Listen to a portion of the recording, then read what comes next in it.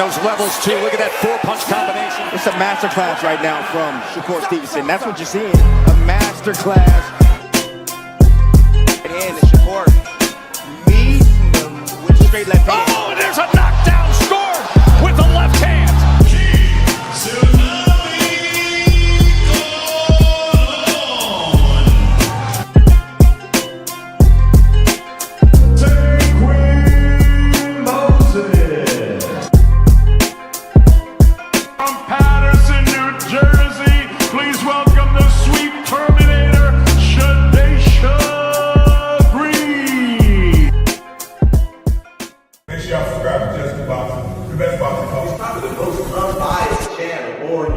Right now, we're gonna give him his just due. Shout out to my brother Jusdueboxing.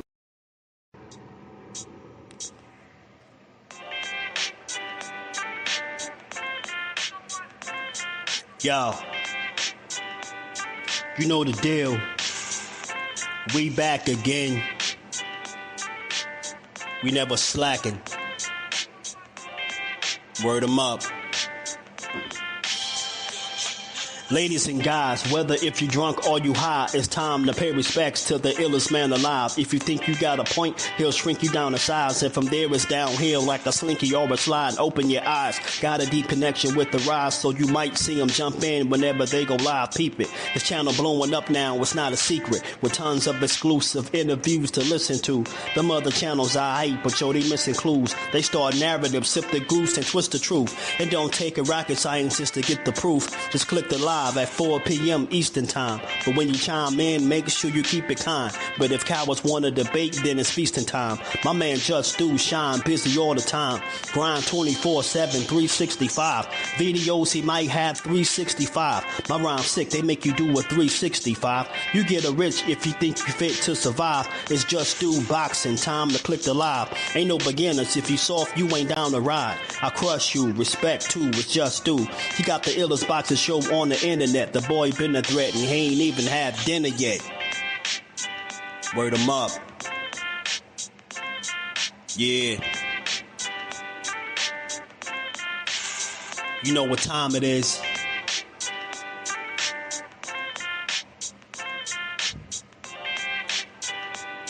"4 p.m. Eastern. Click the link.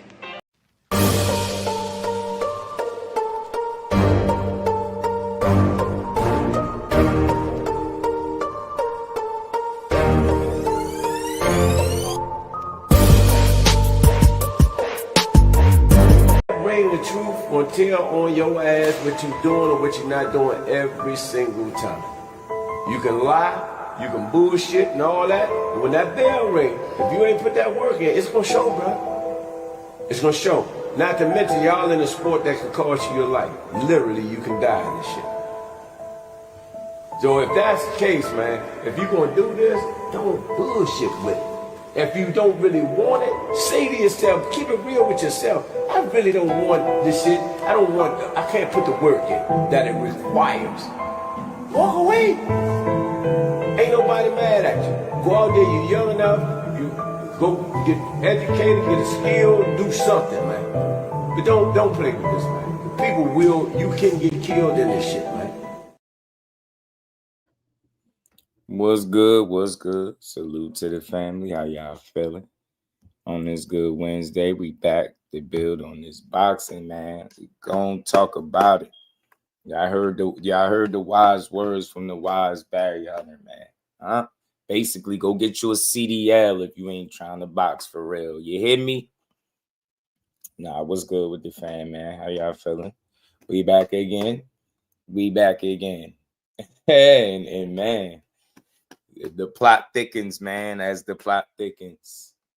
Shout out to the fan, man. Double tap the screen, hit the like button, sub to the channel, support the grind. We gonna talk about it. I know it's gonna be a lot of criticism with this fight if it comes to fruition, but they are reporting that this is something that they're moving to finalize and get done.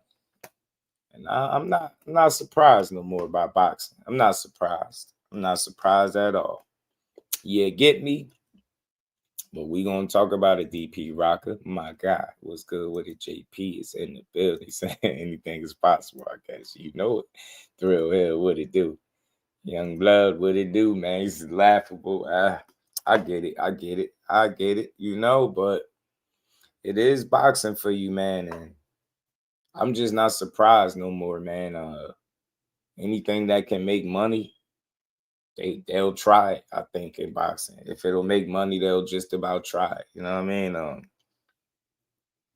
lot of people giving Jake Paul flack for you know, the circus fights, the scripted fights, the fighting the old MMA fighters and the inexperienced boxers, right? You know, there's been a lot of criticism with people calling him a fake boxer. You know, this guy's a fake boxer. He's just an entertainer. He's a YouTuber, huh? How Tank put it? Say a YouTuber. You know what I'm saying? Called him a YouTuber. Right? But, you know, everybody's been looking at what he's been doing. It's just not real. Like, it's not real. You know, he needs to fight real fighters. If he's going to be considered a real fighter, he needs to, you know, take real fights and, you know, stop with the scripted fights, stop with the setups, you know, and the scripted outcomes. People weren't feeling it, you know. They don't care if you go out there and you knock out Tyron Woodley face first. They don't care. They like, bro, that's not impressive. He's not a boxer, right? They respect it when you went out there and you put your undefeated record on the line and you took a loss to, what's his name, Tommy Fury. They respected that. You lost, but you put him down in that fight, and they respected you for that. But I knew after the loss, you know, he went back to the, you know, what the MMA guys, you know, Julio Cesar Chavez. I mean, he did fight Chavez, y'all. He did fight Chavez. I mean, that is the son of a legend. You know, that got to count for something. But, you know, more of the story, it's been a lot of mixed reviews on what Jake has been doing. You know, not all good, not all bad for sure, but probably more bad than good, man. People just don't, you know, they don't respect it. For me, I've had a bit of a change of heart over the months, man. Yeah, I knocked him just like everybody else did. I was like, this dude, you know, this is a gimmick. These are money grabs. And then I had to take a step back and ask myself, man, shit, if I could do the same thing, would I do it? You get what I'm saying? At the bare minimum, you got to respect him as an athlete, right? He is in there working. He's training hard. He's staying disciplined to a degree, right? He's not making a mockery of the sports, you know, in terms of like, I can see if this guy was showing up just out of shape, flabby, you know, just not taking it serious, knowing that he could just make money. At least he trying to look the part. And I think to further solidify himself within the sport, he got behind the women, as I always said, and they launched MVP Promotions, and him and Nikisa, they've been putting on shows. They've been thriving, man. They've been a part of boxing, whether you like it or not. They've been a part of the media circuit. Jake Paul has found a way into your home, bro, whether you like it or not. He find a way on your TV screen. He's finding a way to be a part of the boxing conversations. And it just is what it is, man. I'm not here to be mad. I'm just going to let it be entertaining, right? If they'll pay for it, I'm going to just sit back and enjoy it, man. Enjoy the ride, right? But, you know, I understand people's reservations toward him, but I think now it's time to put some of those things to bed, because whether people like it or not, he finding ways to be relevant, and he getting respected boxers. I don't care what you say about AJ. That's a former two-time unified heavyweight champion, bro. You can get that guy in the ring, and that's coming off the back of a Tank Davis fight. It's supposed to happen. You know, Tank Davis is one of the biggest names in the sport. Anthony Joshua was one of the bigger names in the sport for some time now, right? For better or for worse. But, I mean, look, at least, you know, people get a chance to see him fight this quote-unquote real fighter, right? You know what I'm saying? Shout out to Rich Boxing. What's good, homie? He said he did not put Tommy Fury down in the fight. Bro. You know what? Give me 1 second. BJ33, John Wick. What's good with it, bro? I'm cool with this. Tank versus Jake was asked. Give me 1 second. Give me 1 second. Give me 1 second.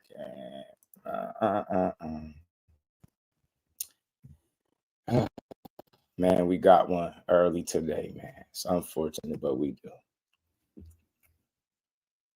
Oh boy. Hit that like button as y'all roll in too, man. If you ain't here, hit the like button, man. Support the build. Sub to the channel if you new, and we can talk about it. We gonna get to it.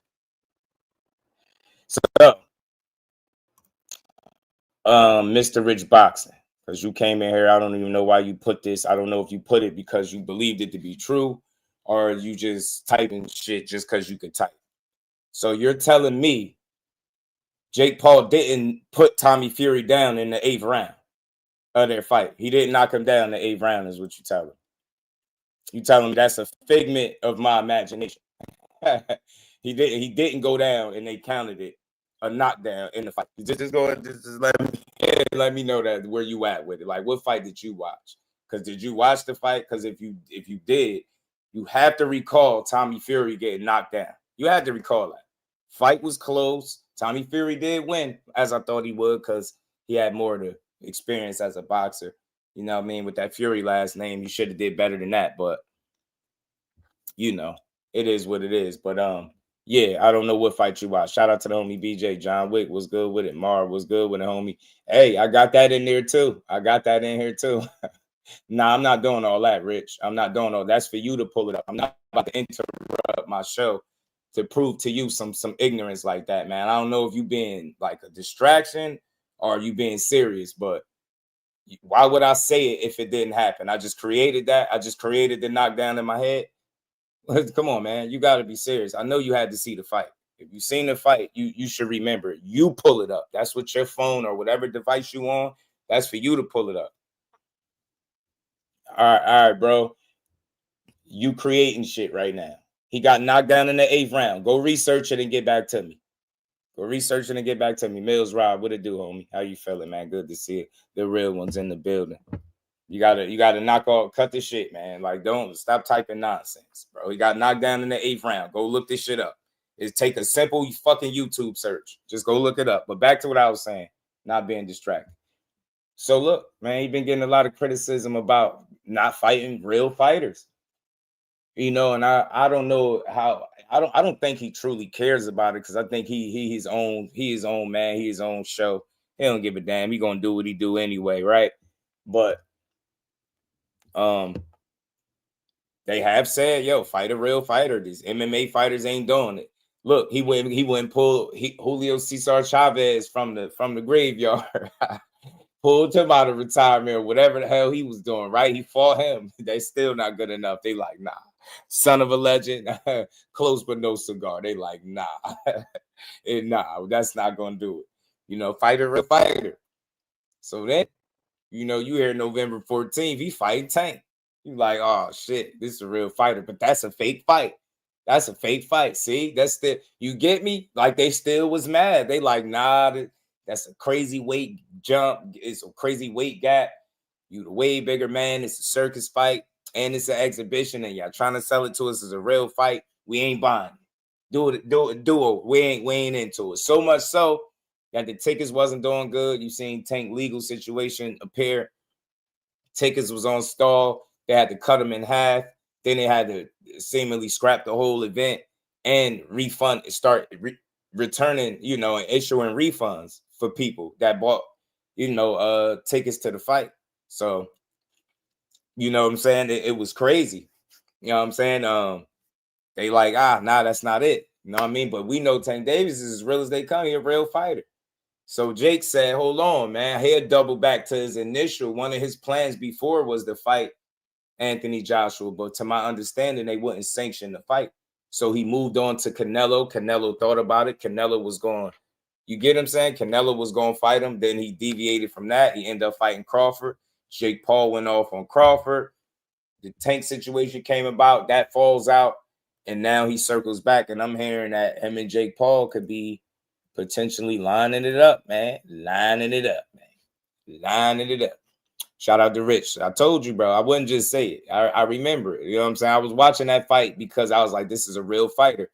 Tommy Fury got more experience than Jake. Let's see if Jake can handle him. But he fought very well in that fight. You know what I'm saying? He fought very well in the fight. So look, is Anthony Joshua not a real fighter? That's all I'm saying. Y'all know I speak to the people that complain, right? And I get it. I'm with y'all when it's a reason to be complaining. But hey, man, so y'all telling me y'all about to complain about this too? So y'all mad about this? Joshua's a real fighter. I don't want to hear shit. He's a heavyweight, not a cruiserweight, a full-blown heavyweight, former, two-time unified heavyweight champion of the world. Once upon a time, he was looked at as one of the best or the best heavyweight, right? He was being built as to being, the next thing in the heavyweight division.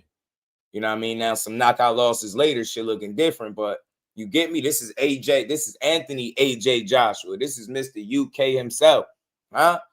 This is Mr. I got knocked out in front of 70K, man. Y'all better know my name, man. Huh? You hear me? So look, I ain't tripping on this one, Jake. If you fight Anthony Joshua, I got respect for it because I think you're going to lose. I do. And we're going to get into why I think this fight could potentially happen. I got a couple videos and little short interviews that we're going to get into from, Eddie Hearn speaking. Johnny Nelson gave him had a warning, a message, should I say, for AJ. It's some things, some variables that make me really feel like this fight can happen. And we're going to talk about it. Turkey won it. Hey, John Wick, I got you, bro. You say Turkey, you said, huh? Big Turk, where was it at? I thought I had it in here. Bro, thought I had it in here. Oh, I didn't upload it. I didn't upload the joint where Turkey was talking about it. So, yeah, man. You rocking with Jake on this one. Technique was good. What he said, this fight is not going to happen. AJ was supposed to be Jake. I'm telling you, reefed. Yeah, it was. Technique. Jake hasn't the balls. I get why you would think that, Technique, but dig this. Anything could change from now and in the next day, the next hour, the next couple days, weeks, whatever.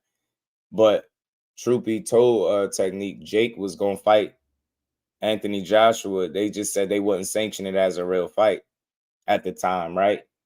And then he moved on to Canelo. He really was gonna fight Canelo. Canelo was considering it and then changed his mind. That's why Jake Paul started going off. So then he moved on to Tank Davis, right? That really was gonna happen. See what happened with the situation. So all he did was double back to the guy that he was thinking about fighting before. I don't think he's scared, man. I don't think he got it all, bro. You know what I'm saying? Shit, Tank was a risk. And I don't care what he's saying, Tank. That experience gap, Tank mess around, land one of them joints on Jake Paul. You never know what can happen. So I don't know. Roger was good with it. Yeah, was going to save Jake now. Nothing. Yeah, ain't no say nothing. Nothing. You know what I'm saying? He said maybe with pillow gloves. I don't know about all that, but I'm just telling you what I do know that was true. He was going to fight AJ initially. I heard they wasn't sanctioned about. They moved on from that, and then they started talking about Canelo Alvarez. I was thinking initially when he came out and started going off on Canelo, I'm like, this got to be fake. But then I got the word that he actually was, Canelo was considering fighting him. He had a contract to fight or whatever, or offer, whatever the hell it was. So Canelo changed his mind and he went with Turkey. That's why, Jake started going off and he said Canelo, he called him out his name. He said he only loyal to money. He's money hungry, something like that. He's just not loyal to nobody, whatever the case. And then he moved on to Tank. And now we hearing that it's AJ again. And look, I think it's a few reasons, man, why this could happen. I do. We're going to talk about this because, look, AJ's a real fighter, man, whether you like him or not. I don't dislike him. He is who he is. It's so many fighters that won't ever be a two-time unified heavyweight champion. He was. So I got much respect for him. But this is a dangerous fight for Jake Paul. This kind of shoots down some of the narratives of the fake fights. Like Roger said, man, there ain't gonna be no scandals with AJ. I don't think AJ selling those buying no script. I don't think you can sell him no script. You get what I'm saying? I don't think you about to sell AJ no script. this could be bad for his brand. I ain't even gonna lie to you. Yeah, it could make some money. It could be some intrigue because it's a real heavyweight fighter. But damn it, this could go bad. This could go bad. I'm not gonna lie to you. This could go bad. But you know what's funny? Boxing is like the theater of the unexpected and the unknown, right? So this could be bad for both people. AJ coming off of like a year layoff, an injury, and a knockout loss. I do recall Eddie Hearn saying 2026 might be his last year in boxing. So again, y'all, when you start asking yourself, damn, would this fight happen? Jake Paul's crazy enough, I think, to do it because you just had Tank Davis on the hook, right? And that was supposed to be a really mega event. Tickets wasn't selling, all of that. That could have been a wake-up call for Jake. Maybe Jake feels like he got to get him something with even more danger presented on the table for people to be a part of it, for people to buy into it. That Tank situation could have been a result of Tank's, outside the ring activities, but it also could have been the people speaking and saying, you know what? We're not buying this shit, Jake. If you're going to fight somebody, fight somebody. Like, you know what I'm saying? Like, if you're a real fighter, fight real fighters and in real fights. And I think even though Tank is a real fighter, it's an exhibition, so it's not a real fight. They were saying something about big ass gloves and all that stuff. So I think people felt like that one was highway robbery. I think so. And the tickets didn't move. Tickets wasn't selling. So what did they do? I think now he was forced to move on to something that could potentially be of danger, of consequence. Anthony Joshua could put an end to everything that he got going on, bro. AJ could really knock his ass out. I'm not going to lie. And like, again, I think Jake could do it because of the last situation falling apart, and he trying to salvage the event. He trying to salvage the event in the card, right? And I think he need a good replacement. I think he need a good dance partner, and I think AJ will capture the imagination of the fans. There's some intrigue there. There's some questions on AJ part, right? Like I said, he's been out for over a year. He has some type of lingering injury that he had to get taken care of, and there's that knockout loss to Daniel Dubois. You know what I'm saying? So, and when you mix in the fact that Eddie Hearn was on record saying 2026 could be AJ's last year, hey, man, what do you start doing toward the end of your career? Bucket list shit, exhibition type fights. Hey, man, AJ might say, you know what? I've been a heavyweight champion twice. I fought whoever. I didn't duck nobody. At least that's how he going to talk, right? I ain't never ducked nobody. People want to say you ain't fight Wilder, but whatever. Fury, but whatever, right? He gonna say I ain't ducked nothing. You know what I'm saying? Hey, I could do this. I could go make the money. I'm about to retire anyway. You know what I'm saying? I think that's what AJ could be at. I think that's the point. You know what I'm saying? The fight can end intense. I'm telling you, yo, with that straight right, Rosia, or uppercut, Mac Majestic, what it do? He would KO him quick if it's a real fight. Might have to be. Peace to the queen, Lisa. How you feeling? Well, questions, bro. Jake is done. No. I'm just being realistic, Rosia. Questions for AJ. Nah, I'm not. And when I say questions for AJ, I'm not talking about as far as the matchup. I'm talking about what AJ is coming off, right? Injury, over a year layoff, knockout loss. That shit, I don't know, right? This supposed to be what, a confidence builder, you would think. Now, I'm not saying because of those things that Jake Paul wins, but I think for people that's in the know, it could create a bit of intrigue, right? Because some people would tell you, bro, the minute AJ got knocked out by Daniel Dubois, he was done.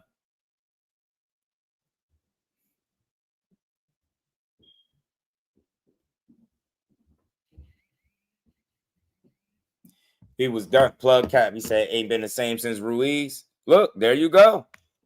Come on. Let's breathe some life into this. Hit the like button. Let's talk about it, man. Look. But I ain't even gonna lie. I think if AJ fight this man, I think AJ gonna dust him off, bro. AJ fight this man, I think he gonna dust him off, man. You hear me? I think he gonna dust him off, man. You get me?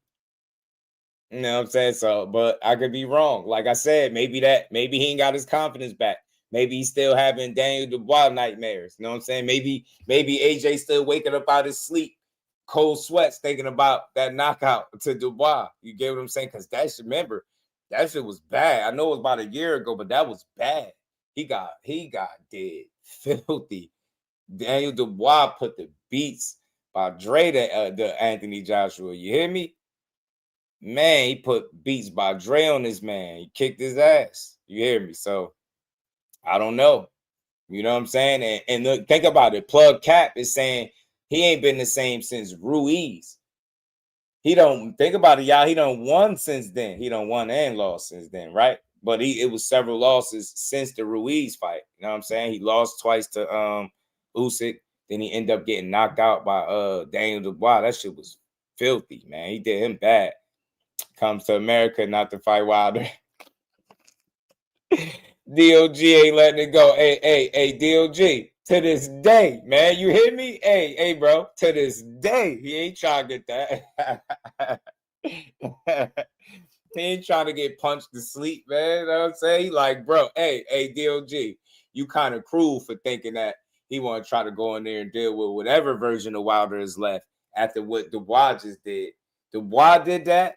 He already was thinking Wilder could do that to him. Now Daniel went and did it. He like, man, hell nah, bro. That's brain damage.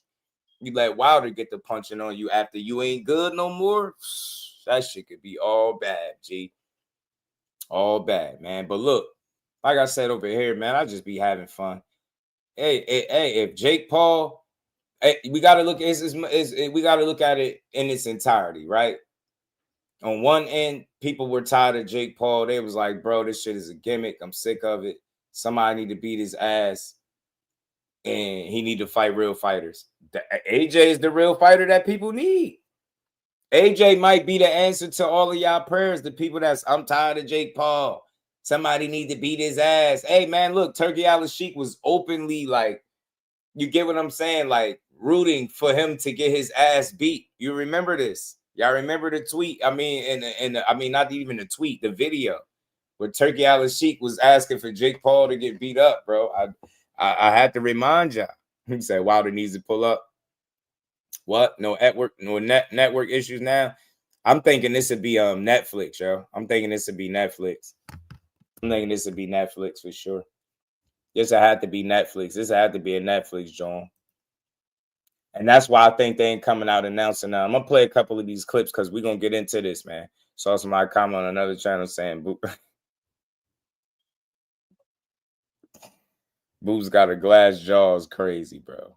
I really don't like people, man. I swear. They just say anything. Let's get to it, though. So first and foremost, man, look, y'all all know Johnny Nelson. Johnny Nelson had a little message for AJ.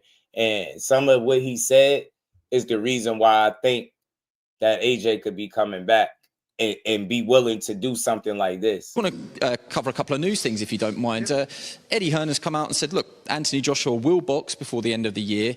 It's not going to top the bill with it. It's more than likely going to be an undercard fight, possibly over 8 rounds. And we're hearing, I've seen Chris McKenna tweeting that he's hearing that maybe AJ is linking up with or having a trial with Team Usyk. What did you make of all of that? I think I'd probably made my decision in regards to AJ. I think now this is just business for AJ. Because, you know, as a young fighter coming through, you're chomping at the bit to get in the ring to fight. AJ's been out of the ring too long to tell me the appetite that's needed is still there. And I gave an example of Nigel Benn and Steve Collins. Who would ever have expected Nigel Benn to quit midway through a fight? That means when the fire's gone in your belly, you can kid yourself and con yourself, but when the fight's on you, you think, nah, I don't want this enough. I think AJ's there.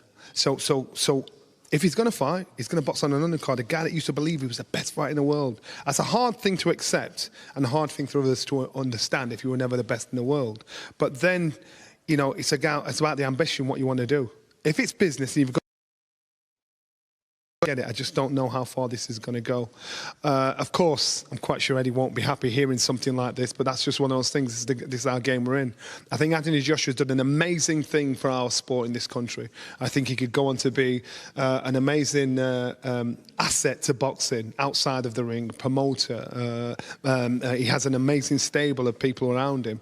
So I think he's half in, half out, and boxing's the wrong place to be. When you're half in, half out, he's got to make his mind on what he's going to do. We've got 1 minute before we have to say goodbye.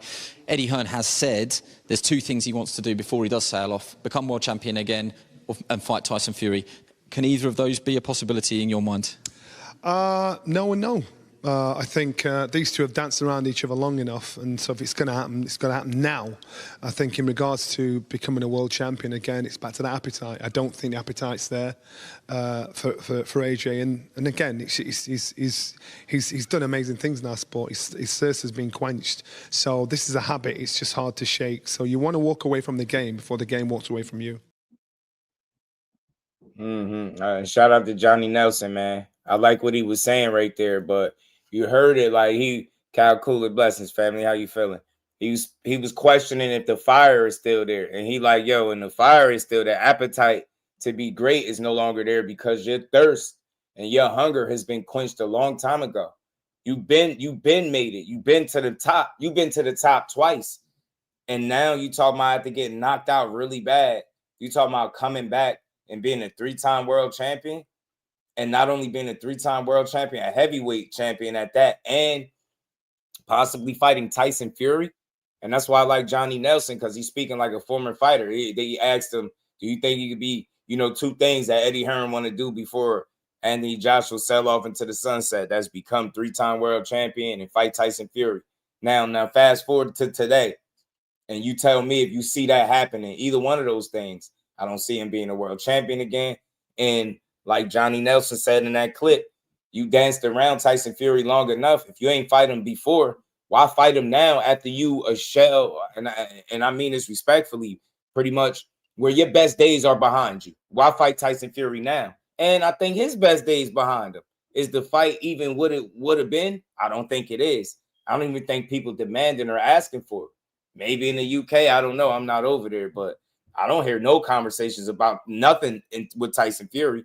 You get what I'm saying? I don't think people care. So again, y'all, we having this conversation because people feel like this fight won't happen, right? But I'm just telling you, for where AJ is, I wouldn't be surprised. This is the kind of shit that you would entertain at the end of your career.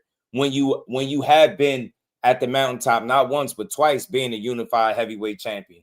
To do it a 3rd time, like Johnny Nelson said, man, you got to have an appetite for that. Do you still have the hunger? Right?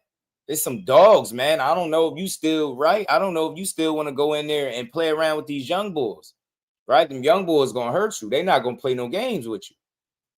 Get what I'm saying? They're not going to play no games, but hey, man, Jake Paul bring the bag is what people saying, right? This shit'll make money. So if it make dollars and it makes sense, they'll make the fight, I think. And I think a part of, Jake is crazy enough to do it simply because of the way this last situation fell out. I think he would be looking to try to rebound from the Tank situation. And I think this would be a real rebound. It'll be a serious fight. I think it'll go from being a possible exhibition to a real fight. Man, Jake Paul, man, is at risk of getting knocked the hell out. This ain't no Tommy Fury. I don't care what people think of AJ and what Daniel Dubois did. That's Daniel Dubois. I don't see Jake Paul doing what Daniel Dubois did. Or Ruiz and nobody else. No Usyk. Yeah, he ain't that. So, look, for the people that say Jake Paul got to stop playing around, there go your answer to that. For the people that's tired of Jake Paul wanting to see him fight a real fighter, here you go. For the people that wanted to see him fight somebody where it's real danger and he could possibly lose, here you go. For the people that felt like Turkey Al-Sheikh and he's been a pain and a headache in your side, here you go. You might get to just see him get knocked out on Netflix. And guess what, child? You don't even got to pay no money for it. Jake Paul is for the people. Let me find out Jake for the people. Jake for the people. And the undercard still going to go on the fight. If this get over the hump, Jake for the people. He said, hey, man, y'all want me out? Y'all want me gone? You know what I'm saying? He said, you're going to have to get me out. AJ got an opportunity to do this, man. But let's keep rolling, man. Again, we making a case for why I think this could happen. But let's listen to some of the stuff Eddie Hearn has said. Yeah, I've spoken to Nikisa a few times on it. I mean, there's nothing to report to you that it's close or, there's a lot of hoops to jump through. Of course, AJ is exclusive to DAZN. We also work very closely with His Excellency, and although we have no contract with him, we're in talks for big fights next year. Of course, Tyson Fury being one of them. So we'd definitely give him the respect of making sure that he was aware of the plan and, part of that plan as well. But at the moment, there's nothing major to report on that. Would we take the fight? Absolutely. I think Jake would be. There you go. I mean, my estimations of Jake Paul would go through the roof if he signed to fight Anthony Joshua, because I just can't believe in my mind that he would do something like that. I mean, Gervonta was a smart one because of his size. I think actually he would have had a lot of success against Jake Paul, but the size is a problem.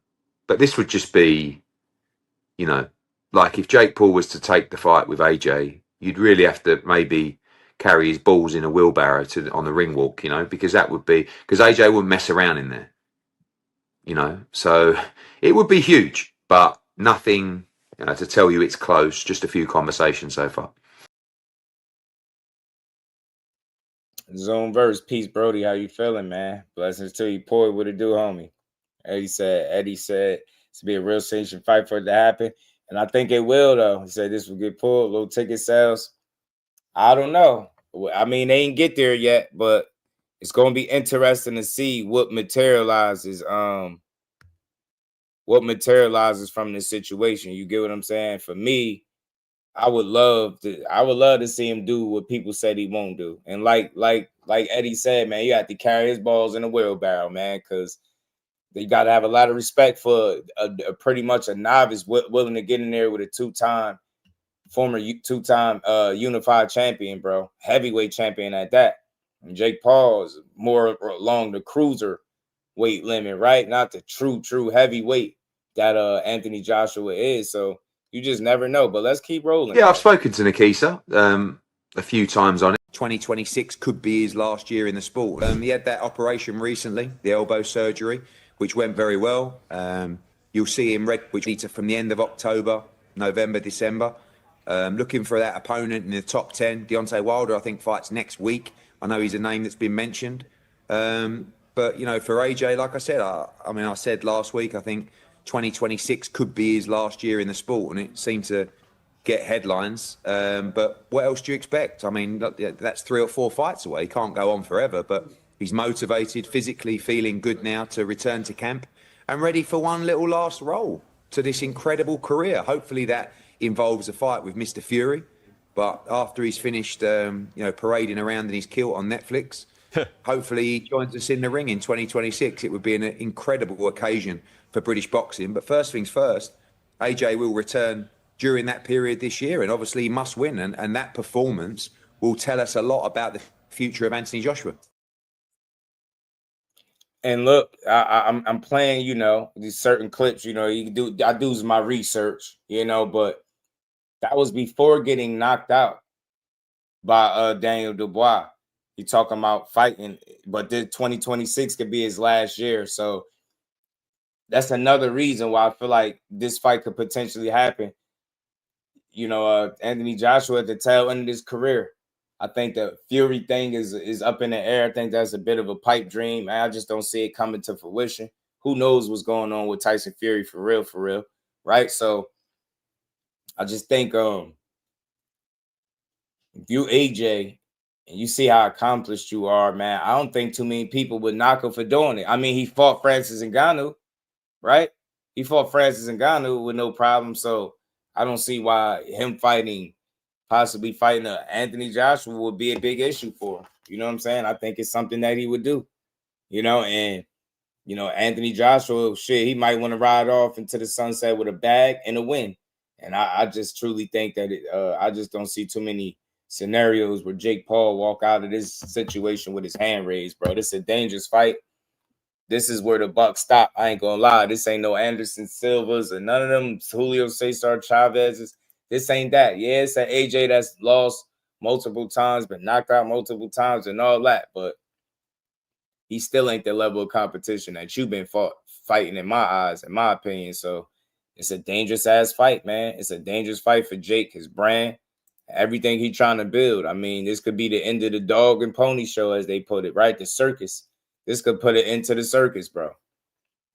Get me? This could put a straight end to everything he's doing, at least as far as the fighting side. But I don't think it'll be over. But this would be a huge setback, is what I'm saying.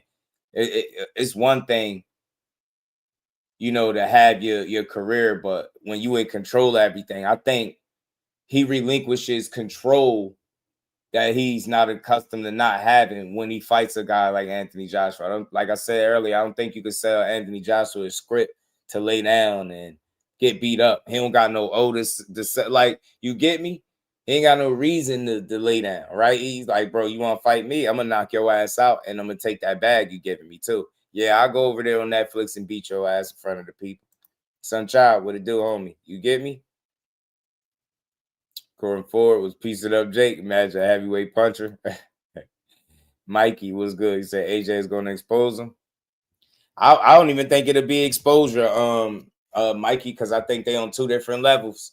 I think this exposes Jake Paul's heart for real, if he makes this fight. If he signed on the dotted line, like Eddie Hearn was saying, man, you gotta respect him. I don't think he'll get exposed, but I think he'll get beat, and I think it could be bad. I don't see an outboxing by AJ. I see AJ knocking you out.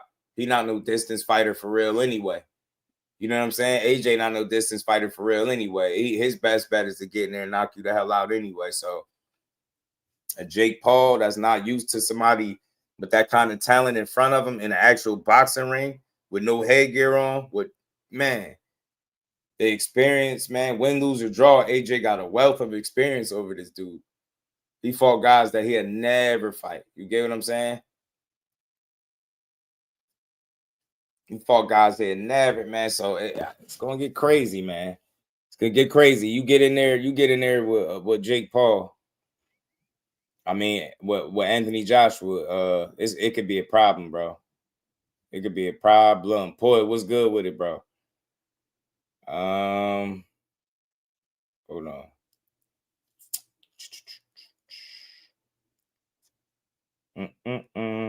You said fight.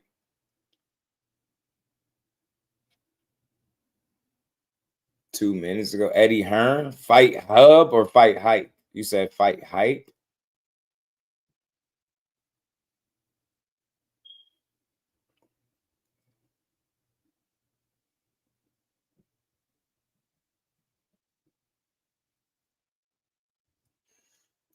It's weird. It is weird as that Klitschko we uppercut. I'm telling you, that'd be an ender right there. That'd be an ender. It might be fight hub if stretched out boxing. What it do, homie? Let me see something real quick. Yeah, which one? And what is it? Yeah, I don't know which one it is.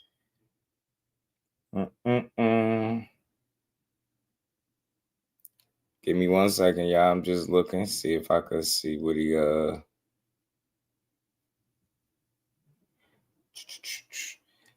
yeah, see which one it is. I don't see nothing from 2 minutes ago.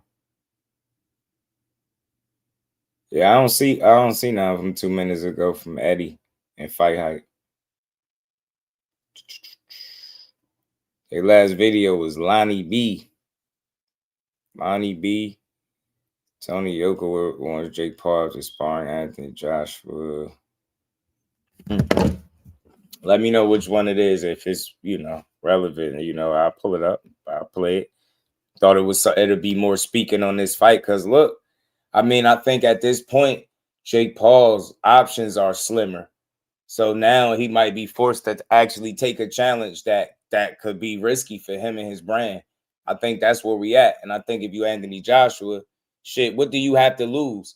You already lost your titles twice before, right? You toward the end of your career. You coming off an injury, a knockout loss, right? A layoff over a year. And that's a strikeout right there. You're not getting back in there with no top contender. And then they talking about bringing you back in a potential 8 to 10 round fight. Not gonna be a 12 rounder.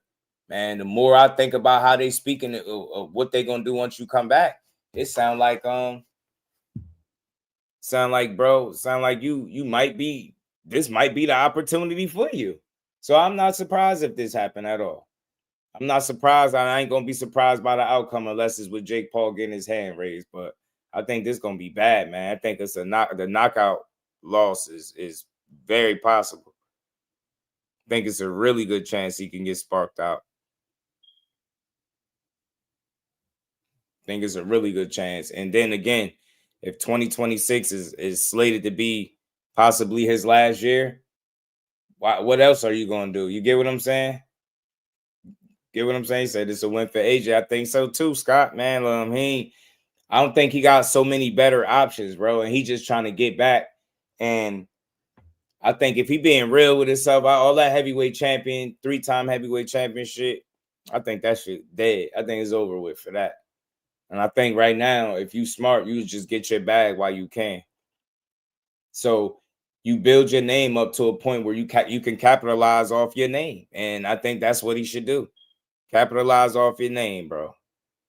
Capitalize off your name. Man, it's crazy. No way this fight will ever happen. Shit. I mean, they said that about Tank. Now I know it didn't happen, but it was headed to happen. And again, I think it could happen, bro. I think it do. Look, Eddie Hearn makes you think it could happen. Did I delete it already? The video with him talking about it. 2026 could be his last year in the sport. He had that. Hold on. Eddie Hearn makes you feel like it could happen. Like he said, he talked to Nikisa before. He talked to him. Just my guy. That's my guy I wanted to say. Damn, what is that? Is that a live? Are they live? What you just sent me, Poy? J.A. Dixon said, why these boys think AJ sweet? Hey, man, I'm all caught up on the Mary Kingston, man. Good recommendation, bro. I'm glad you recommended it. That's my joint. Been waiting to see you. I've been waiting to see you. I just watched my the most recent episode today, man. That's a damn good show. That's my joint.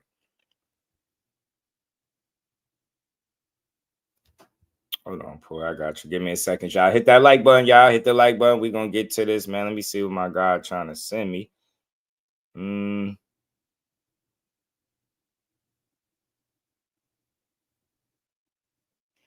knew Tank report won't happen, but Tank is much smaller. Jane won't fight someone bigger. He was going to fight Canelo, bro. He was going to fight Canelo. I know people feel that way, but he was going to fight Canelo. He was going to fight Canelo. You know what I'm saying? He was going to fight Canelo. Started a new seed. I hope it's good. Them boys on the track. Oh, man, yeah. Hey, look, I enjoyed it, Jay. I enjoyed it. I ain't going to lie. I think it's good, but it always leave you wanting to see more. So, you know what I'm saying? I think you thinking too much of size. What's your name? Whose name? Raza? I'm going to just say Raza or Yusuf. No, I think you thinking of size alone. You got to think about the experience that Canelo got over Jake Paul. Do you got Jake Paul beating Canelo? I don't. You get what I'm saying? And he really was going to do that. He was going to fight Anthony Joshua, but they wouldn't sanction it. So now they doing it. You get what I'm saying? Says you switched on from England. Shout out to Canelo. Just shout out to England then, man. Make sure you hit that like button and sub to the channel. Anybody new in here, hit the like, sub to the channel. We're going to keep building. Look, I know why y'all think this fight can't happen, but if you look at what just happened with AJ and Jake Paul biggest event, or what was slated to be one of his biggest events ever, it fell through.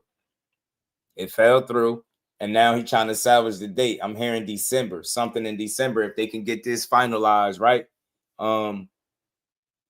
He was going to do this before. It was AJ, just they wouldn't sanction it. So now you got AJ after he got knocked out, injury, and a over a year layoff.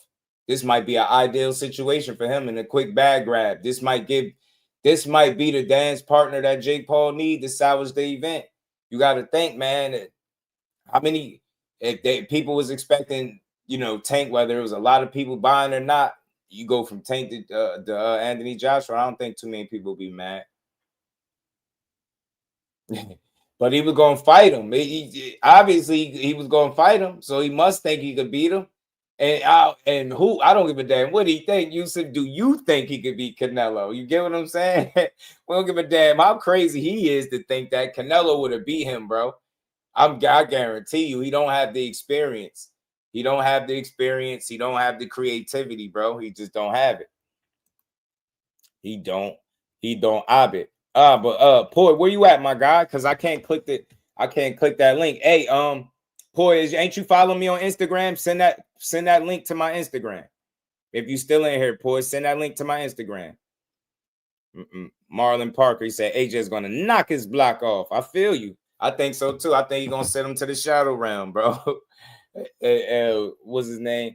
Will Klein says, is this official? Not yet. But as you can see, Anthony Joshua and Jake Paul are finalizing a deal for a heavyweight fight on Netflix in December. Miami sources, man. The sources. You know what I mean? This might give him a chance to salvage his event, bro. I think that's what he needs. Stretched out boxing. So I don't think Jake Paul really care about losing. I don't think so either. Care about making the most money he can make with these fights. Me too. Like Drake, but AJ kills him. His levels. Look what he did to Ngannou. I agree. Canelo. I think he's gonna do the same thing. Samuel, what it do, homie? How you feeling, my guy? Yeah, man. He listen. He said he gonna get knocked out cold. Yeah, AJ sending him to the shadow realm, bro. AJ gonna do him filthy. That shit is not gonna be a fair fight. It is not gonna be fair. Okay? It is not gonna be fair. Yeah, man. Poi, send it to my DM if you can. I'll play this so I can play the video. But hold on. Let me see something real quick. This one's for you because I was comparing to Joshua. I know you talked to Eddie Hearn in the past. You think they're keen on taking that fight? And Jake, this is also you moving back up to heavyweight. Like, how did you feel coming back down and moving back up? No, I'm definitely not a heavyweight, but I'm starting to take the challenge. But, you look at Deontay Wilder, he was beating these guys weighing 215 pounds. So anything is possible. Granted, he's like 6'6" or something, but anything's possible. And so I like the challenge. People, that's the criticism. Fight someone in their prime who's a beast. I think people just want to see me lose. That's really what the message is behind it all. And Anthony Joshua is an insane fight, but I want that challenge. We've been DMing back and forth. He wants to make it happen. He called me up, and it's looking very likely for next year. I told you. Y'all better stop playing with Jake. Y'all better, hey, Jake. Y'all better put some respect on Jake's name. Hey, Jake. Man, y'all better put some respect on Jake's name, man. Jake out here making it happen, bro. Huh? He about to get AJ in there, bro. He said, man, look, he said we've been DMing back and forth. He wants to make it happen. He called me up. So it looked like gonna make it happen for next year. I told you. And look, y'all, I want y'all to consider something. Where AJ is at this point in his career and what just happened with Jake Paul's most recent event. They had points where they could use each other for different reasons. AJ, man, he been getting knocked out like he did against Daniel Dubois, unless you're going to be a heavyweight champion again or you need money. I don't see the reason for suiting back up, right? And this might give him an opportunity to just go get a highlight reel knockout or something. He did it against Ngannou, right? I remember when they first thought about it, they was like, man, AJ ain't fighting no Ngannou. And then they did it. Right? And he fought Tyson Fury and you get what I'm saying, and AJ. So anything is possible. You heard what Jake Paul say. He said, look, people just want to see me lose. That's why they like, fight somebody in their prime. They want to see me lose. But he like, look, it don't matter. Said AJ is a crazy fight, but look, you know what I'm saying? Hey, I think he just care about the show, man. I do. I think he care about the show more than his record. Because he ain't about to go down in the books as no legendary Hall of Fame fighter. I think he knows that. I don't think he's crazy enough to believe that. So I think he's just having fun with this shit.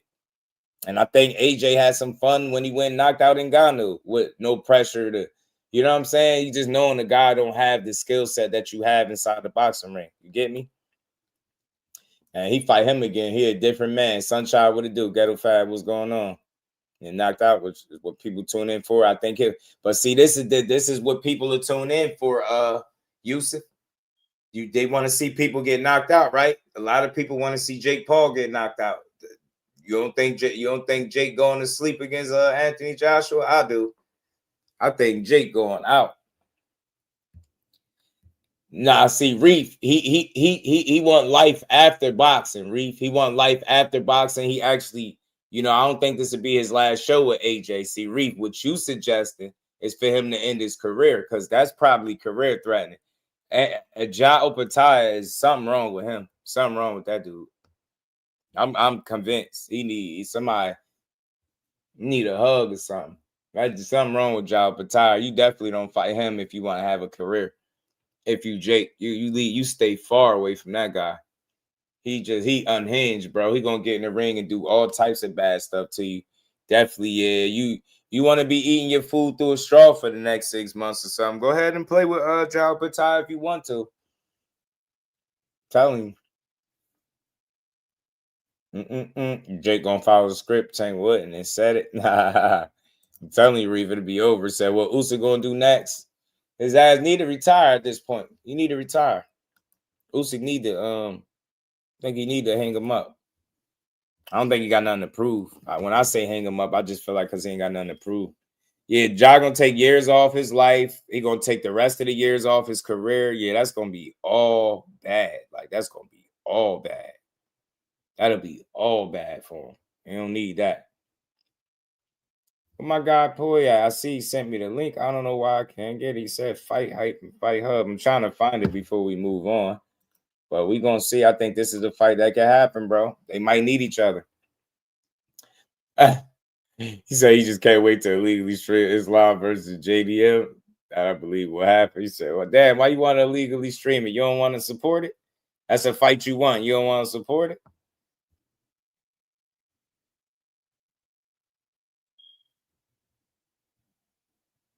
I don't care too much for the legal streams. Trying to see what my guy was sending me. I don't see it. I don't see it. And is it anybody heard from Luben? We're gonna talk about Luben for a second too, man. He made a statement. He made a statement. Luben did. He said, hell nah, I get to carry out illegally streaming. Oh nah, hell nah, bro. Not over here. We support the sport that we love. With boxing, it's a pay-per-view we pay for. And say he work hard. He work hard for a free fight is crazy. That's wild, bro. Yeah, man. Tony was good. I know it's break, but sometimes comedy can be very consistent. Should we trust it? You know what? You know what I learned, bro? You know what I learned, Tony? In this space, bro. Oh, okay.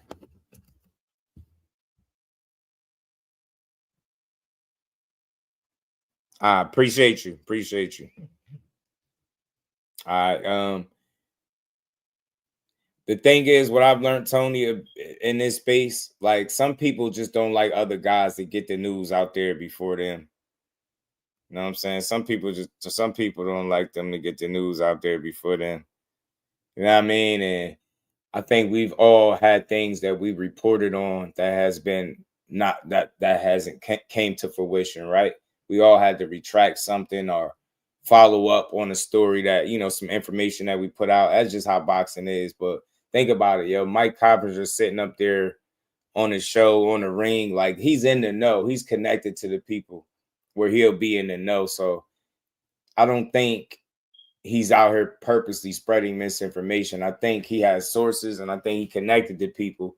And when they tell you certain things, he can put the information out. That information might change, and then somebody will deem him a liar. But if you know how boxing go, what's true today could not be true tomorrow, right?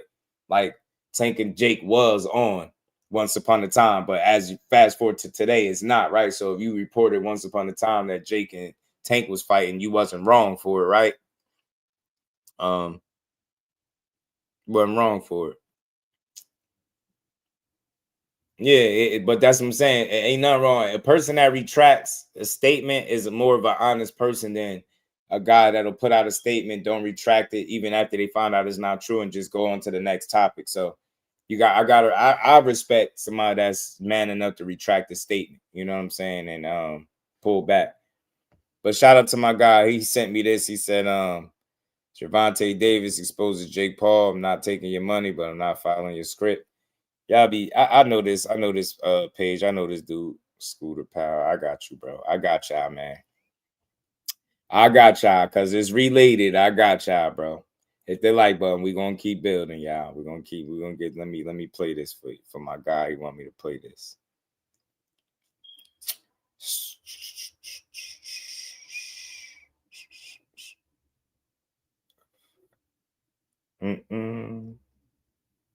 I got you. Give me 1 second.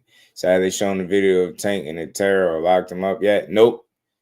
Still none of that. No criminal charges, as they said. None of that stuff. You know what I'm saying? Teach what it do. So I don't know. My prayers to Tank in his situation, but it's wild, man. Like, I heard some more stuff on it, but I hate to even, like, you know, I don't even be caring to speak on it. But I heard chick is under 21, all types of stuff. So I was hearing, I don't know if that's true as far as why the footage wouldn't come out, but I heard she was possibly, girl was 20 years old with that situation, and it's nasty. Like, just hearing it, I was like, yeah, I don't want to hear no more. I'm cool. I'm good. I was like, yeah, that shit is terrible, man. It's a rough situation to be in. I will hope that's not the case. But shout out to Tank, man. Hopefully everything plays out and all parties involved favor and they're able to move forward, like I've always been saying. You know? But let's keep going, y'all. I did hear that. I don't know how factual. That's why I'll be like, it get messy. It'd be like, ugh. I don't hear that stuff. So they were saying that might be the reason for the tape not coming out. But again, for me, only reason I would care for it not being one is just so that that situation, I think, could come to a conclusion a lot sooner if there's no video or tape out there with that shit that they said he did, you know? I feel like they'll be able to, all parties involved can move past it faster, but who knows? Let's get it, man. Let's keep going, man. My guy sent me this. Shout out to Scooter Powell, said Gervonta Davis exposes Jake Paul. Let's keep going. Conference and watch that shit. That shit was epic, Slim. Yeah, you're boring as man. My whole family was texting me. I just want to apologize to the audience for this guy. Like, I'm not a talker. So Tank got Hunter was good with it. Under 21 is what I said. I said the right thing, man. Under 21 is what I want to say. Unlaced was good with it. Under 21, 20 years old. Going to the script. That's why I ain't say younger than that. I said 20. I'm really not out. What do you do? I kick ass for real. And to me, P. Hunter, I don't know about you, but to me, a 20-year-old is underage to me. I wouldn't deal with a 20-year-old being 30 or 30 plus. That's just me. But we're gonna keep going. You just play around, like, you know, this regular. That's what people want, brother. It's entertainment. I can't even hear you. And that's when Jake Paul went into, man, I'm paying you, man. He's basically copping a plea, but trying to be tough at the same time. So at the end of the day, I gave this little guy an opportunity. He should be thanking me. I'm paying him. I'm his boss. He reports to me, and I'm gonna on him on November 14th. So you, little man. So Tank's like, oh, you paying me? Yo, 40. Where 40 at? Yo, 40. This paying me? All right, I'm gonna need that extra. You paying me? 100%, yeah. 100%? 100%. Correct. I'm your daddy. 40. Where 40 at? You heard what he said? He paid me. Fake funny as hell. So I need that extra. But he didn't snitch on it. I need that extra. Right? And then Jake Paul tried to calm it down and be like, yo, you know what, man? Just like Floyd Mayweather, he I respect Tank, you know what I'm saying? He's doing this right. And that's why I respect Tank. That's why this is amazing. He's a showman. He's a G. He's got his aura, his swag, his fans. I really respect him for taking this fight. Look at what, Floyd Mayweather did. He fought Conor McGregor, who was like the same weight. This is the most risky fight that Gervonta could take in the boxing. He actually has the balls and he's putting it on the line. And it's a much tougher fight than Floyd had against Conor in a crossover fight like that. So respect to him. It's going to be a show, and we can talk our shit at the end of the day, but people are going to tune in and we're both going to show out and someone's getting put to sleep. And Tank laughed at him and said, you heard that, right? So you on a script. So this scripted, huh? You on a script. This is really scripted. Like, you really going off of something, huh? Tank told him that. It's crazy. It's crazy that people convince themselves that, Jake wanted a scripted fight, and because Tank wasn't agreeing to the script, this is why they pulled out of the fight. It's crazy. I could dig it, Kyle. I'm with you too. Let me say this. Let me let the record reflect. My apologies to anybody. I did say 20. I didn't say you know what I mean. Oh, all right. You just sent this to me, bro. All right, you said you sent something to me. To his face, but then he went a step further. Tank was like, yeah, you see how he said Floyd, right? He was talking to whoever it was in the audience. Yeah. Don't worry, she heard me. We know what you want. You think I'm going with the script. And so Tank ain't no dummy. He like, oh, okay. I know I got beef with Floyd behind the scenes, but my beef with Floyd is me and Floyd's beef. You ain't gonna use that to play two black men against each other. I'm you up, man. You see how he just threw that out there, Floyd, so I can just, y'all might not catch it, but right, okay. And that made Jake Paul nervous. What'd you say? I don't know. Nothing. She said she recorded, so we on the same page. That's what really was happening in that press conference. Tank is telling this, I'm gonna you up. You done piss me off. You think I'm going by the script if you want to, right? And then Aiden Ross, punk ass, jumped into it, right? Gervonta, how you doing? Oh, good. Trying to calm it down and still keep along with the script.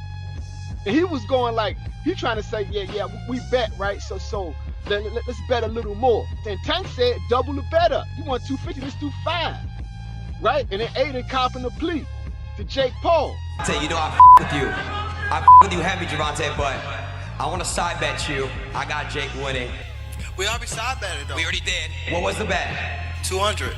Let's go 250. Let's go 500. See, Jake, that's what. And all this was about was putting money pressure on Tank, since the Floyd Mayweather stuff ain't work, right? So they reminding Tank, you ain't been able to get a big fight since you came home from prison. We your biggest payday on the table, $50 million. Get in line and go with the script. But Tank ain't going for it. Tank is calling them out on that shit. Yeah, but this shit gotta be a disease. And these people really be convincing themselves that this the reason the fight not happening, bro. Like, yeah, because he wasn't with the script. Like, bro, he went and did all of this. They promoted the fight, bro. Like, I'm pretty sure, like, it can't be no script if one side is not with it. And I've always maintained Tank ain't laying down for no script, bro. Like, not for the money. I think he would have got the bag, but that shit would have been what it was going to be. It wasn't going to be no laying down. Jake, y'all are making $50 million for this on Netflix. I can't do it. You split the bet with me, 250, 250. Easy. Jake Paul trying to still be tough, but he just got exposed, right? So Jake Paul is like, basically, let's bet $1 million, trying to shut Tank up. And Tank like, let's bet 2. Let's make it $1 million. Whoa. Big funny as hell, man. Let's make it 2. Jake. Let's make it 2. $1 million total. Yeah. Shake on it. Jake, $1 million. 2 mil? 2 mil? 2 mil. Let's do it. 2 mil. Right here, too. Now, that's what I'm saying. They out here making bets and all this. Like, he knew it wasn't no script. He just was. He said if he find out anything funny, you know what I'm saying? 2 mil. Jake. Easy work, bro. 2 mil? Oh, they're shaking lefty. 2 mil. There we go. Oh my God. Oh my $2 million. Right? And Jake Paul is like, damn, this really not going by the script. Not really going by the script. Hey. Wow.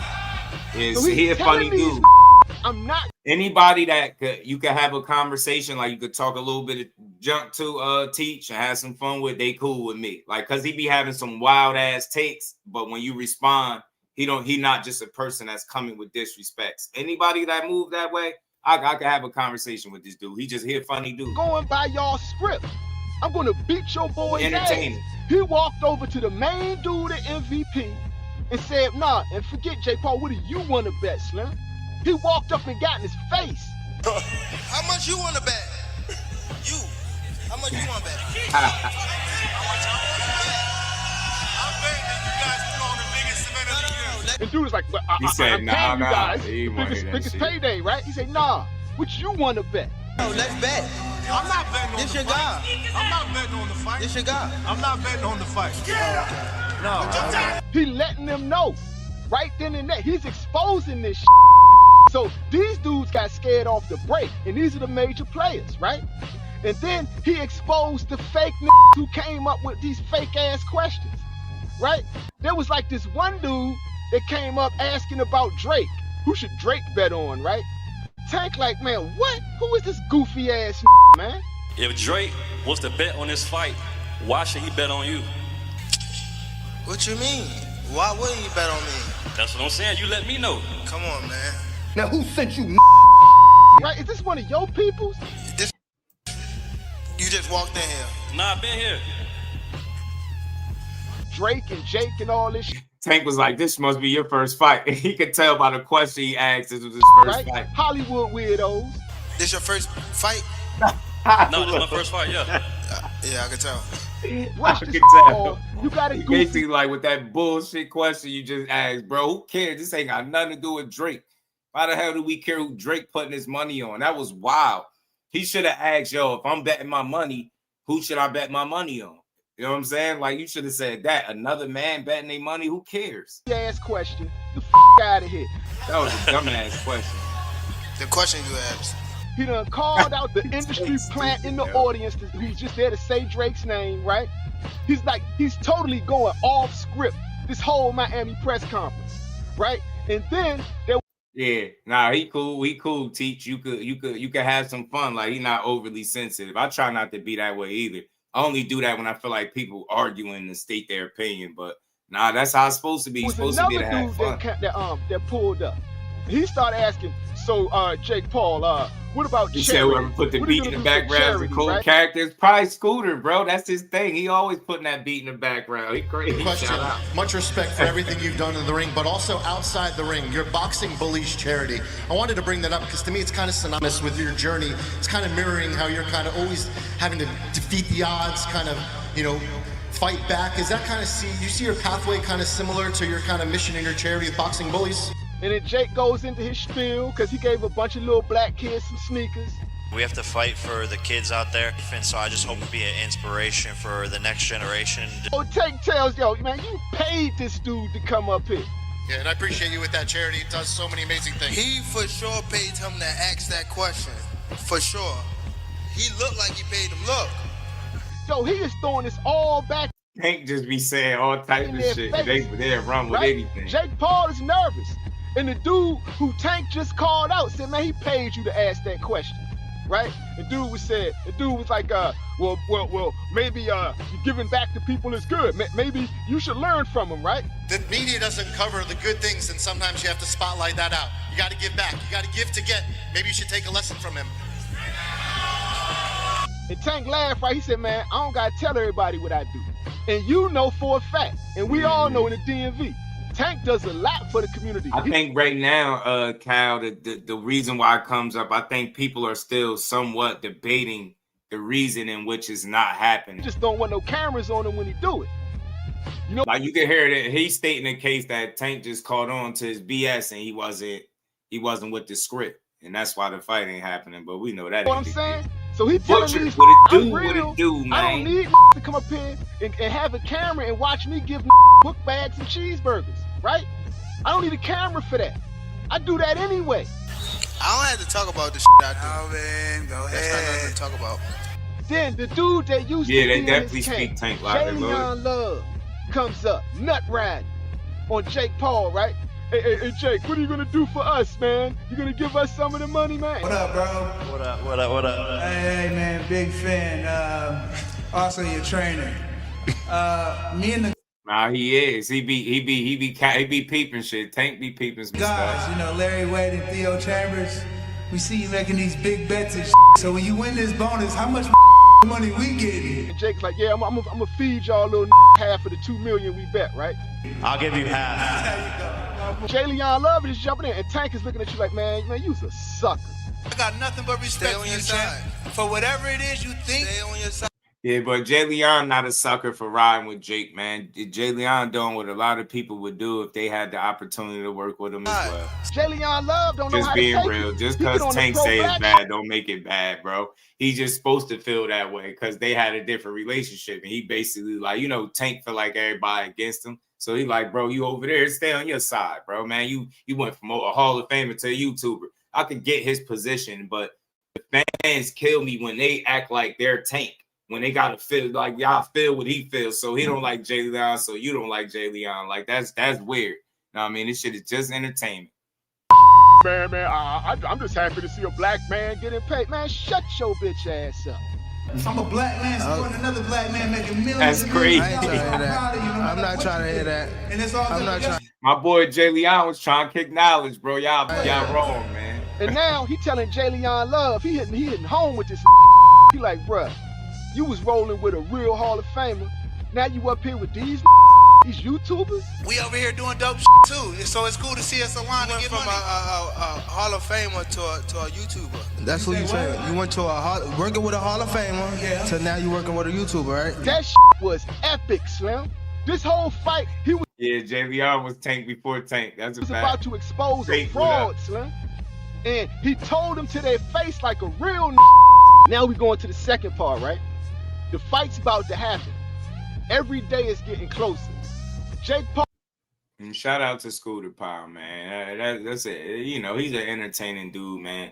He can hold a conversation. He got an interesting perspective, man. He pay attention to every little thing, and he observation is ain't nothing wrong with that, man. But it's not. I'm not a big agree or disagree guy, but.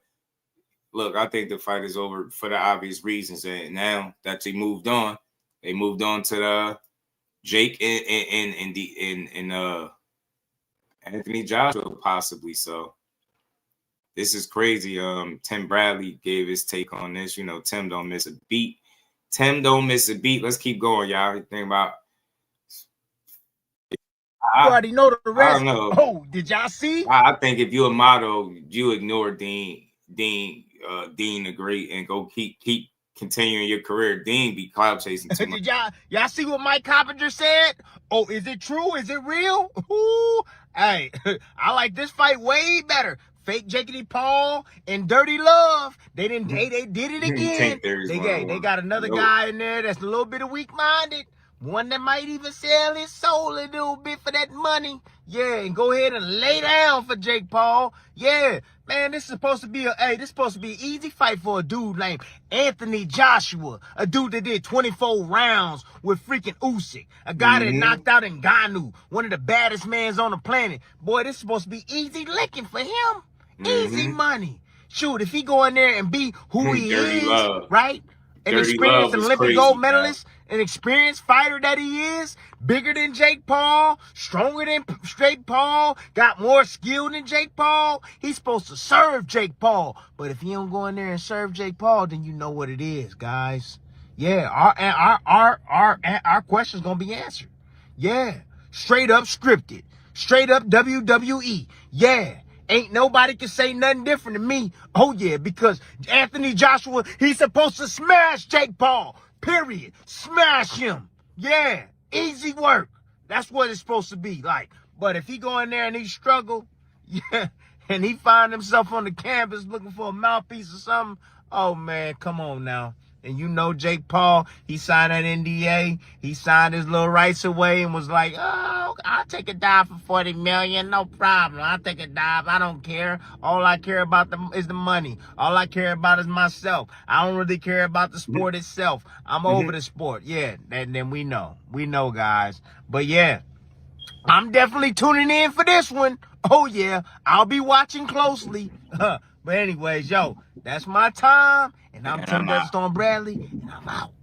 Yeah, Tim is a funny guy. I be enjoying Tim takes, man. Shout out to Blue Moon. He said, do you find any Joshua? You think you find any Joshua does fight Jake Paul? Do you think it's good for boxing? You know what? This one wouldn't be for boxing though. Like what Jake Paul does, the way he affects boxing is different, right? He's not going to provide like these legendary bouts that you're going to, I think, be speaking of from years and years to come, right? But he is an entertainer.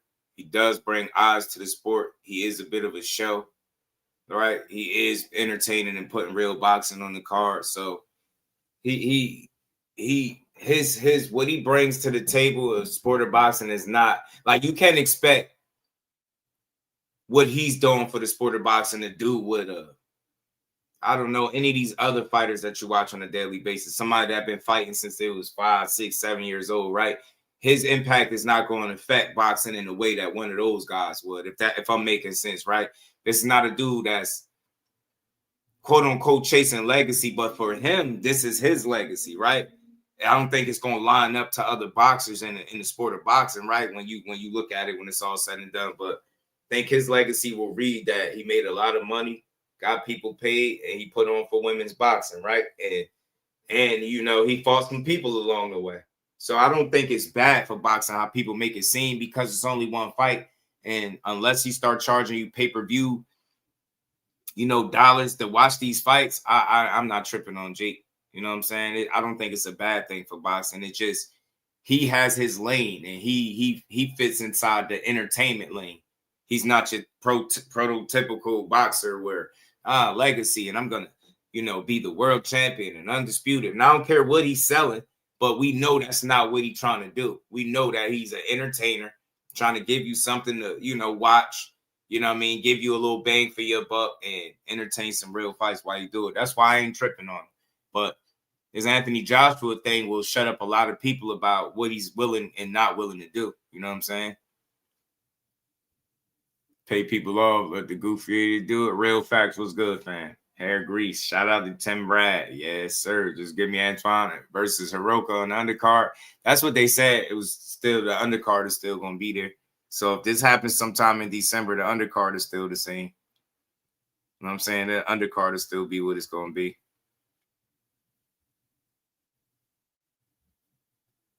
We'll see, though, man. We'll see. He a Disney boy, man. He a Disney kid, man.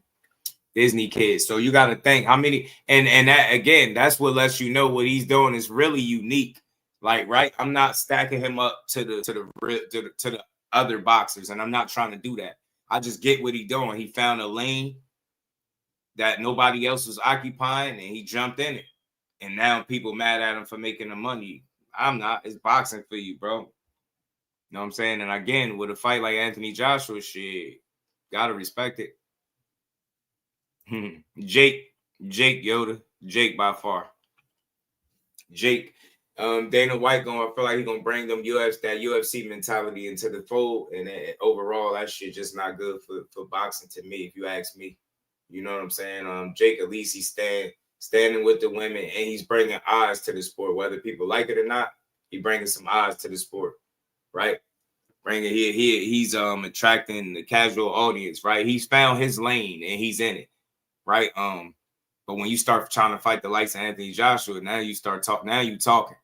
You know what I'm saying? So how many times will you do something crazy like that? You get me? So we'll see. It's early, but like I said before, with Anthony Joshua and where he at in his career, I don't think he got a whole lot of options either, and neither do Jake.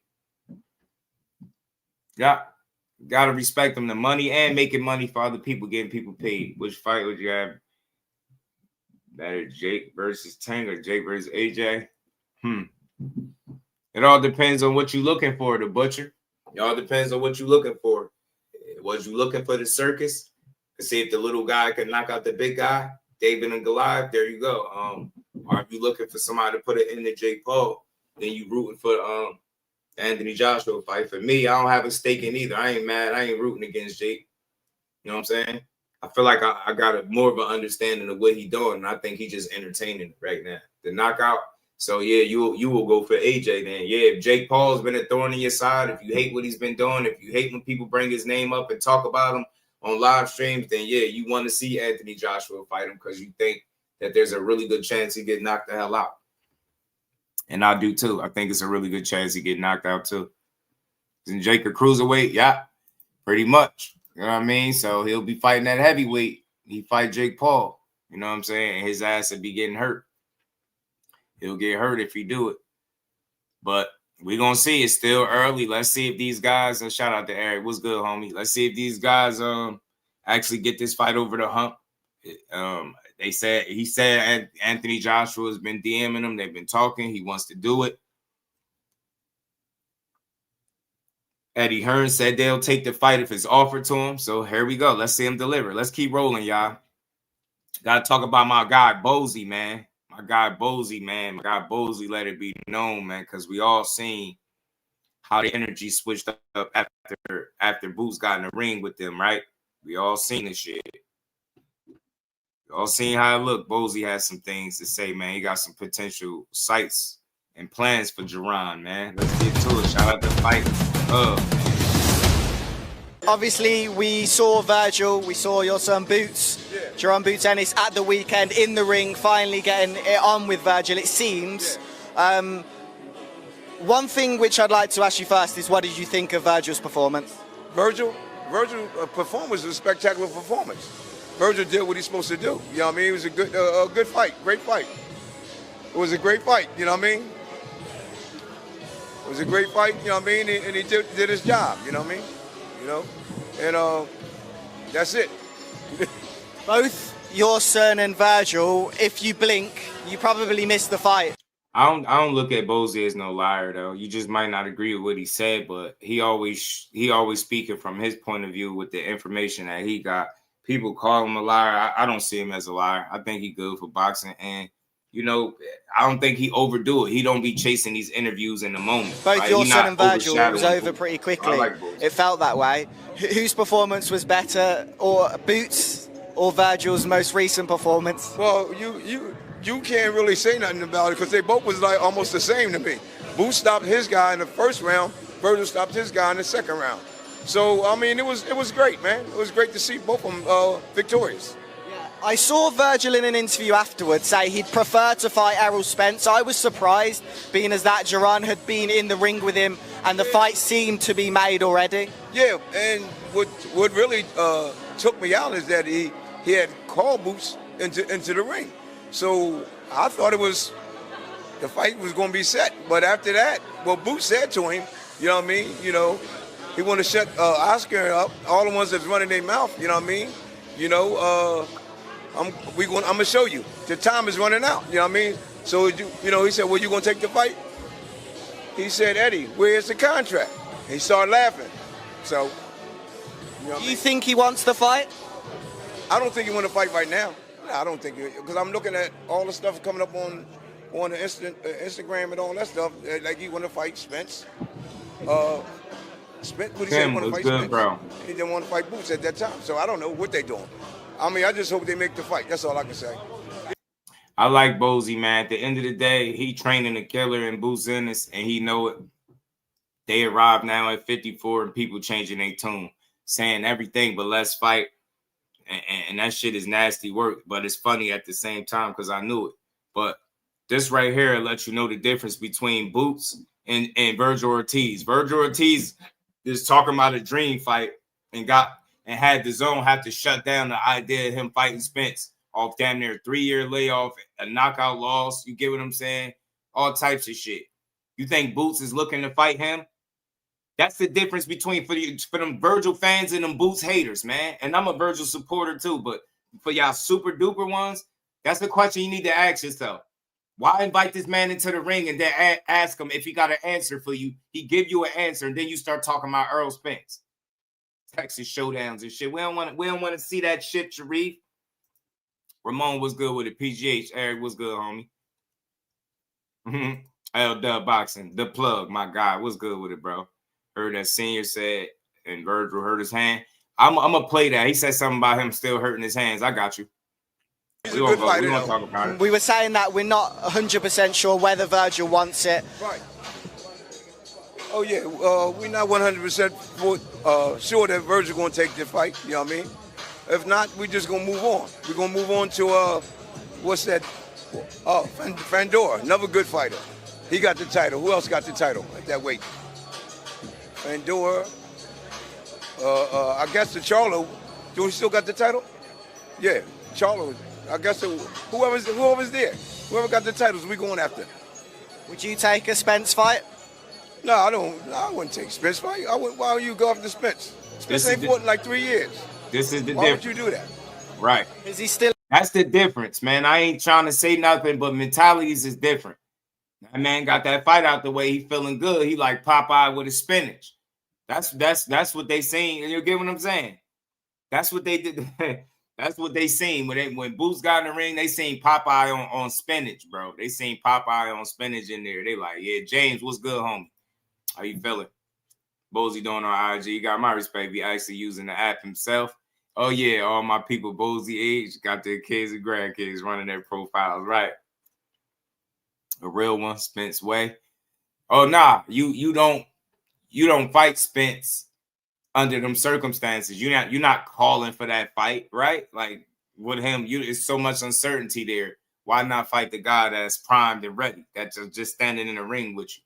Dude start talking Earl Spence. That shit crazy, man. It's funny how boxing worked though. But A credible name, a big name, and to have that on your resume, I think only boots his career. Who Spence? Yo, Spence. Yeah, Spence still got a beautiful name, a big name, man. You know what I mean? But I would like the Spence to get in, get back into the boxing and get some few fights before you even think about fighting Spence. See? You know what I mean? Spence is another great fighter, man. You can't count him out. You know what I mean? See? But what does that really do if you beat a guy that people thought was damaged versus the guy that people think that you ducked when you were still at 47? I like that. I like Team Ennis and their energy. What do you make of kind of Benn this weekend? Obviously, he's usually at 147. I'm sure you guys would take that fight as well as another option in the future. Kind of Benn, another great fighter, man. Another great fighter, man. You know what I mean? Yeah. If Conor come down that weight, oh yeah, we'll love to fight Conor. Yeah.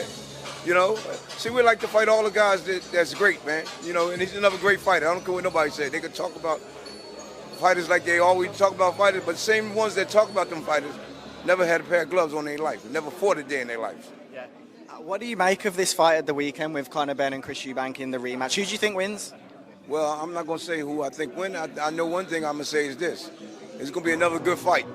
And this time, I don't think it's going the distance. That's all I can tell you. Oh, wow. So a stoppage in this one, it's going to be entertaining. Do you think Conor has enough power to knock people out? Since he's come back off of his ban or suspension, he hasn't had the power that we're used to seeing. Do you think he has the ability to stop people at 147 or even Chris Eubank Jr.? Yeah. Well, I think Conor Benn still has that power. You know what I mean? Now he already fought at 160? Would they fought at 160? Well, I don't think either both fighters playing games now is BS. Turkey not back in that fight no more. Where the money coming from? Hey man, what's BS is trying to pull Spence from retirement or semi-retirement. For me, it's not make or break through Turkey, right? And that's the thing. Guys got which one of them is signed to Turkey? Who signed to Turkey? Boots with Eddie Hearn and Vergil with Golden Boy and Oscar, right? Then they say that they shot down the Spence fight and they actively putting pressure on Golden Boy to make the Ennis fight. The message is already out there, so I'm not going to stress about where that money coming from, and that's for them to figure it out. But at the end of the day, they can't wait for Turkey, because if he wasn't here, they still would have fighters. You get what I'm saying? They still got to make fights. So, and DAZN and Golden Boy work together. It should be easy to make this fight. Now it's for the taking, but the reality is these dudes got other plans, it seemed like. He talking about hurt hands, bro. To speak about hurt hands and this dude ended the fight in the second round is crazy. His dad, so they energy switched. It went from, you know, he was on their radar to no longer on their radar. I don't think Boots playing. I think Boots dead serious. I think he got that fight out the way and he ready. I really do. I believe that.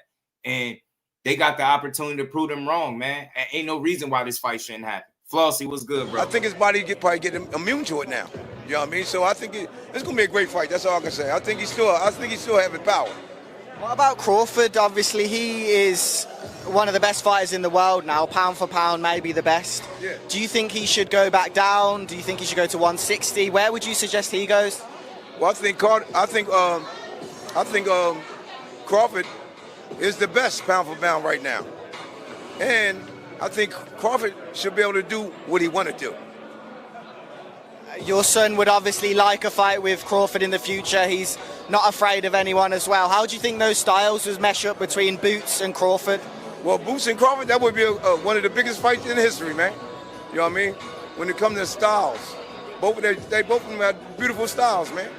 You know what I mean? They both switch, and they both can do it all. You know what I mean? Crawford will fight you. He just showed everybody he'll fight you too. Boots will fight you inside and outside. When you got heart like that, that's what you do. And Crawford does the same thing. So. And with Canelo, what do you think he should do? Would you say it's best for Canelo to retire after putting in such an incredible performance for years and years and years, but taking another loss against Crawford? Well, Crawford is another great fighter, and Crawford should be able to do what he want to do. That's all I can tell you. You know what I mean? You talking about Canelo? Oh yeah, Canelo should be able to do what he want to do. He done made history already, man. Oh my God, what's good, bro? So whatever he decide to do, that's up to him. While I have you here then, did you see the fallout with Tank and Jake Paul? Obviously, they were meant to be fighting this weekend as well. And I don't care about that part. I just wanted y'all to hear a little bit of what he said. Look, I know they saying, look, these dudes use their hands all the time. So I'm not big on like, you got brittle hands and this and that, because think about how susceptible you are to injury when you use any part of your body that much, especially like your hands constantly punching bags, pads, people, like sparring. Like, you get what I'm saying? All they do is use their hands. So I can see them, you know, injuring or hurting themselves. I can see that. So it's not a big deal, but I've never heard much about Vergil's hand issues like that after no fight, especially one that ended so fast where, don't tell me he hurt himself, right? Like, his dad made a statement, and I get it. I can't tell him that his dad didn't hurt himself. His son didn't hurt himself, but it just sounded a little like off. Sounded a little off.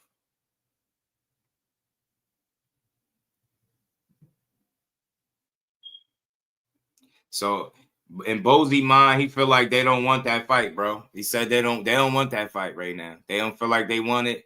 And it's funny because look at the odds, the early odds that they got for this fight, bro. Oh, you said, hey, bro. Hey, you know what I learned to understand? 2 cents, yo. These people are not boxing fans, bro. Hey, let me tell you, let me invite you into something that you probably already know. Hey, bro, dig this. When you hear somebody in the chat typing about how a fighter don't got power, how they're soft, how like because they get injured, that makes them soft, how like brittle hands, that's like a death sentence. Those are not true boxing fans.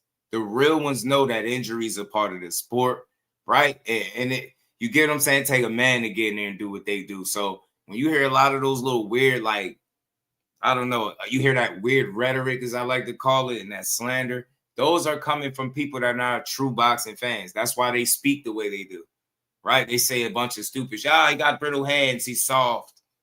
Stupid shit, right? They're just not real boxing fans. Ray Davis, my guy. What's good with my Jersey brethren, man? But what I was about to say,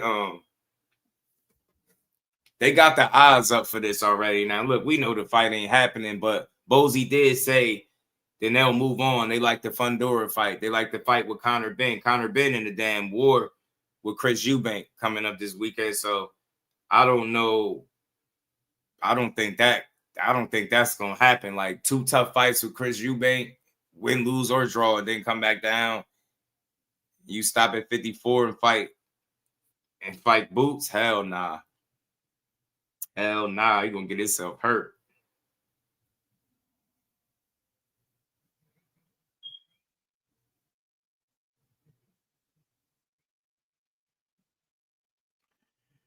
Like getting business. What it do? Said Mexican fans need to hold Vergil feet to the fire. Nah, I ain't gonna lie. Look, all those people that was saying that that's the fight that they want to see next. I mean, they need to keep the same energy. But that man, Errol Spence, they like, oh yeah, it would be a great fight for Texas. He can make money. Nah. Keep that same energy, man. I'm gonna be on this for a while because I watched Boots get dragged, bro. I watched them drag Boots.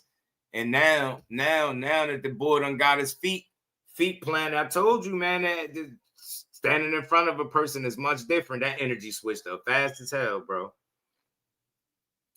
They start talking, oh, so we gonna keep going though. Because I got a video to play. So you see you see Boots already an early favorite. That don't mean nothing. The odds makers been wrong, playing the time, the bookies, whatever you want to call them. They've been wrong before, but a negative 220 favorite already. They know what's up. I think I'm gonna tell y'all what I believe. I don't think nobody on either side is scared at all. I just don't think they're in the business to be scared, right? But I do believe it's an energy shift, and the reality has set in, and they know how much of a dangerous fight Boots is. You might not make it to a world title if you fight him. Think about how close Vergil is to a world title. You would think that was just for the interim, right? The WBC interim that won that, right? Man, you fight Boots, you might not make it to that time. I'm trying to tell you. 54 ain't safe for nobody. You out there playing. One of them 54-pounders that's hungry gonna beat your ass. I'm telling you, on the come up. I'm telling you, look, he already ran into Boychuk. Boychuk was trying to work Vergil ass over, bro. He was trying to beat Vergil. Now Boots to the cross up since the turkey offer. Now it's crickets. You know what I'm saying? Is Vergil trying to say he had a hand injury? I haven't heard it from Vergil, but his dad said we still got to check his hands because he be hurting his hands. Something to that effect. So it wasn't Vergil that spoke on it. It was like his dad saying like, yo, we still got to check his hands because he be hurting his hands. It was a little ass clip I had seen. I thought I played that video when he talked about that though the other day. But it wasn't Vergil. It was his dad speaking about the hands being hurt. It's crazy.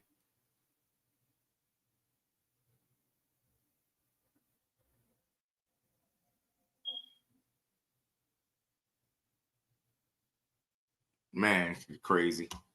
Crazy. So I'm trolling, but yeah. But yeah, it is double standard. Nah, it's real though. 2 cents there. Now they be tripping. They be tripping. That shit ain't fun when it's on for the guy that they rooting for. But the reality is, man, brittle hands don't make you soft and nothing like that. Injuries don't make you soft. It's part of boxing, man. It's a physically demanding sport. These guys be breaking down. You know what I'm saying? But let's get this other video up here because I want to pull this up from the Ring magazine, and they was talking about, this fight that I can't believe that.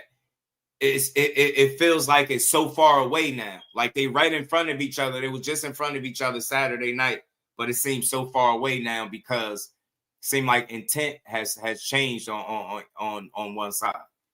Like I said, I'm glad it's more than one fighter, man, out there, man. But we gotta play this inside the ring, joint, because they be having some good conversations. But I think it was Shady McCoy saying how Vergil Ortiz, he won up Boots.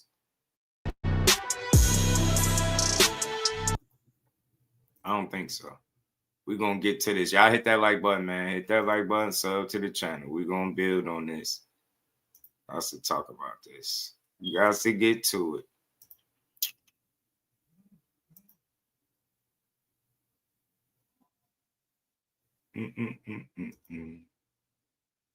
Because he obviously made a statement, that's right? That's right. Considering the opponent, did he one up Boots? Did he one up Boots, Mike? 100%, Max. I mean, we never heard of Lima. Lima's a solid guy. He had fought on the road in England a lot of times. Erickson Luben is a bona fide contender, and as we discussed on the show last week, was a once rising star. And yes, in the fight, it was clear that his punch resistance was gone, but Vergil took full advantage, punched around the guard, took advantage of him being on the ropes, and a second round TKO. I picked late TKO, so you have to give him props, right? I do. Did he one up? Because Boots, no matter what you want to say about Luben, the way Boots did it, you can't do it better than that, right? Yes. But this is a real guy. That's a real guy. It's a big difference. And that's one thing that we have to. Hey, and I want to ask y'all right off the bat, do y'all think by Vergil beating Luben, with him being, you know, one of those real ones, do y'all think he won up Boots? Because I'm going to tell you, if he did, he gave it right back. See what Boots said. We're still, like I said, we're still waiting to see. We're waiting to see him fight another elite guy on the other side of that ring and really try to show up. And what about Ortiz? So he one up them? Did he one up? I believe so. You believe he did? I believe so. Because like I say, man, you know, like my guy Luben, he is a real fighter. You know what I mean? He is a real fighter. But like I say, he made the cardinal mistake by sitting on the ropes with an animal like Ortiz, and he paid for it. Yeah, you know, it's interesting, Shady, because it's like when you look at it, when you really break it down, what did Ortiz do that was so special, right? Basically, Luben was going to give it to him. He's like, okay, I'm going to rope it, whatever he was trying to do. And Ortiz is like, all right, if you're going to give it to me, I'm going to take it. And you know what? And he took his time, though, right? If you really watch it, though, he go to the body a couple times. He took his time, and he got with that ropes, and it was good night. I got to be honest, though, man. You know I love me some Boots. Yeah. I don't think it's a one-up. I think it's a two-up. Because the opponent you did it against, right? We always try to figure out who the hell Boots was even fighting, right? Even though he did what he was supposed to do to him, because I always say this, if you make him my opponent, I'm going to show you why we're not on the same level. And he did that. But when you get a guy like Luben, who is known, who is a respectable fighter, and Vergil did that to him? You know, I don't want to take credit away from Vergil Ortiz, who's one of my favorite fighters. Like, he doesn't duck any smoke at all. No, he right? don't. And you've seen... Because and none of that smoke was Jaron Ennis. I'm not going to call him no duck, but you can't ask a guy if he got an answer for you and then entertain everything else. And now your team actively talking about all the options that you got. That shit sound crazy. I don't give a damn what they say. Yeah, you could change your mind. Yeah, you could follow your plans, your dreams and all that. But that was wild. Y'all sold it. Y'all sold it. So the only time y'all wanted to really, really fight Boots is while he was coming from 47 to 54. While he was there, it's like, well, nah, we got options now. That shit is ridiculous to me. Man. It really is, bro. And Robert, what's good with it, homie? How you feeling? He said Shady don't know nothing about boxing. People don't like Shady commentary. The Boachuk fight, and you see, by the way, Mean Machine, and he's been in there with Madrimov after the Crawford fight, and he took over in the second half of the fight. So I don't want to take anything away from him, but I guess I'm about to do it. Let me ask you. I'm not anti-Vergil Ortiz. I just want to state what we saw. Okay. Sergio Mora made a point on the broadcast, and I thought he was right about that. Okay. Just eyeball test. Sometimes a guy gets his wiring redone if he's knocked out, right? Like, and Sergio brought up punch resistance. Yeah. I can think of a guy like even Meldrick Taylor. You used to remind me of Meldrick when you were prime. Meldrick Taylor had this incredible fight with Julio Cesar Chavez. He got knocked out with 2 seconds to go, got stopped. And then no one remembers this. In the rematch, he was boxing Chavez's ears off. Until Chavez hit him once, the fight was over. The punch resistance was Can you speak to that? What is it? Because it looked to me, eyeball test, he didn't get hit on the temple, he didn't get hit on the chin, he just got hit on the head. Ortiz hit him on the head, and the fight was over. Yeah, man. I mean, I've been seeing it my whole career. I mean, like I said, you see great fighters. They go through that process. Of course, they can box, they can do all these different things. But once they get into a certain fight, it's a certain fight that they have that really catches them and really hurts them for some reason. Somehow, some reason, man, it just doesn't sit the same. You know what I mean? It's very hard for them to take those shots. Ortiz can certainly punch. We know that. But that's why I said I don't want to take anything away from him. So we're saying he gets all this credit because it's a name opponent. Yeah. But how much of Luben do you think was in there? He definitely wasn't the Luben that we've seen throughout the years, of course. I mean, he took some tough losses against Charlo, against he was devastated against Charlo in the first round. You know what I mean? And then a tough loss against Fundora. He took a lot of punishment. He took a lot of punishment. It looked like Ortiz just went out there and he He definitely just capitalized on it. Now I mentioned Ortiz is like is one of my favorite fights. I love his personality. I love his style. You're right, Shady. He took his time. I mean, look at this. Right now, he's avoiding the punches, Luben. And then, I said he didn't hit him. He hit him on the head. No, it was on the side of the cheek. It was almost on the chin. It's somewhere up there, man. Yeah, but he hit him on the equilibrium. But that was that shot on the jaw, I think, is the one that really, he went from I'm here, I'm trying to ride with these shots to the fight was over. After the fight, Vergil wanted to smoke with Boots, and he called him into the ring. We want to fight the best. Boots, come over here. I think this is the fight that has to happen, man. I think this is it. But I'm going to show the world why I'm the best in the world. And I'm going to show his team. They've been talking all crazy. They've been talking crazy. And I'm going to back it up, and I'm going to show the world why I'm the best in the world. It don't matter. The time is now. It's their time. Let's get this money. I'll make you pay for everything they saying. Straight like ain't nobody's going to pay over here. I'll make you pay. No, you're not. No, you're not. I guarantee you. You're a great fighter. You look tremendous. But I'm going to show the world I'm the best in the world. I got something for you. You got a yes for me? I got a yes right now. Hey, Eddie, where the papers at? Hey, where the papers at, Eddie?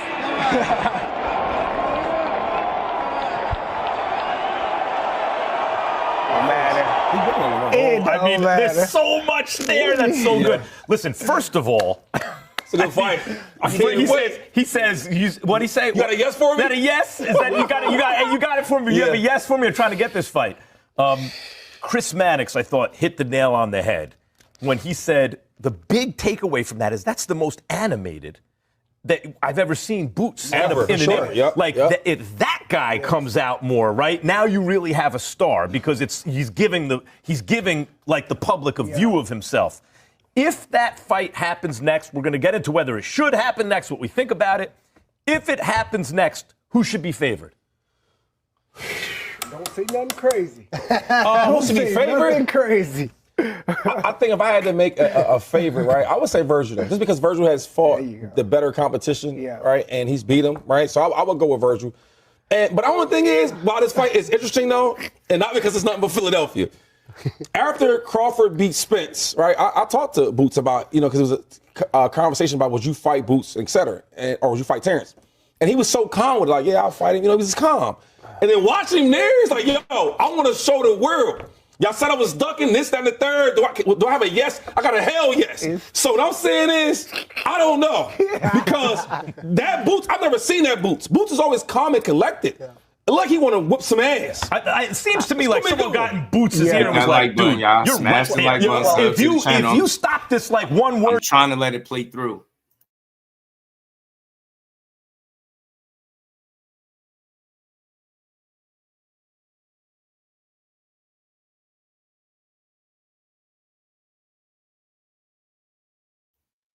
My bad. Answer stuff. What do you think? Well, who was sitting next to Bruce during the fight was Eddie Hearn, his promoter. So I'm sure if anyone was in his ear, it was Eddie.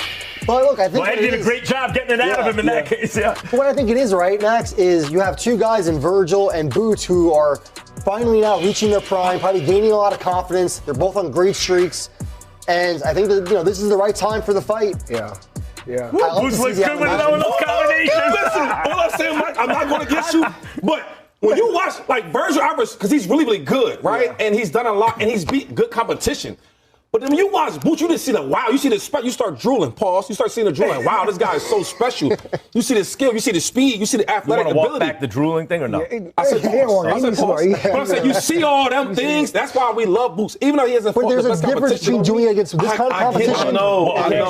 Let's ask the guy who's been in there. We need to be able to see this fight happen next, man. And like I say, Boots, it looks like he's tired of everybody saying that he hasn't fought anybody. Okay. Right. And he feels like he does have the goods. Trey, who should be favored? Who should be favored in that fight? Get to the point. Get who we were favored, baby. Ortiz probably should be favored just because we have. Yeah, I'm trying to let it play through before we give our assessment so I don't keep stopping it, man. Y'all can get what y'all need to get. Look, man, I think everybody has some boxing knowledge, right? But some people, you can tell with certain takes, guys that haven't been watching as heavily as others, right? Like everybody disguises themselves as diehard fans when in reality, some of these dudes just be casuals. But I'm here to tell you there's nothing wrong with being a casual fan. Casuals turn to diehards at some point, right? So there's nothing wrong with that. It's nothing wrong with that. But just is what it is. Shady knows some stuff, but you can tell that if you really, really like quizzed him on some stuff here, you could tell he ain't watching. You know what I'm saying? Keith was good with it. Jake Paul will get in the ring with AJ. Nah, Keith, that's a well. If they finalize that deal, look, Keith, he was going to really fight AJ first, but they wouldn't sanction it. He moved on to Canelo Alvarez. Canelo was about to accept the fight, but then he accepted the fight with Terrence Crawford instead, and then Jake went off. So Jake moved on to Tank. Tank falls out. Now he circles back to Jake Paul. They said he'll do it. Jake said him and AJ been DMing back and forth. So you get me. It can happen, bro. I think Jake care about the event more than the record or anything like that. But let's keep going, y'all. Hit that like button. Boots in there with real competition yet, but that's what we're fiending for. Right. And this is the fight that needs to happen there.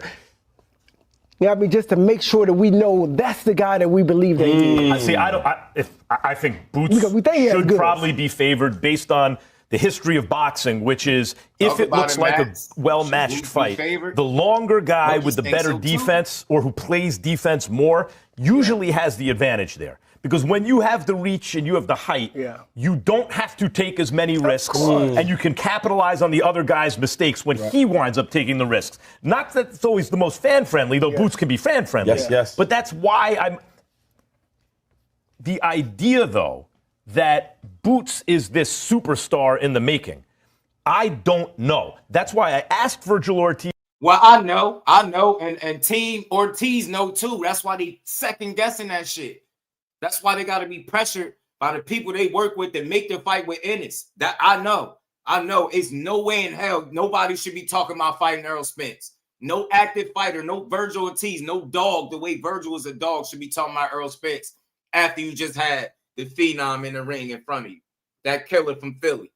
Nah, some got to give, man. They dragged that man reputation all for this fight not happening. Now they in the same weight class, and then the fans changing their energy. The coaches, you get trainers talking different. Dad talking about hurt hands and shit. Like, come on, man. Y'all out here, man. Y'all destroying shit. Good fights, too, man. Last week when he was on the show, how do you feel about the fact that it seems to be the Boots Ennis story and you're his test instead of the other way around? Nevertheless, that's the way I also see it. Yeah, I mean, look, I think this is a genuine coin flip fight. I think the odds when the fight is eventually made, it'll be minus 150 or, they're going to be close. For whom? Real close. I don't know who's going to be for. Who would you have minus 150? Look, I think Boots has obvious advantages, but you can't overlook the fact, right, that Ortiz is battle tested in the ways that Boots is not. So who would you have minus 150? Right now, Boots. Right. But that doesn't mean minus 150, what Cop it seems to be saying, and I agree, is, if you're forced to say who has the advantage, but that's a long way from saying, that guy's going to win the fight. Who knows? Right. But just like you said, like a guy like Boots, he's supposed to have the advantage. He has the reach, he has the range, he has the ability. They know what's up. They know what it is with Boots, man. I know what it is. That's why y'all all over here discussing. If he beats a guy like Ortiz, then you think, that's an A fighter. But we don't know if he is one. We have to find out. Because, matchmaking. Truth be told, Boots versus Vergil shows and proves us what level both of them are on. How about that? That's what they not going to tell you. You act like this some one-way deal. Nah, we find out a lot about both of them that night. At least for the people that don't think Boots is who he is. I just don't know. I get it. I get it because you ain't seen him in there with somebody to prove that he's exactly what he look like he is. I feel like he is. I think it's a matter of the right opportunity and dance partner. And I feel like Vergil Ortiz is that dance partner. I feel like Vergil Ortiz is that opportunity and vice versa. Boots is the opportunity for you, bro. Man, great dance partners, man. Great dance partners, bro. You need them. Y'all needed it. Y'all legacy fights for each other. Tell me they not. And you know why? It don't matter if you think Boots is A-level or not. I think one thing we all could say, if Vergil Ortiz beat Jaron Ennis, that's going to be the best fighter he fought. I think we could say that. I'm not even about to play. That's the best fighter he fought. And the same goes for Vergil. Vergil going to be the best fighter Boots fought. When you get a situation like that and you talking about two undefeated guys that just missed the opportunity to fight each other at the weight class because Vergil had health situations and it was a log jam at 47 at the top. Now that they sitting comfortably with Boots got a fight, they sitting comfortably standing in front of each other. Now they discussing all these other options. That shit sound crazy to me. If you ask me, they knew that this man wasn't ready to commit to 54, so they was willing to fight him because it was uncertainty on his side. Now that it's no more uncertainty on his side and it's all systems go, and he gave them the answer that they want, they like, man, well, Errol Spence is out there, and Fundora, and we got options, Like his dad out here, he said his dad out here saying Vergil is the money man. Based off what? Who's out here making bank because they fought Vergil Ortiz? That's how I know y'all switching, y'all moving the goalposts now. Because Boots in y'all face, now y'all like, yeah, we the A side, we make all the money, we got all the options. I ain't trying to hear that. I just want to see a great fight. And y'all making y'all man Vergil Ortiz look bad because I know he'll take the fight. DSG said, put the ring belt up. Yeah, that'll be good. That'll be good. Venom, what's good with it? Caballel's the dog, man. Caballel's the dog. Make sure you sub to the channel, hit that like button, share the live, hype the live. Let's keep building, man. Let's keep going, man. Like I said, I'm going to play that little clip from his dad. His dad said Vergil is the money man at 154 pounds. Based off what? Now, he's a wanted man. He ain't a money man. He a wanted man. We're going to get to that. Let me play the rest of this, y'all. We're going to keep going. An art, right? Guys look good all the time against, lower opposition. Look at Adrian Broner. Broner was a good fighter, but he wasn't an A. Yeah. Right. Right. Yes, he was. Yes, he was. Hey, you better put some respect on AB name. Mike Coppinger, we ain't going for no AB slander, bro. Come, what's wrong with this guy, man? If I was Floyd and he was me, he would never have to fight again because that exhibition shit. Yeah. As me being his little brother, hey, little bro, we finna do 10 rounds, and we both gonna get $100+ million for it, right? And we ain't never got a box again. Well, I already been getting these bets, but now it's time for you to get your just due, right? And shout out to you, cuz. Appreciate you. I didn't even see you in here. But yeah, man, he not going for no AB. He got an A in his name. He A level, damn it. Hell, he talking about he wasn't an A. Says who? You, Mike Coppinger? How many 4 division champions wasn't A level? Get out of there. Yes, he was, man. I refuse this anything else.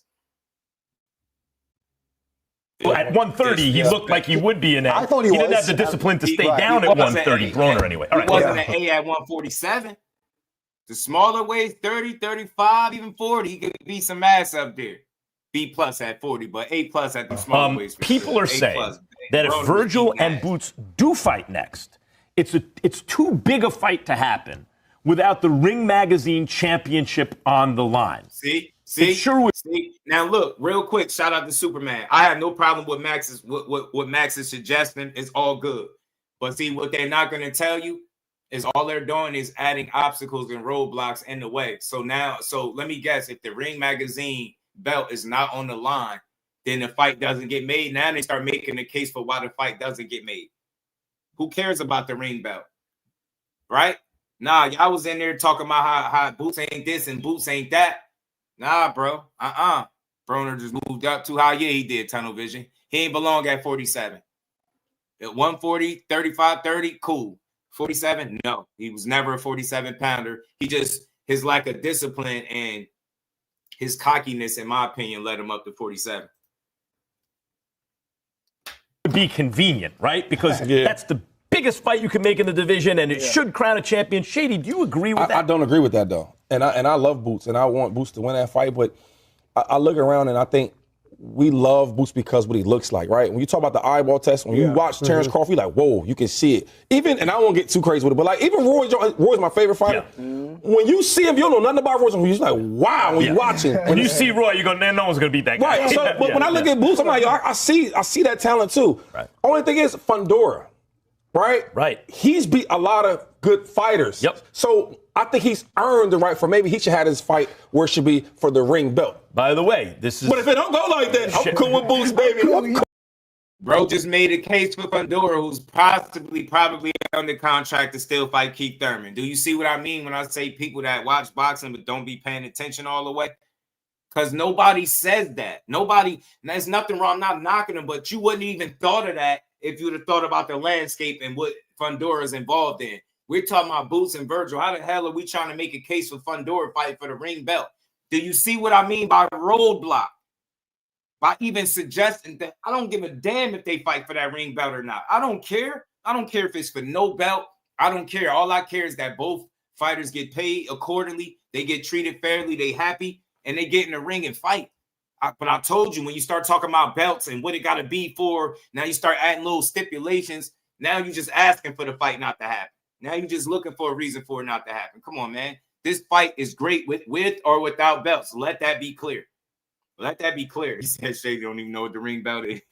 Shady's got a good point. Mike, what was the fight recently that make could the case for Fundora getting the ring belt? Not saying he can't make the case, but you get what I'm saying? Like, bro, what are we doing? What the hell are we doing? What are we doing, bro? Yeah, Fundora needs the ring belt. Says who, bro? Fundora needs to go worry about Keith Thurman. He got Keith Thurman problems, all right? All right, Boots trying to, you out here, you distracting, man. You taking food out of Boots' mouth. Boots got in the ring and pointed to his watch, and now all of a sudden, y'all ain't got time no more. It's crazy. Chop, what's good, bro? Have been for the Ring Magazine Championship, but wasn't. Was it a Shakur fight?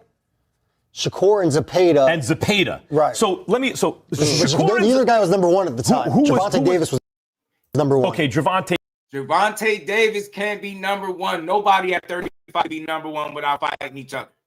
What are you talking about, man? Nah. He fought the number one guy. Could have been for the ring belt, but we didn't care. Davis was in there.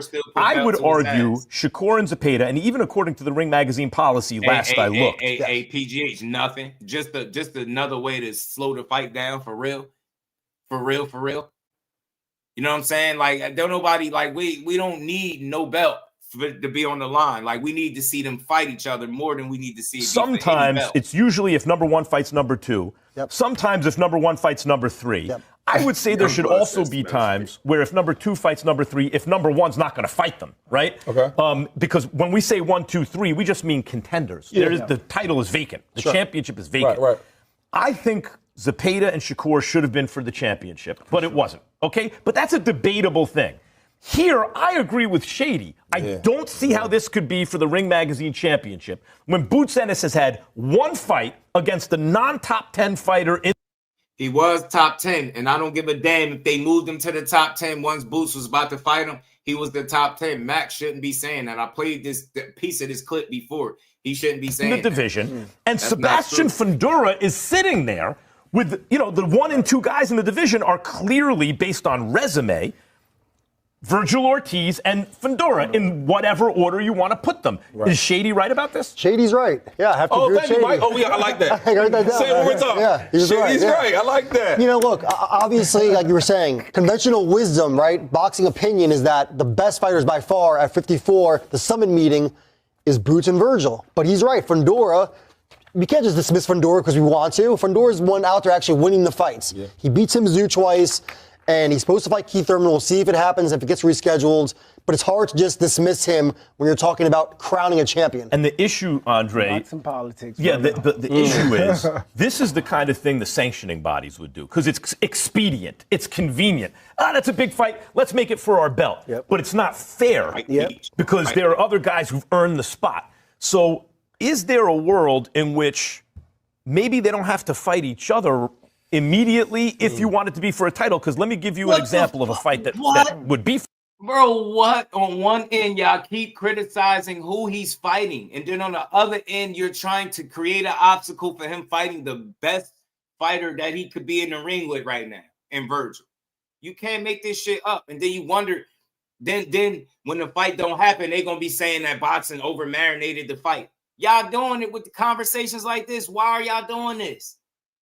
Y'all really, 54, I'm going to say it again, is not safe to the point where you could be scheduling other fights, multiple future fights before you fight each other. You might not even make it to the guy doing that shit. I'm telling you.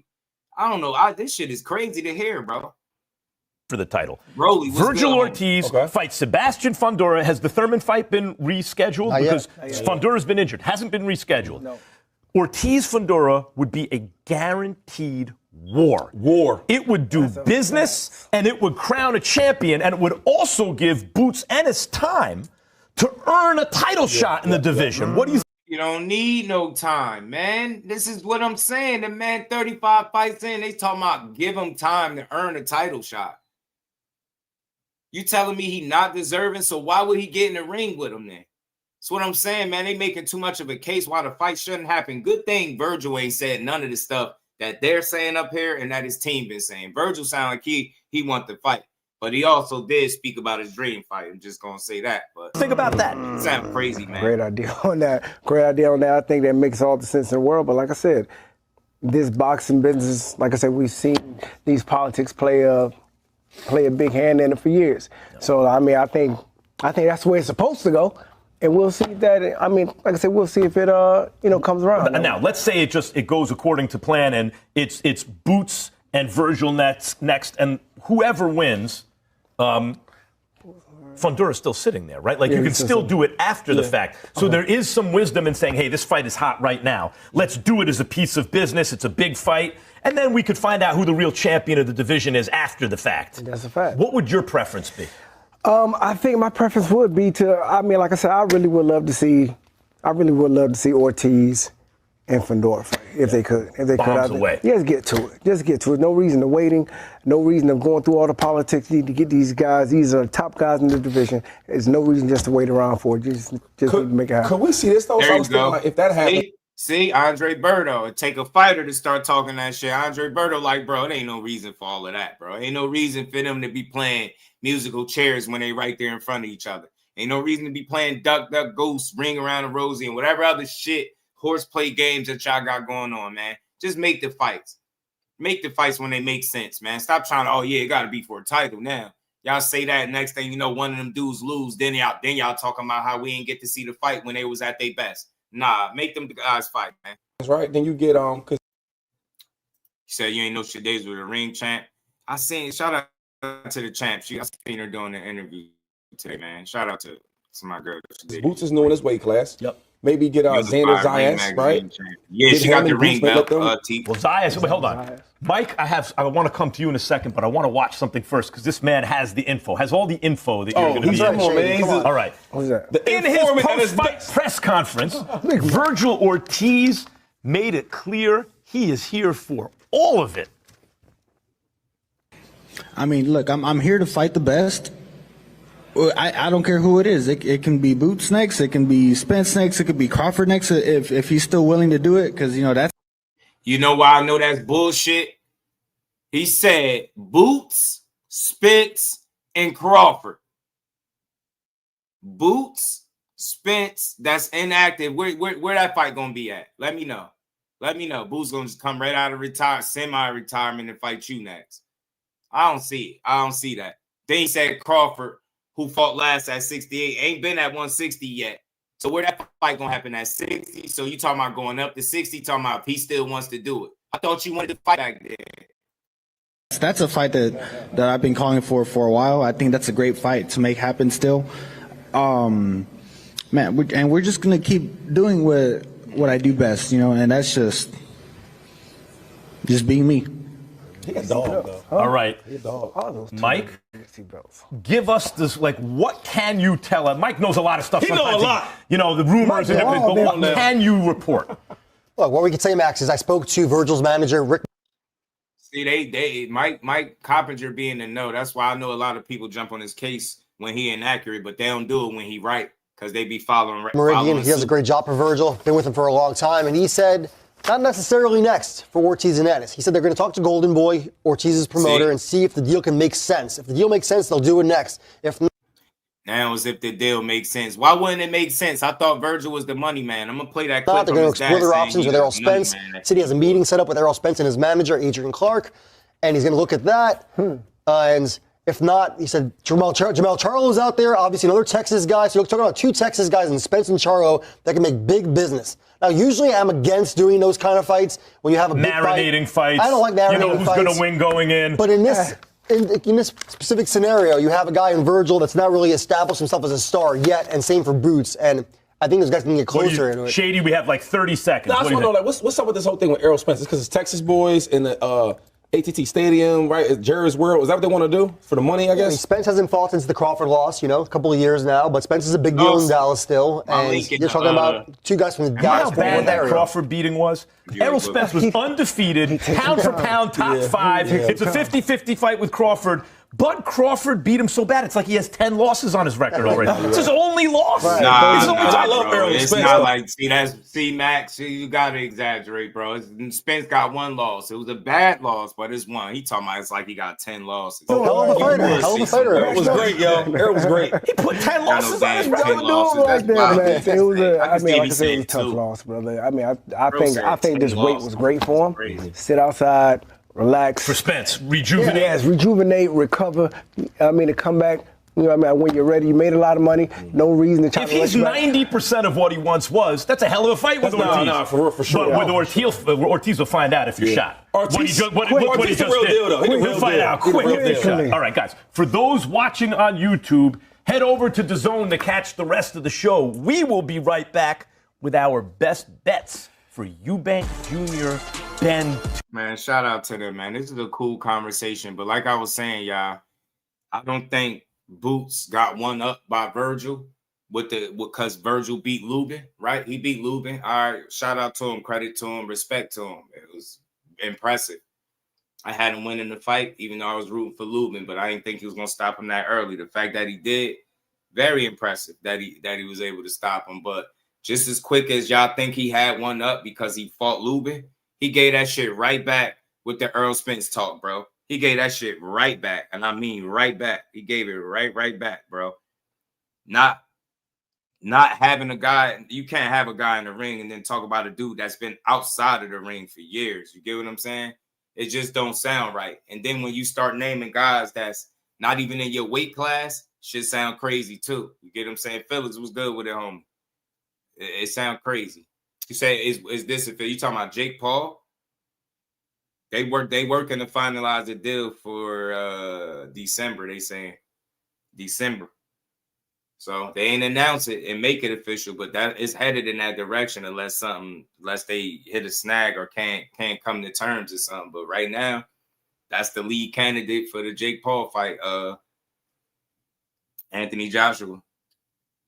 I mean, you're gonna see I think Anthony Joshua could really hurt Jake. I respect him a lot if he make this fight. Take this fight against AJ, that's saying something. It's saying that he really wanna prove himself. To a degree anyway, right? To a degree, but we're going to keep rolling, man. I got to pull this up real quick. Vergil Daddy was like, is that anybody but Boots Vibe? Yeah. That's what it's like. It's like, yeah, you got all these options, not him. Like, he can go get a title. When his dad said he had to earn it, I knew something was wrong.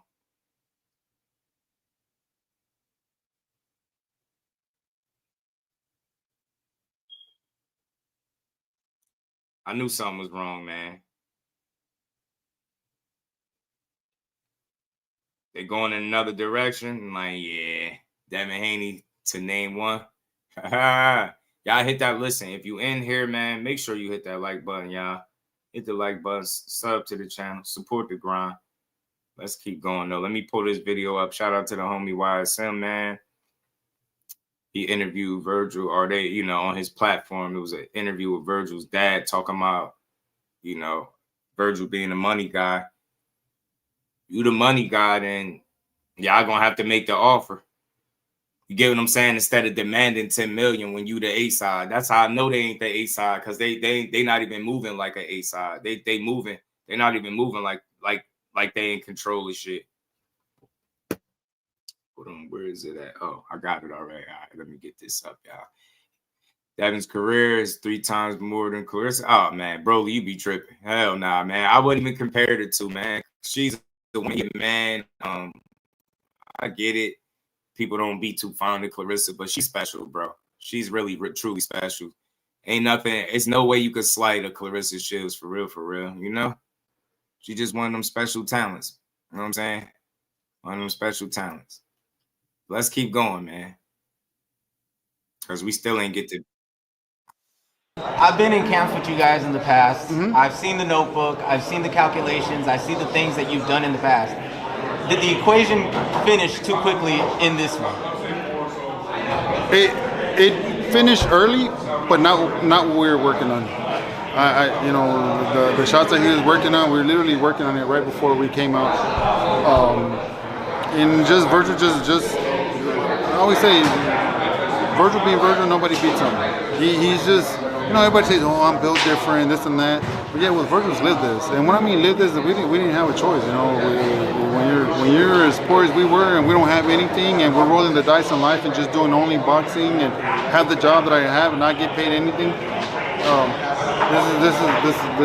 this is what happens, you know, or this is the punchette that happens. It's funny, my old boss, that where I left my last job, is actually here, man, and he's so excited and happy for us, and he said I always knew it. I always knew it. So Luben has been a very durable fighter. Just go back to the fight with Fundora and everything and how that fight went down. Fundora obviously has been doing so much better now, but yet Vergil was able to do this in 2 rounds. What does that say more about Vergil? It just shows, look, Vergil's on a mission. He doesn't fear no one, like people, you know, like people say. No, none of these fighters really do, right? Yeah. Now they're more cautious about each other sometimes, right? And that's normal. Who wants to get hit, right? But it's just Vergil just being himself, man. I mean, you can't teach a dog not to be a dog. He's already a dog. That's what he is, you know. So that's it. He's just being himself.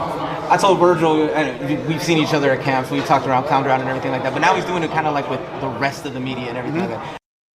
I told him that he looks like he's having more fun nowadays. Have you been able to pick that up in the gym while he's training? A little bit. I've told him that he needs to start enjoying life because he lives boxing too hard, and he needs to start going out a little bit and not too much, like going out a little bit, and because he lives to the point where he by himself separates himself from everybody, and you know, yeah, that's good, you're focused, but when you're living it, that's not really good for you because you separate yourself from everybody. You're alone all the time. It's a lonely sport, you know. I'm telling you, you know, enjoy life, son. You gotta enjoy. I even told him you need to get out the house and don't come back till the weekend. I said you can't. You need to live a little, son. Nah, I don't know if you knew this, but the eyes of 154 were here. Obviously, everybody saw. Yeah, they were all here. But Spence was here. Charlo was here. Vergil's always said his dream fight is Spence at AT&T Stadium and everything. The fact that the whole 154 division, the top names, obviously not Thurman and Fundora, but the other names at 154 were here. What does that say about Vergil's drawing power and the fact that they're here gravitating to his fight? Well, that alone tells you, and it's been showing that Vergil's the money man at 154. There's a reason why everybody calls him out because they know the money's there. Luben fighting the guy, IBF guy, he was only probably gonna make, and I'm just around estimating. It's probably. This was. I want y'all to know, like, this was before. You get me? You hear what he was saying? Everybody's calling Vergil out. That's why they calling him out, because he's the money man. You get what I'm saying? He's the money man, but no, he's not making over 300. With Vergil, he's making close over $1 million, close to or over, whichever one it is. I don't know. And I'm not saying his pay or his money. That's his business. But Vergil's where the money's at because he's the money guy. He can draw, and it's not like thinking we're all that. It's just we've seen. You don't draw more than Boots though. That's why they wouldn't be the A side in that equation. How do we know that? Because he ain't sold no shit out. Boots had that Wells Fargo arena lit up, and that in fact shows that he got more drawing power than Boots. I mean, than Vergil. All of Vergil's opponents get paid very, very well. It's true, they get paid very well. Sometimes you got to pay the guys because, you know, it's a dangerous fight. So that's it. Everybody heard what Boots and Vergil said in the ring to each other on the mic. I saw you were literally standing right there, right beside Boots. Yeah. When the mic was gone, what were they saying to each other? Oh no, it was. Look, it was competitive talk. It was, you know, there's shit talking and none of this and none of that or whatever. But you know, I wanted them to face off. You know, he had kind of thick shoes, by the way. He did. So we're just a little bigger than him.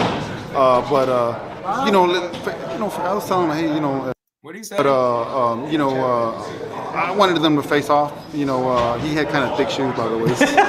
He did. So we're just a little bigger than him. You know, Vergil wasn't looking like he was bigger than him. Vergil was looking like he seen a ghost. You know, I was telling him, hey, you know, like check out your hoodie, so they can see his face, so you can, you know, a good picture and stuff. You know, at the end of the day, this is a sport. I don't hate the kid or nothing. I'm sure they may picking him over my boy though. But you know, I get it. It's a sport, and I get his dad's gonna protect his boy too. But you know, as long as it's a mutual respect, and to the point where we understand each other. Now we don't have to be best friends. We can talk to whatever. I'm okay with that. I'm definitely okay with it. My boy's a big boy. He can defend himself. Final question I got for you. Holiday season's coming up and everything. How soon or how much longer do you want Vergil to take a break and get back into the ring? Well, we've had a long camp. Yeah. I've had a little boy, baby boy in August, so we actually went in camp a month and something earlier. So it's been a long camp, and not only that, but we still got to check his hands because he still hurts his hands. So we got to check his hands. So we'll see how we'll go from there. All right, then thank you for your time and congrats on the win. That was the clip right there where he was talking about checking Vergil hands. And look, I hear him. He said he had a long camp. I know boxing could be taxing on the body, but I ain't gonna lie when I say I feel like they've stated every single possible reason why the fight wouldn't happen and not gonna happen than anything else. I felt like they've done that. I felt like they've stated everything from his health to his injuries to him being a money man to y'all demanded 10 million. How was the money man demanding 7 zeros at bare minimum? Are they not even looking at it? So you just basically set your price tag for your fighter. And basically say if you don't get 10 million for Boots, when he just said guys is making $1 million or more with Vergil, you went from $1 million or more to Vergil, that Vergil got to make 10 million now to fight Boots, a guy that ain't fought nobody, right? 35 fights, ain't fought nobody. Why would they pay him 10 million to fight a guy that ain't never fought nobody? It's so much shit that you could analyze that they be saying that just don't make a lot of sense. They be all over the place. That's what I'm saying, Tay. I never known Vergil to be the money man. He's the first and only time I've ever heard him say that. I think the only other one that would have tried to push that shit was Oscar. Maybe Oscar tried to push that and say, yeah, Vergil's the money guy. Vergil's the money guy, but whatever. We don't care about that money because we don't get none of it. We care about who gonna fight. You get me? They saying anything but Boots. I'm telling you, man. So look, I had to get this out of my system, man, because there's been a lot of shit from Boots, man. And now nobody can say it's him and his team. That's why what y'all gonna keep hearing is the same regurgitated talking points. Oh, well, he turned the offers down twice already. Well, they gave him the fight twice at 40s. They offered it to him before he got to 54. I ain't trying to hear that shit no more. I don't want to hear it. I don't even want to hear that, Sharif. You get me? So shout out to homie YSM. But look, that's not a fight that's coming. But you heard Bozy. He said Fundora fights like Fundora Benn is something that they'll have their eyes and sights set on. Because the Boots train keeps rolling, bro. The Boots train keep rolling. They're looking at March 21st. We can't wait for Cinco de Mayo. And I did hear, shout out to L-Dub. I forgot to mention that he did tell me that they reserved the date, a March date for Vergil and Boots. So the pressure that they putting on him, it might manifest into a fight. You get what I'm saying? Yeah, they definitely switched that move, Fossey. They definitely switched that move. Big time. Big time. Because I think reality set once that big boy got in front of them and stood in their face, they like, damn. So this would have looked like, huh? Yeah, that would have looked like. That's what Boots look like. You get me? But real quick, man, I wanted to make a quick pit stop to something. I wanted to talk about something with Erickson Luben. And I want to play this clip, man. I want to play this clip for Erickson Luben. But, I mean, not clip, but I want to play this little clip from Andre Ward, should I say, for Erickson Luben. But real quick, man, let me go grab something to drink. Listen to B. Norman's top 5. My name is Brian Norman Jr. This is my top 5 pound for pound. Number 1, Terrence Crawford. Number 2, Clarissa Shields. Number 3, Usyk. Number 4, Inoue. Number 5, David Benavidez.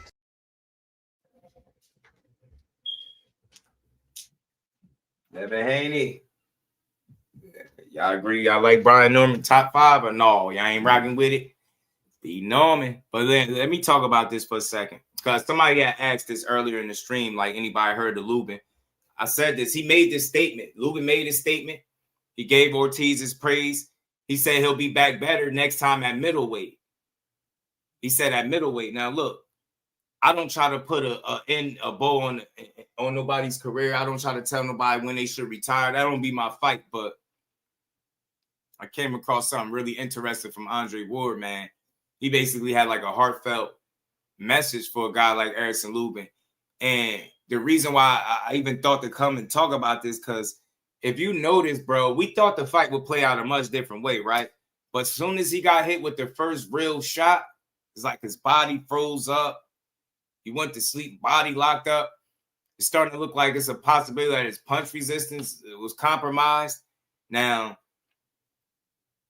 I don't know if it's that because he had a weight class where he shouldn't be, because he said he going up the middleweight. So I don't know, but I'm going to play this from Andre Ward. I'm going to let y'all know what I think, man, because this is coming from a guy with the experience that's boxed whole entire successful career.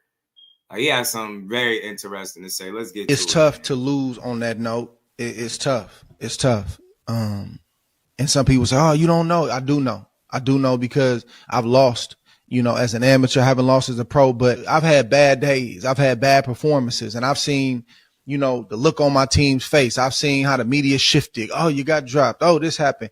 You lost this fight. How'd you win? I've dealt with things that is not the same as Luben, but I've had dark days in this sport. And you feel for Luben, but I think one of the smartest things he can do is have an honest conversation with himself.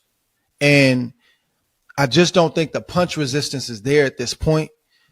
The first big shot that he got hit with Saturday night, you could see his body kind of like freeze up and just not respond well. Now, if he took that shot and came back and dished out just as much or more than he got, then you say, okay, we're having a different conversation right now. I care for Luben, man, and respectfully, man, I think that to your point, he can have an impact somewhere else. He can share the things he did great, the things that worked, but also, the things that didn't work. He can share those experiences with the next generation and still be just relevant in the game, as best he can. So, I wish him well. Brother, you got my respect. This is a very, very difficult game. I know we act like this is, a scripted event, like, just do it. It's not easy, bro. Anything can happen. Most of the time that thing does happen. And I appreciate you, Luben, for not giving up when you could have at certain points in your career, not throwing in the towel and still believing in yourself. So I appreciate you, bro, for maintaining that and fighting to keep that throughout the course of your career, bro. I think your better days are in another place. You can still be a part of the sport, but personally, I don't want to see Luben fight anymore. And look, that's spoken from the Hall of Famer, man. He articulated his thoughts and his point very well in terms of punch resistance, and that's coming from experience. Like, I don't know what we saw was just the product of somebody's punch resistance being shot. Is it the wars catching up to you, the knockout losses, right? But it's just never a good look when the first big shot that you take frees you up and you out on your feet like that. I don't know what his weight cut's been like at the weight. I don't know if he's been a guy that it seemed like he should have went up or anything. Like, I don't know, but I don't know if 160 is the answer. I don't know if boxing still is the answer, but I do like what Andre Ward said, man. He could be an asset outside of the sport of boxing, not just fighting. And I know that's not the ideal thing that guys like to hear, but it's the reality, man. Took some tough losses. All three of your losses are knockout losses. Jermell Charlo, that was a first round joint. That was early. You didn't get beat down, right? But nonetheless, you got knocked out. That takes fights off your career. Then you get, in a war with Fundora. That take fights off your career, right? And then you get into this fight with, Jesus Ramos fight I thought was tough. Then you get in a fight with, Vergil Ortiz and you lose the way you did. It's just a tough loss, man. It's like, how many tough losses can you take? You know what I'm saying? Now, he got 2 out of the 3 to me. I mean, because the Charlo one, anybody can get caught. But, Luben getting knocked out by Ortiz was a little concerning because of how it happened. Out on your feet. You didn't even have to get, beat down or None of that. Like first real shot, and I get it, maybe an equilibrium, maybe a tempo shot, but damn, it was like, bro, first shot, and you was like sleep. And then it's a video, man. Shout out to Robert Garcia, man. That stuff don't get talked about enough, man. He hopped in the ring with a stool for Luben, man. He felt for him. I like the compassion he showed for him, man, because it was tough seeing him like that. He looked like he didn't know where he was at. It already. Hey, man, Ed McQueen, shout out to my brother. Did you notice swelling too already on his face? When you start swelling and getting beat up, like your face start breaking up like that, that's not a good sign. I felt like what I seen with Luben is what I felt like I seen with Earl early in the fight with Crawford. His face started to like damage. It looked like Luben already had like a mouse or something under his eye, I don't know, with some swelling already. I was like, bro, you ain't been getting like touched up, and you already your body, your face is wearing the battle of a guy that went rounds and rounds, and you know what I'm saying? You ain't even go 6 full minutes. So that shit was crazy, man. Wear and tear is crazy, man. It comes out of nowhere. Came in the ring with the dark puffy circles under his eye, and that can't be good. You get what I'm saying? Like something ain't good about that. Something ain't right about that. No evidence. That means he was probably getting worked in sparring. Oh, shout out to my brother, man. Somebody did say that, Ed McQueen. They said he got dropped in sparring. Because I remember distinctly when Andre Ward fought Chad Dawson. Mm-hmm. When they did the face-to-face, or the face-off, I should say, No evidence. he had leaned in and he said to Chad Dawson, I heard about what happened in sparring. Mm-hmm. He was alluding to what happened with Edison Miranda. Edison Miranda had clipped him in sparring. So if he's going in there with his eyes blacked already, and like you said, already wearing the residual effects of past fights, bro. Mm-hmm. And that's the only way your face starts to swell like that, or you get cuts. Because even if you look at Vergil, like you zoom in on his face, like by his left eyebrow, he got a scar right there. So there's a lot of scar tissue there. Right. We done seen Tyson Fury, that spot that got bust open versus Otto Wallin. Yeah. That joint got reopened the sparring when he got hit that one time. Then it opened up again. I can't remember who opened it up again, but yeah, man, that's never good. That residual damage going up to 160. That's another thing that's tricky, bro. What you think about it? I don't know, because there is a possibility where he may go in there and feel reinvigorated at 160, because he has been making 154 for some time now, and he just turned 30. So there's a chance that 6 pounds could make a difference as far as like how he feels. But by the same token, you also run the risk of being in there with bigger punchers too. So if you're already dealing with issues with punch resistance at 154, it's like good luck at 60. Mm-hmm. He's going to have to cultivate a style that's going to afford him to minimize the other guy's opportunity to take advantage of his chin. It's not completely impossible. Like one of the most famous examples I could think of is Vladimir Klitschko. Vladimir Klitschko was chinny as hell. I think like 4 out of his 5 losses came by knockout. Yeah, it did. I know for sure. I looked that up myself. But he had style. Tyson Fury was the only one that didn't stop him. Yeah, probably man. Tyson Fury, right? Like out of all of his losses. But I know Corey Sanders stopped him. The rest I think Ross Perardi stopped him. AJ stopped him. And there was somebody else I can't think of right now. I can't remember if it was Layman Brewster. It was one of them guys. It might have been. I think you're right. He had the brace on. Was it Brewster with the brace? I thought it might have been Layman Brewster. Man, but well, you might be right though. But I know for a fact but I think one was it's all but one losses. Yeah, all but one. But I say that to say this: he also won over 40 fights and was a champion for a long ass time. Yeah. So he cultivated a style that allowed him to navigate being chinny. Yeah. So I think like Luben, and this goes to that clip you played the other day with Troy Isley, like when he said, K gonna get him hurt. He got to get with a coach that's going to cultivate a style. Take the attributes that he already has, but cultivate a style around, defending that chin. Like we see with Vlad, it was like very jab heavy, keep everybody at It was a system in bay. place. It was a system. Yeah, like it was a system in place. Yeah, they built his offense around his deficiency, his chin. Yep. But when guys got to it, we seen what happened. He got knocked out. But when you think about it, bro, in damn near like 50 fights for only about 4 or 5 guys to get to it, that's pretty damn impressive. Knowing that he didn't really have a chin like that, and he was still able to, especially at heavyweight. Tough to say if you have a chin at heavyweight with them big ass men punching.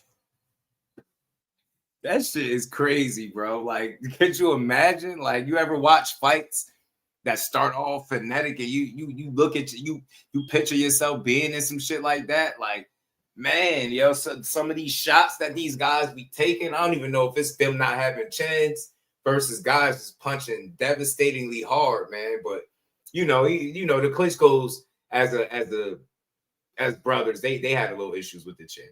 They definitely you could get to that chin. I think it's a combination of both. Because to me, it's not so much a matter of being dropped. It's more so like how you respond. You got certain guys where they get hit with a shot and it seems like it just lingers a little bit longer. Then you got other guys where they could get buzzed or they could get dropped and then they're able to recuperate. Some guys, they just don't recover well. So everything just look off after they get buzzed. Like, the offense don't look as crisp. The defense start looking leaky as hell. The movement looks slower.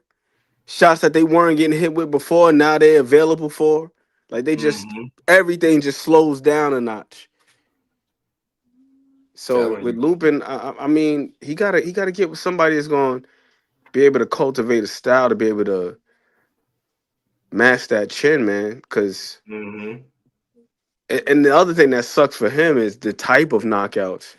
Like the first one, he got obliterated. Charlo, bro, he couldn't even peel himself off the canvas. You could see that he wanted to, but his body was just not cooperating. Yeah, like he just could not get up. He was glued, yo. He was glued. He looked like a damn mouse on a sticky trap, bro. He was trying to peel himself up. That shit was rough. He did. Then the Fundora one, I think that one might have been even worse because it was sustained. It was sustained. It wasn't like, you see, like the Charlo drill was kind of quick and painless. It was like the first solid shot that landed, he was just, he ain't have to be subjected to more damage, but the Fundora one was kind of like round after round, and we seen his face getting progressively worse. Swimming in air is crazy. And then this one with Vergil, I'm like, bro, when you see those alternate angles, it's like, thank God the referee intervened when he did. Yeah. Because it could have been way worse. Like, that man was literally asleep on his feet. When Vergil peeled the guard down and came over the top with the right hand, and you just seen his body just go limp, I was like, nah. He was asleep on his feet. Right. He was. So, I wonder what 160 will do for him. I don't know, but he gotta figure out a style, man, because he does have a nice jab. He got some solid feet. I just think his defense is just leaky in general. Yeah. Like, he don't really move his head too much. Like that. I remember the first fight I seen him get hurt in. Defense was leaky in that fight, and that was like when he was on the come up. He keep his hands up, but you can kind of just punch right through the guard. I was watching that fight with Holmes, and Holmes was just, anytime he wanted to land the jab or land the 1-2 right down the pike, he was able to do so. Right. And Luben was just available for it. So with him, I think it's just a matter of, just finding that right style to where he can be first and be responsible and be safe. When I went back and looked at the fight with Vergil, man, first round, he didn't really languish on the ropes like that. To be honest with you, his back didn't touch the ropes until he got caught with that damn counter left hook. And then after that, his legs was just gone. So I don't know if that's a combination of the wear and tear that he's already been subjected to, and then also maybe the weight cuts after all these years. Because I was joking around the other day when I said it when they were at the press conference, but he was chewing the shit out that gum. I said that man is thirsty. He was.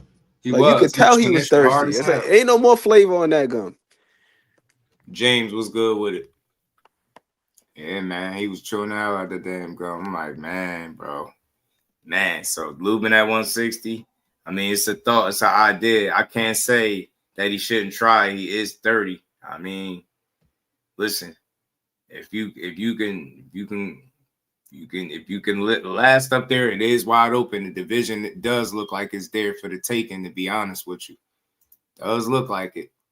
I mean, it's wide open, man. If you can make your bones there, I mean, go for it. But man, Ramos went up there. Ramos went up to 60 too. Yeah, I don't know. He might be looking for his get back too, man. That shit gonna be crazy. That shit gonna be crazy. I pulled this picture up though real quick. Because, you know, I wanted to briefly just point something out. I just never really thought about it. You know what I'm saying? Shout out to TL. I'm hearing him and Core is on the way. That's great news for boxing. But you know something, man? That little caption down there. Teofimo Lopez been a world champion at 140 since 2023. He's never once tried to unify titles in that division. If his name were something else, this would be something being talked about more regularly. Like, they was telling me certain two people was holding up 35 because they never tried to unify. But here we are we're approaching 2026. He been champion since 2023. And they unified shit. I wonder why there's no outrage to cry about Teo not unifying. I wonder why nobody's crying about Teo bringing up a lightweight to 140. I wonder why nobody crying about none of that shit that they cry when it's a certain somebody. I'm just saying, like, y'all know I hate double standards. And I like Teo. I had no issue with him. Like, sometimes unifications just don't pan out. Right? But in his case, why isn't he held to the same standard that these other fighters with titles are held to? Why do we get to pick and choose his fights? I mean, he get criticism. I'm not saying none, but I don't see it in the abundance, right? I don't see people holding his foot to the flame, and I ain't trying to hear, oh, no, because he crazy. And I don't want to hear that shit because that's just being dismissive. He still got a responsibility. You see him toting that damn WBO strap in that picture. You know what I'm saying? Ring magazine, all this shit, man. But he should have a standard that he should have to be held to, right? You know what I'm saying? Like, he ain't unifying shit. He turning down fights. You know what I'm saying? The Devin Haney fight, the Matias fight, choosing Steve Claggett. Nobody in the world wanted to see that. Now, he performed that night, but he got touched a bit, but he performed nonetheless. But where's the pressure? Where's the outcry? Where's the videos? Where's people mad about Teo not unifying? You know what I'm saying? And he had 140 where shit is real fun. You know what I'm saying? It could get real interesting up there. He mix it up with any champion. That's automatically a fight we want to see. That's how crazy it is. It don't even matter. Just pick one. Teo and any champion at 40 is a fight you would want to see. But nope. He ain't got to unify shit. He could bring up a smaller guy that started his career at 126. That's never going to be brought up. That's not even going to be a talking point when it's him. But if it was somebody else, when that last little guy fought, and he fought a guy from 130, that was their talking point. You bringing up a 30-pounder. You're not fighting nobody in your weight class. This dude got active smoke. He got people like Subriel Matias calling him Pulsey. You know what I'm saying? And he still ain't want no smoke with him. But yeah, he going to bring up a little ass lightweight. Yeah, I'm going to say he going to bring up a little lightweight and not even trying to unify, even though I think this one might backfire. But it's going to be a good fight. Bro say about to get 10-2. He gonna be talking about he beat Shakur 11-1 like he did Cambosis. I beat him 11 rounds to 2. He said I beat him 11-2. JT said Teo's a clown. He is, but he a clown that can fight. God give him that though, right? He a clown that can fight, man. I think Teo just not that lit, man. Like he's a name, we know him, but he ain't really that lit like that. Talk about it. I think the folks that are bigger names, they're gonna be scrutinized a little bit more. because there's a certain expectation. But with Teofimo, it's like, oh yeah, he's Teofimo. He could fight. He won some championships. He fought Lomachenko. But he's kind of like an afterthought. Like when it comes to the other names, Devin Haney, Shakur Stevenson, Tank Davis, of course, Bud Canelo, whoever else. It's like Teofimo is a little bit lower on that list of a priority. Right. It's like when it comes to fanfare. Mm-hmm. I mean, just think about it. They Right. say you're from New York. You never seen the man fight in Madison Square Garden. Right. And if he has, it definitely wasn't in the main event spot. But every time he's every time he's headlined, it's been at the Hulu Theater, if I'm not mistaken. Then he's had a couple of other fights where they've been in these venues where they hold like 3,000 to 4,000 people. It's like Tio's a good fighter, but good fighter, but he ain't lit like that. He ain't really lit like that. Bro, say he ain't really lit like that. He's not. He ain't really selling out the stadiums. Nah. Nah, he ain't selling out the venues. No, hell no. See, then that's the thing. We try to convince ourselves that certain other fighters aren't really lit like that, but then in their hometowns, they're able to put up more than respectable numbers. Mm-hmm. Right. Shakur go to the Prudential Center, it's over 10,000 people in there. Mm-hmm. Shakur come to Tio fight in New York City, they got him fighting in the damn Hulu Theater, which is like a 4,000 seat venue, which is nothing to scoff at in the grand scheme of things, because hell, you got fighters that are fighting in damn club shows, right, in ballrooms and things of that sort. But right. Like Tio is like, he's recognizable, notable, but he ain't really lit like that. Like, so you're not gonna really talk about him. You're not. Good point, bro. Make a great. Tio, get your shit together. You seen that? I believe that was part of the reason with the litigation with Top Rank. He want to make a certain amount of money, but it's like, bro, you got to be able to fill in these venues so we could justify paying you. And you know what was crazy? When they gave him the opportunity, he got in the way. He got in the way of it. Subriel Matias, like, it was an opportunity for him that he really pissed on. I was like, dude, you had a chance to really style on him and show everybody that he's the kind of fighter that you said he was. It's crazy, man. Nah, he want to fight my guy, and this is no slight to my guy because I am a fan of him. Shout out to Steve Claggett, the Dragon. Right. That's my dog, man. He get busy. Like after I went back and watched a couple of his fights, I was like, I really like him, man. Right. Especially that Miguel Medueno fight. See your nose here, clown. You know it. They both can't crack an egg. Remember we were just having this conversation?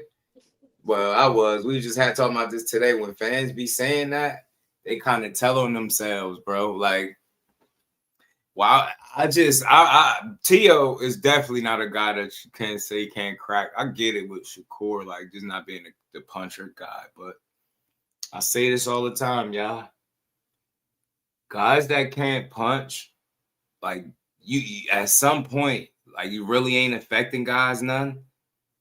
You go and see a fight where a guy doesn't have any respect for what's coming back at him. I've never seen anybody get in the ring with Tio and approach it that way. I haven't seen it with Corey either. Is Tio the KO guy that he was at 135? Is explosive? No, I don't think so. At 140, I don't think he's that guy. Is Shakur some KO artist? Absolutely fucking not. And he never will be. But you never seen nobody just run through his shit and beat him up. You never seen it, right? So, and it's crazy. Offensively, bro, this dude is the 4th most accurate fighter in boxing. And then the plus minus is fucking ridiculous. Like, you can't do that stuff if you just not good. You can't get to that level. And I don't know, man. I think he always gonna be able to make you respect him. And that's cool for me. That's good enough. That's good. Like, respect is everything, especially in boxing. A person ain't got no respect for you, watch how the fight play out. Shout out to my dog, Clay Moraine, man. Shout out to a real one, man. T-Mac, what it do? He don't have an identity. Teo is just, I don't know, man. He just winging it. That's what it be seeming like. Even in his interviews, when you ask him a question, he gives very strange answers. Like he don't give you just a basic answer. I'd rather get media trained answers from him at this point. But Teo gonna say some shit that just you gonna be like, what? Like Teo, what color is the sky? You know, when I was first born here on the earth, you know, I'd be like, bro, or you catch him in his bag, he gonna quote. He gonna get the quote in Bruce Lee. That's what he think he did. We get the quote in Bruce Lee. Then it is switched to Stan Lee. You know what I'm saying? He go from Bruce Lee to Spider-Man in seconds, bro, and be there with a straight face. Yeah, it's that wonky ass phrasing, bro. Go. That phrasing is wonky as hell. Like I don't be understanding sometimes. Like what the hell T.O. be trying to say? He said something recently. He said like the best of me. I gotta find the clip, but the way he said it, this shit just had me thrown off, bro. I was like, what was he trying to say? And you know what's funnier, bro? Don't nobody like check them on it. Don't nobody be like, what? They just let it go. They just like, that's Teo. I think they already know. That's just Teo. Don't grill them. Just let them talk. Teo just be saying shit, bro. I'll be like, man, stop reading them books, bro. And I said this way back when I first said that. Never thought I would tell a person that they need to stop reading books. But Teo, put them damn books down, especially the ones that you've been reading upside down. Don't. That's what I'm about to say. You got to read them right side up. Yeah, he was at the press conference with the book upside down. Maybe that's why you confused. Bro out here trying to read books upside down and shit. You know what I'm saying? That's why he jumbled and confused. But man, yo, you know what though? I just think some people just got strange personalities, but don't let that shit distract you from the fact that he can fight, bro. Do not be distracted. Teo could fight, man. Athletic little dude, man. He'd get in there and go, man. Teo get busy. So I actually like seeing them fight. That's why I like this fight for both of them coming up. And like I said, shout out to my dog behind Hands TV. He said he talked to them over that way. He said that joint is signed. He said they both signed. It just ain't been announced yet. And I'm thinking, watch, like I said the other day, a card gonna happen and maybe a fight or something, and then they come out with an announcement. Page is crispy as hell. I'm telling you, he ain't reading no damn books. Philosophically wrong. Telling you with great responsibility comes. What out of quote? That's what he be on. Great power comes with great power comes great responsibility. There you go. He didn't really say that, and with a straight face, and he act like we ain't all seen Spider-Man. Like he treat it like that. Like nah, they ain't heard this one before. Yes, Teo, we heard this shit before, bro. Shout out to you, Tay. Miliano is nice. Could he be in the champions at 140 right now? Teo Subria, Puello, Hitchens. I don't know. Interesting. I don't know. It is still early for him. I don't know. I'll say Matias is I hate to you know what I mean? It's just that style. Like what he does is dangerous. And if you're not prepared and don't know how to handle it, he could drown you and overwhelm you and beat your ass. I've seen him do it to people. I've seen him do it. Like look at the fight that he lost way back in the first fight, and then go look at that rematch. You get what I'm saying? Like if you are not prepared to deal with Matias, it can be an ugly night. But for example, what fight he got coming up? Dalton Smith, that shit could get crazy for him because Dalton could box a little bit, man. So if it was anybody, man, Miliano could beat, man. I don't even want to say that, but that dude, Miliano, was nice. I believe in his talent. I like the kid, man. Boogeyman Matias to knock out Teo, disrespectful. Angel, man, that probably never happened because he don't want it. He had that opportunity, a pay-per-view opportunity to fight Matias on a platter, and that dude started talking about, pay-per-view buys and thresholds and shit. I was like, yeah, this guy's an idiot, man. They put that shit on the platter. That would have been worth seeing. It would have gave him an opportunity to see what he was really worth. And it's like he wasn't willing to even do that. I don't know. It's like he getting his own way. I don't think he answered to nobody neither. I think Tio is a one-man army. Like, you know what I mean? Well, I mean, it would be one of those situations where you get confirmation. Mm-hmm.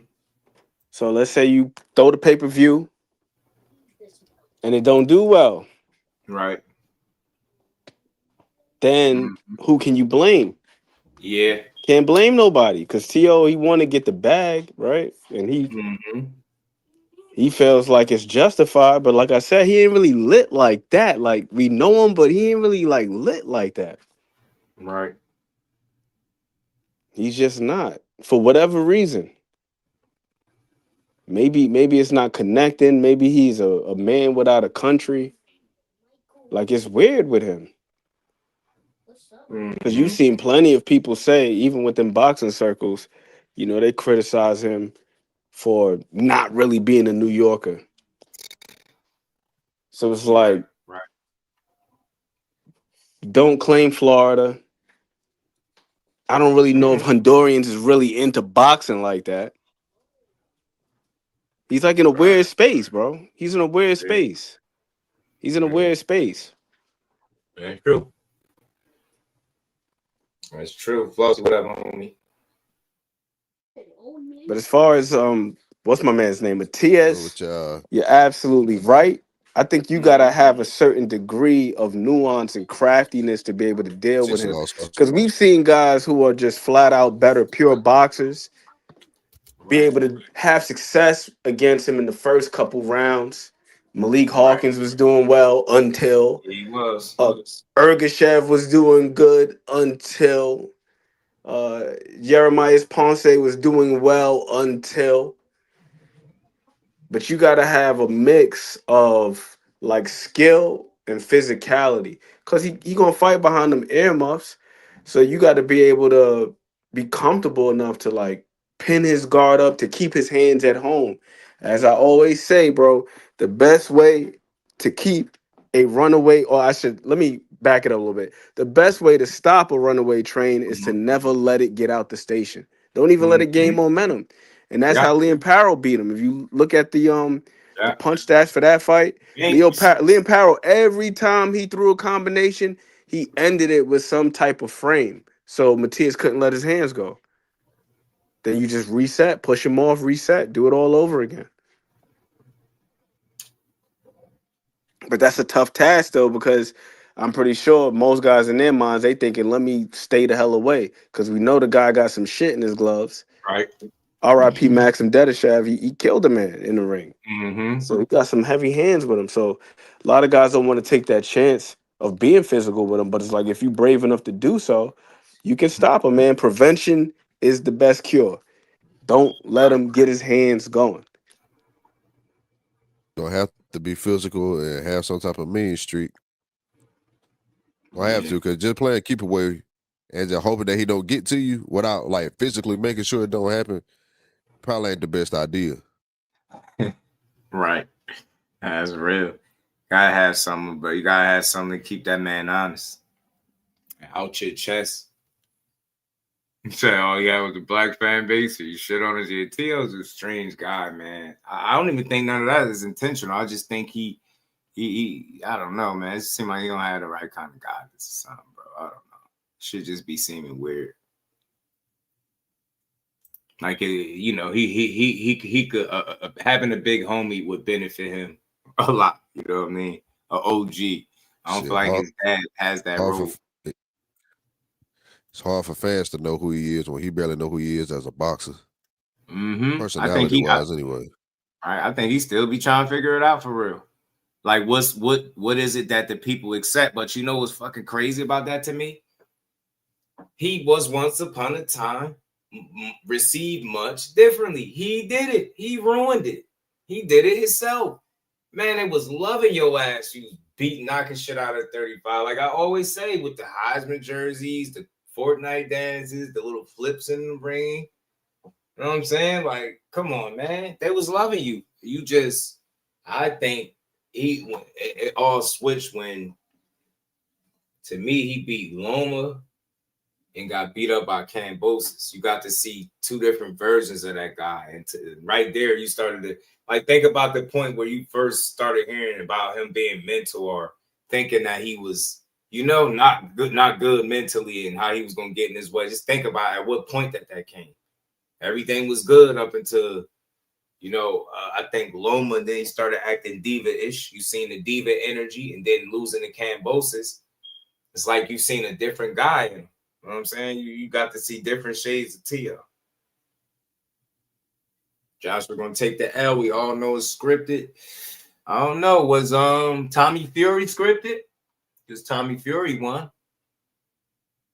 Furman Castro was good with it, you know? I know everybody feel like everything Jake do is scripted, but I think the closer you get to these actual fighters with staying in the game, the less likely they are to buy into the script. See, Joshua's not a guy that needs his money. Get what I'm saying? He a king where he from. Losses and all. Losses and all. Yeah, I seen that. Yeah, I seen that video back then when him and Floyd was in the same video that nobody cared. They didn't care shit about no Floyd. They was loving AJ. So now I think AJ low key not buy the script. He at the end of his career, he can go out with a bag in the wing. He might knock Jake the hell out. He might punch Jake in the corner of the ring post on some cartoon shit. I'm telling you. Because I don't see him knocking Joshua out. I don't see it. I see him getting caught and stopped. You see what he did to Francis Ngannou. Joshua know you don't belong in there. He gonna treat you.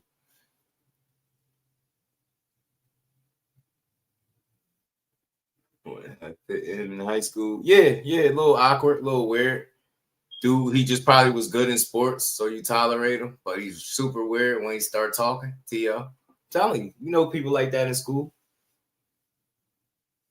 Jay got my respect, even if it don't happen, because you know I did my homework and I found out that he was really trying to fight Anthony Joshua before Tank. He was trying to fight Anthony Joshua before Canelo. And before Tank, yeah, it was Canelo, and Canelo was serious, and then moved on to Tank after Canelo went to go fight Crawford. Then that fell out, and now he back at Joshua. Now they talking about finalizing the deal. Now you hear Eddie Hearn talking about, they would absolutely take the fight. And he's saying Joshua ain't gonna play with him. So all that script stuff, I think, go out the window if it's Joshua in the ring. Same thing with Tank. I don't think Tank was selling. He wasn't about to bargain his over with Jake Paul. And not saying that even counted, but he wasn't gonna do that. The takeover campaign that failed. I remember the takeover. Some people follow script stuff, but I don't believe it with Joshua. Jake Paul might from running the CPAP machine. I don't think the boxers would do it. Tommy Fury didn't do it. I don't think Tank was gonna do it. AJ fight him. I don't think he gonna do it. Why? He don't got shit to gain. Like, AJ a lot of things, but I don't think he no sellout. I really don't. He might take losses tough, but he ain't no damn sellout. But if he do lose, he gonna be out there. He gonna grab the mic like he did with Usyk, bro. I got that clip in my phone somewhere, bro. Was belts. I'm like, why won't his team tell him, like, bro, won't you just wait till, like, another time to say this shit? Bro was just, you fought too well to try to explain to people anything. You didn't need no explanation, bro. You fought your ass off in that second fight. I thought you know what I mean? Usyk had some tense moments in that fight. You made him, you know what I mean? You made him dig deep a bit too. And you blew your load. I think it was like the 9th or 10th round when you tried to get him out of there. And that shit didn't work. Bro had the belts. I didn't care about it. Usyk looked at him like, bro, is this dude good? He said, I know he ain't just throw my belts. Usyk was like, yeah, he ain't got it all. Throw my F the belts. I'm like, bro, do that shit when you the unified champion, throw the belts. You're gonna throw somebody else's belts trying to downplay how they don't matter because you just lost them. I was like, AJ tripping. It was like a eulogy, man. Blue Moon Tiger King, where you can't be from the States, because you've been typing that since you got in here. And I answered that already about Jake Paul. And if it's good for boxing, it's not bad. I think it does more good than bad if it brings eyes, man. That's what people don't realize what Jake Paul does. When you stay in your lane, when you find a lane and stay in it, I can respect it. It took me a while to look at it like that. Shout out to CJ, but Jake Paul found an entertainment lane in boxing, and that's what he full throttle. He was about to take it to the limits. At least he was about to try to with Tank. You get me? That's what his that's what his lane is, entertainment. Like, you know what I mean? We don't go watch Jake Paul events and shows if you want to watch die-hard boxing events, right? But he's for a casual audience. He captures the imagination of the casuals. A lot of times when you hear people be mad, it don't be the casual fans, it be boxing fans. I'm not watching. That's not real boxing. Those be the diehards mad. But nah, man, just watch one on Jake. Another way to look at it. Watch one on Jake. If you're a person that you know you spend your hard-earned money, and I mean hard-earned money on boxing throughout the year, from year to year, you know this shit could get expensive. So the first time somebody give you one for free, and you all know most of you got Netflix, man, if you don't go cue Netflix up in December if he fighting Anthony Joshua and watch this shit happen for free. You don't go watch Andy Hiroka and what's his name? Gary Antoine Russell. You get what I'm saying? But you don't go sit there and watch them fight. Like, sometimes you gotta watch one, you gotta catch one on him. Jake giving you that one on him, bro. That shit ain't about to cost you no extra money and none of that. That's why you watch it, because you pay for boxing all year round, and that's finally a free card on Netflix with some real boxing on it. If he fighting Joshua, bro, your respect for him gotta go through the roof. Because I'm not playing, he not beating him. Joshua, I don't give a damn who knocked Joshua out. It won't be Jake. Jake knocked Joshua out. Damn it. Something, man. I believe he could be world champion then. Because some people said it. They think Jake could be world champion. I think that was, did Devin Haney say that? Somebody said they think Jake could be world champion. Got to debate him right now. He said, Reef, winning Eubank. I think I got Eubank winning again, man. I think Conor Benn going to push him again in another tough fight, but I think Eubank pulls it off. I think he better than Conor Benn. Always had been. Only thing that could hurt him is him looking old for whatever reason or anything like that, a tough weight cut. Then you talking about a competitive fight, but that first one was very competitive. That's why I said I'm different, man. Conor Benn, I ain't trying to say the best thing ever, but that dude's a fucking dog, man. He's a dog. He had no business fighting him up there, and he really pushed Chris Eubank to the limit. Chris Eubank looked like he got the worst of it. In the hospital, wasn't good, wasn't doing good. He was pumpkin head, shit like a lemon head, bro. On Dutch, shit was swole. Shit, we gave him, what they call it, the pumpkin head? He gave him the pumpkin head, bro. Conor Benn, take him apart. Nah, I think Conor Benn gonna lose again, man. I see it going for a rubber match. Shit, they gonna keep making that weight. They dangerous, bro. They dangerous, man. I just thought that Conor Benn, I mean, look, you get a chance to make money, make it. Because I don't know how far Conor Benn thought into the situation, because you had 2 fights up at 60 where you don't belong. Now you're going to go all the way back down to 47 and try to compete. That shit could be risky. I just want to see how that's going to work for him. Because now you had 2 camps at the weight. Now you kept your weight relatively up. Now, why the fuck you go all the way back down to 47? Brian Norman ain't going to do nothing but punch you out the ring if you fight him. Nah, that'd be a good fight, though. But I don't know, man. Conor Benn is a guy that he's gotten better, man. He, you thought he was just going to be the son of a former fighter. But nah, he got better. You look at his first 10 fights to like the next 7 or 8. After that, you can see the improvement with Conor Benn. People just don't like him. And then the egg thing really turned people off. You know what I'm saying? With the eggs. So, it is what it is. Yeah, he started boxing late as hell. 17. I think he said he told house at this point, bro, picking up boxing that late. Only thing with Ben, I don't know. I think him fighting you back at 60 too much. I think it's that kind might of be stupid. too high of a I weight thought it for was him to be effective. Mm-hmm. How the hell you gonna go back to 47 though? He ain't been there in a minute. Because remember, even before Chris Eubank, he was fighting at 54. In like 2 years. That's what I'm saying. Well, really I think it might have even been a little bit longer than that. Yeah, he went to 54. Right. So he been playing around a little bit. So now you about to go all the way back to 47 because he's saying he going right back to 147. He don't never eat 147. As the UK guys, I'm going back down to 147. Like, I don't know why you going down there playing with them people, bro. But we'll see. We'll see how this fight ends up. I think he probably thinking the least road of resistance, but that might backfire on him. Yeah, they making some real money. I know that's why they doing it. Boot stop Zayas. I think he will too. That's why Zayas, since speaking to Zayas, I just had put that up. We're gonna keep rolling, man. You know, this fight is coming up. I think this is the perfect fight for a guy in Xander Zayas. All that Vergil shit sound good, but they ain't putting him in there with that dog.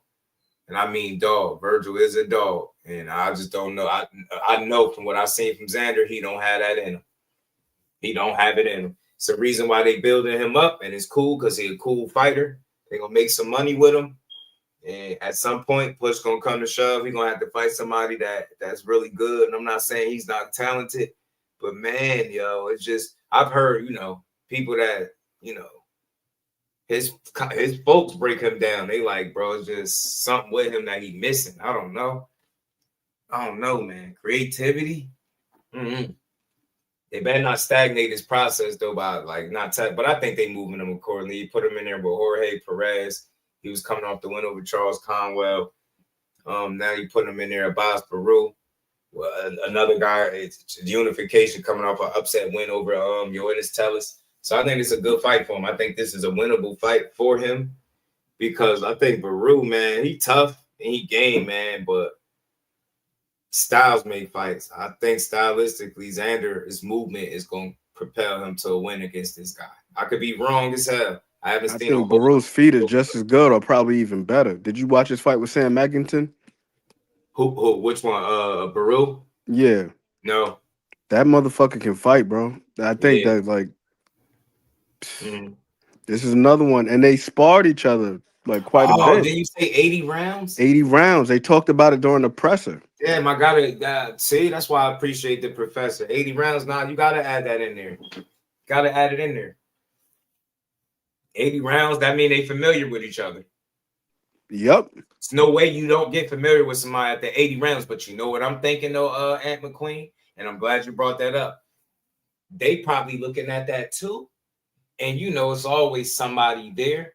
Maybe they feel confident enough that they got the better of the work or that they can actually beat this guy. And it's a unification. It's a great fight. But I wonder what's the thoughts in putting this one together. Because remember, they was talking about Boots fighting this dude. You know what I'm saying? And then it switched. And it was like, oh, Xander. I'm like, oh, okay, Xander fighting him. All right, bet. Cool. But you're right. I don't want to dismiss this dude. He showed Tellis. Man, the way he started beating him up, seeing his braids start coming loose, I was like, that's how you know you're starting to get your ass beat. Your braids starting to come out. All that sparring history, probably the least path of resistance was as far as like choosing the champions to unify with. I think so. And that's no disrespect to especially like somebody you know that you got like 80 rounds with. Right, but I think they was thinking that Tellis was going to win the fight too. Cause wasn't he the favorite? Because it was an upset. They expected Tellis to pull that off. And he upset the apple cart. Now they putting him in there with somebody. I'm thinking it would have been either Xander and Tellis or, you know, what it is right now. You don't see, though, but I want to go watch. I got to go watch him some more, though, because he showed me something with Tellis, man. He started beating him up. When I see a guy start beating you up, it's just a little different, bro. He start beating you up. He's beating you up. And it's like you didn't have an answer. He beating your ass and it started to get to like a war of attrition. And you was fighting hard as hell, but he was comfortable doing what he was doing. I was like, yeah, this look bad. He coming on and you look like you tapering down. Started bleeding and shit. You had you leaking and shit, braids coming out. I'm like, yeah, it's looking kind of bad. Yeah, he's a guy that you can't overlook, man. Abbas Baru, man. Remember the name, man. He another one of them dudes that's decorated as hell as an amateur too. Like he won gold at the European Games. It be these guys like this, bro. Like you be thinking these guys ain't whatever, because they don't rise to prominence until they turn about like 29, 30. Then you find out this dude had over 150 damn near 200 amateur fights. Right. And you be like, oh, no wonder why he's seasoned as hell. Yeah, that shit matter. Yeah, Chris Eubank, he got the IBO, I believe, but you know, titles, them big fights always, you know, going kind of elude him. But you know what? I respect both of their come-ups because they two sons of fighters, of fathers, of former fighters. You know what I'm saying? And they both made their bones. I think Conor Benn earned his keep in boxing, where you could say that he, you know, I respect. He worked hard, bro. You can tell. I just hate the egg thing because that shit they never gonna let him live it down. And same thing with Chris Eubank. I remember when I first started watching, I was like, this dude was really interesting. His weird ass like persona. He'd stare you down, walk the way he used to be in the ring. I was like, this dude is weird, but he's funny. I forgot who it was. They used to be like, yo, I like watching this dude, yo, because Chris Eubank was the character at first, bro. Before he took any loss, he was a damn character. But you can tell that he put the work in too. So, you know, they're two fighters of former fighters, right? Fathers that used to fight. I respect them. I like the Eubank and the Benn name, and that's what they doing right now. They reviving the rivalry a bit with their fight. So I respect it. I get it to a degree. But I got Jusdueboxing up here. He said Vergil Ortiz versus Jusdueboxing. I don't think we could put Vergil at 160. Jusdueboxing might have the wrong kind of sauce for Vergil. I ain't even gonna hold you. Style-wise, I don't know if that's something you try to pursue right off the gate. But I pulled this up because we know who our guy is in the black suit on the right side. We know who that is. That's our good pal Dimitri Beagle. You know what I'm saying? Sitting heavy, sitting comfortably at 175 pounds, light heavyweight. Then we got our guy on the left, Jusdueboxing, who's at 160 pounds. And he looked bigger than Beagle. If Bud beat this dude ass, I don't want to hear shit. Do you hear me? I don't want to hear nothing. This guy is bigger than Beagle. Is crazy. I ain't with the weight bully narrative. I'm not gonna put that on him because he make weight, even though word got back that he passed out making weight a couple fights ago. I thought they said it was. I think it was a couple fights ago, but yep, it's a big guy, man. That's a big guy right there, bro. That's a big dude, yo. So it just goes to show you, man, how special Bud Crawford would be if he beat him. Man, that's a big dude, yo. I don't think people be getting it because we be looking at them on the screen or TV. Yo, these dudes be huge, but I ain't gonna lie though. One thing that you'll notice if you go to fights a lot, your fighters be little as hell. I just want to put that out there. TV be making a lot of these dudes look bigger, yo. Fighters be little as hell. It's funny when you see it in real life. Yo, fighters be little as hell. I can't stress it enough, bro. They be little. I'm telling you, name them. Bud Crawford blend in like a regular person. You'll look over, next thing you realize, oh shit, that's Bud. He been sitting there like a civilian the whole time blending in. And then there's some people when they walk past you, their presence is different. Like you be like, that's a big fucker right there. Like I walk back past Lamont Roach, you get that feeling like, but you know what? He ain't tall, but he ain't the smallest guy either, though. Lamont Roach was super little, but I'm a skinny dude, so everybody be big to me. Boxing Center with my dog, Jay. That's what my bro told me. You said you seen Lamont Roach over the summer. Well, he actually sent me a picture. Mm-hmm. They were at an event, and he was like, yo, Lamont Roach looked like sturdy as hell, like broad shoulders and shit. Yeah.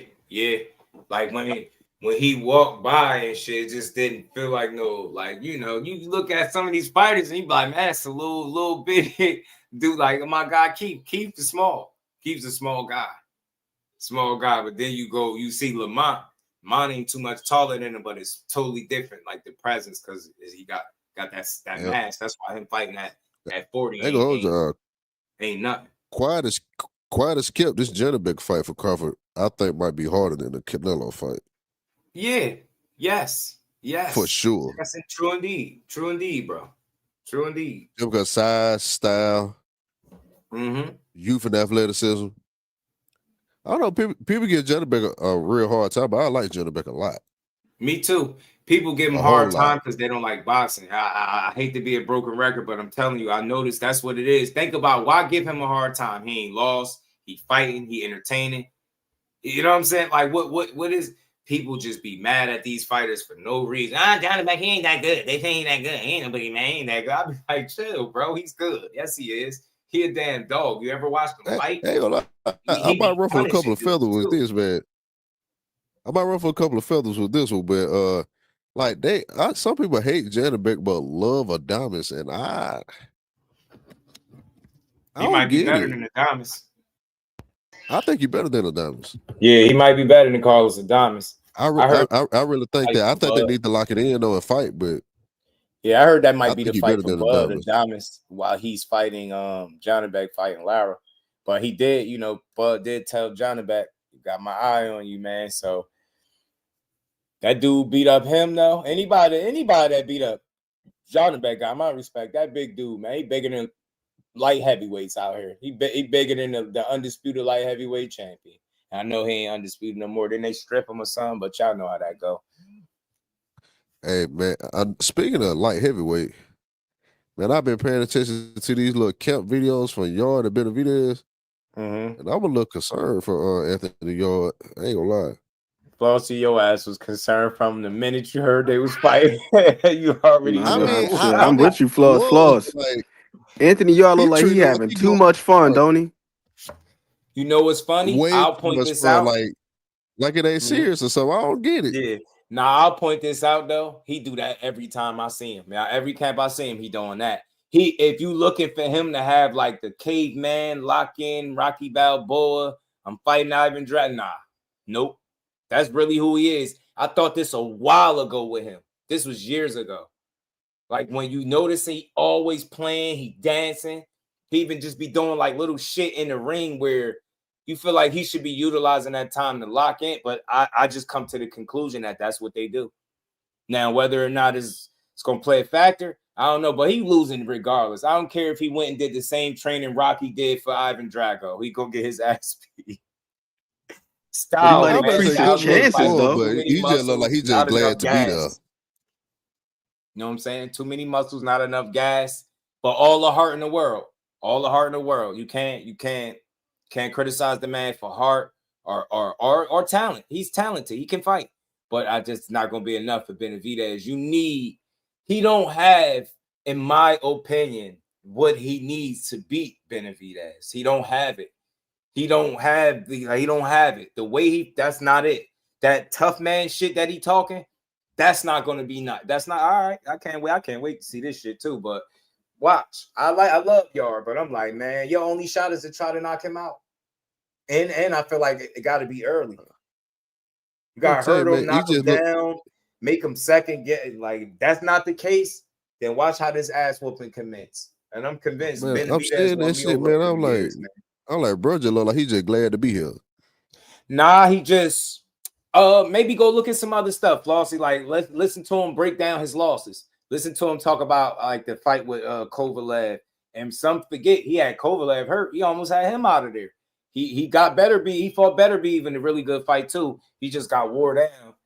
And once that gas tank start to deplete, that's the beginning of the end for him. And I feel like somebody that I would say I like him. He just tailor made. Yeah.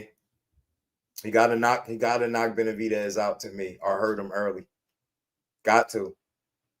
No other way. He's not gonna outbox him, in my opinion. That's not gonna happen. You're not more creative than he is offensively. And you got a pretty good punch. You got some punching power, right?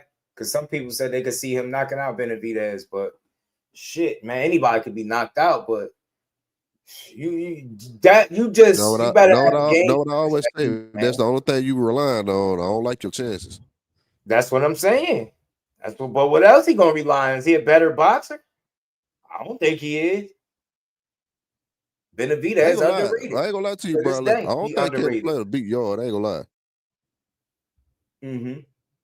Shit crazy. My bad, I just seen the comment. That shit is crazy, bro. Crazy. Man, he gonna have his work cut out for him. But let's keep rolling. Something else I did want to bring up before we did anything or left up out of here, man. I don't know if y'all seen Tim Bradley. I made a little video, in his response to Shakur. He responded to Shakur responding to him criticizing him for helping Jake Paul. And I said this all along, yo, it's just boxing, bro. We gotta stop making everything so personal, right? Nobody at 35 can take it personal that Tank decided to do business with Jake Paul instead of them, right? I mean, you could, but it'd be a waste of time, right? And it's the same way. Like if you wasn't flipping and up in arms when Tank said get it out the mud and he turned his back and he took the fight off the table, he wasn't flipping out over that, then why flip out when he go spar with a guy that he was gonna fight in an exhibition fight that wasn't gonna count for shit? Like I could see maybe if it was a real fight and it was a chance that this could count against his record, and maybe Jake Paul had remotely the skill to compete with Tank, and you figure like, oh, the little bit of help will change the outcome of the fight. None of that is the case. I think people just chose to overreact. And I listen, I'm with Cord because I understood what he said with far as his brotherhood. Like when he went through his trials and tribulations, where's this so-called brotherhood? And then the one person that happened to be there when they go through shit and vice versa is the guy that y'all hate that he calls his brother in Keyshawn Davis. So it's a little weird that people made that such a personal situation, like he owes Tank something that Tank doesn't owe him. If Tank doesn't owe him a fight, why should he be loyal to a guy that's not even willing to make money with him?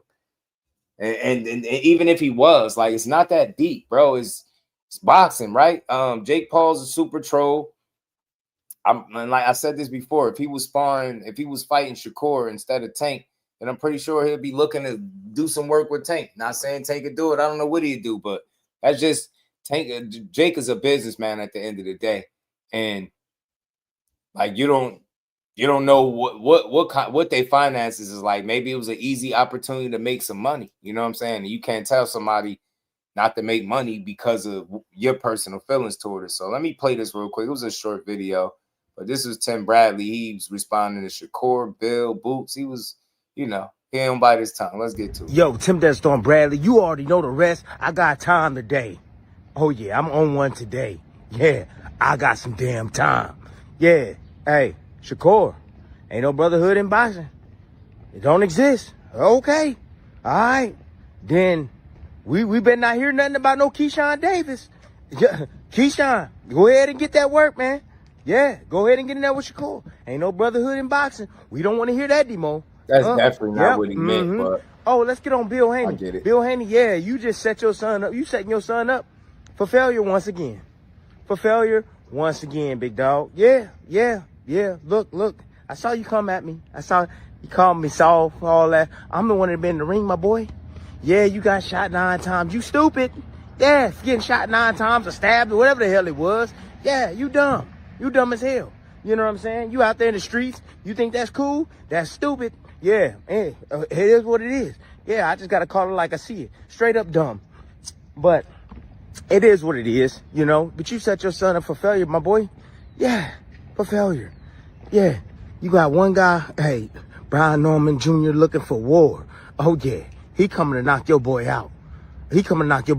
Oh, yeah. And just make sure y'all come to fight now. Make sure y'all come to fight. You know what I'm saying? Coach Malachi, shout out to Coach Malachi, man. Yeah, don't be doing that typewriter around that ring like you did against Ramirez. Don't be doing that. Don't bring that out. Please don't bring that out. No, you said you want that smoke. Okay, fight this man then. Yeah, fight him. Guarantee you gonna get knocked out. Knocked out cold. Oh yeah, he gonna step over your body like you a corpse. He gonna step over your body like a speed bump. I promise you, man, y'all playing with Norman Jr. Hey, Jr. ain't playing. I promise y'all that. He not playing. He coming to knock your head off. Hey, Jr., take it to him. Make him fight you. Make him fight you, Jr. That's all you got to do. Make him fight you. And when you catch him, ooh, can't wait to see them legs go to jelly. Oh, yeah, they going to go to jelly, all right. Yeah. Hey. Haney Sr.? Yeah. Bill? Oh, you made a mistake, big dog. I promise you. You're going to find out real soon. You made a damn mistake. And let's talk about Boots. Yeah, I told you I was on one today. Let's talk about Boots. Boots, come on. Obviously ain't no brotherhood. So, but I'll tell you something about Mexican hood. Yeah, that's what you seeing right now. Oh, you don't think Reynoso got that called Robert Garcia was like, hey, no quiero Vergil Ortiz, Boots, nah, Don't do it. Don't do it. Vivo de tres animales. Lo quiero como mi vida. No. Yeah, Another I seen it, Quelo, bro. call me in the morning. Played it on the show. That's what it was. Yeah, he got the call. And the call was, hey, you don't need him. Off limits. That boy bad. Yeah, he in there, he doing something to Canelo. They going back and forth, but damn. Canelo 168 pounder. Boots is 154 pounder, right? Yeah. And he hanging with Canelo. He going back and forth with Canelo. Nah. You don't need him. That's called Mexican hood. They got that. That's what they got. Yeah, so you call yourself going over there helping Canelo, guess what? You gave them information. You gave them information about yourself. Idiot. I'm telling you, now it's backfiring. Now you looking stupid, looking desperate, man. Looking desperate like that girl, man. That one girl that didn't want you. Now you're hot, she all on you. You know what I'm saying? Or that one boy. You know what I'm saying? Whatever, to each his own. I don't care. Whatever your cup of tea is, it is what it is. Yeah, you just stay over there, and I'm over here. That's just what it is. But yeah, I think y'all get it now. I think you get it now. Yep. Shakur, let me go back. Shakur, check this out. Keyshawn Davis on the table now. Keyshawn Davis is on the table now, bro. Oh yeah. Oh, that's facts. Oh, and Bill, I can't wait to hear what you got to say Sunday. Can't wait. I will be waiting to hear what you're gonna say on Sunday. Oh yeah. And Boots, step up and fight somebody, man. Step up and fight somebody. Challenge somebody, man. Yeah. Don't get another jabroni. Look to challenge the champion out there, bro. You know, keep getting your weight up. You know. Hey, look, man. I'll tell you this. I do believe in you. I do. I believe you got it. Yeah. But you gonna have to do a little bit of work, buddy. That's all I'm saying. Anyways, man. Hey, that's my time, and I'm out. That's my time, and I'm out. Shout out to Timmy. I don't know if Haney fixed his flaws yet, but I think this fight against Norman is the fight that's going to answer those questions as far as if he fixed his flaws. He ain't really go like too crazy. He ain't say nothing wrong.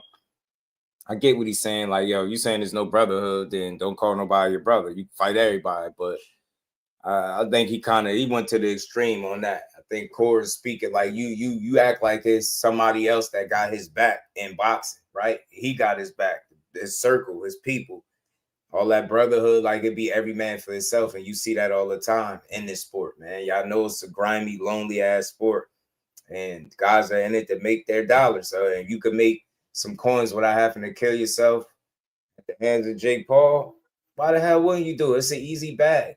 So it's not that Tim is wrong for his perspective, right? But I just didn't never think it was that serious.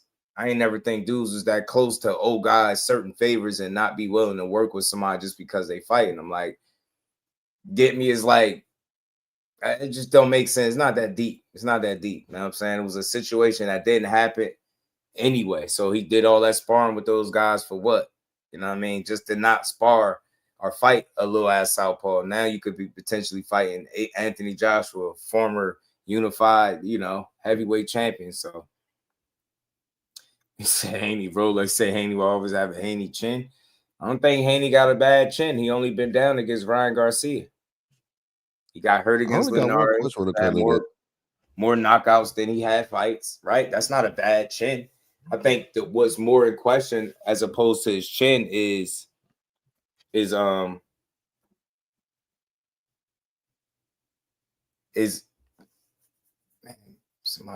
why somebody always bother me at the wrong time? Either way, got that experience. Yeah, I don't think his chin is bad, bro. I think what's more in question is his recovery. I almost lost my train of thought. Yeah, his recovery is what's in training.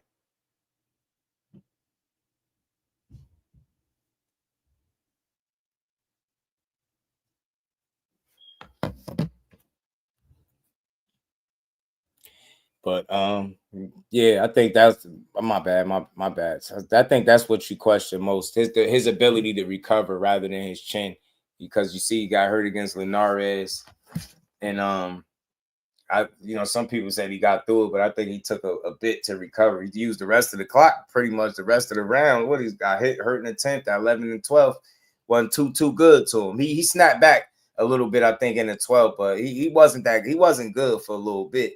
So I think maybe his recovery could be in question, but not his chin or his heart. You know what I'm saying? Now, if you start getting put down by guys that can't punch, non-punchers, shit like how Amir Khan used to be getting put down, then you could start to question his chin. But Ryan Garcia is a guy that what he got over an 80% KO ratio. That's a legit puncher. That I don't think you could question his chin off of getting dropped by a guy that had Osterine in the system.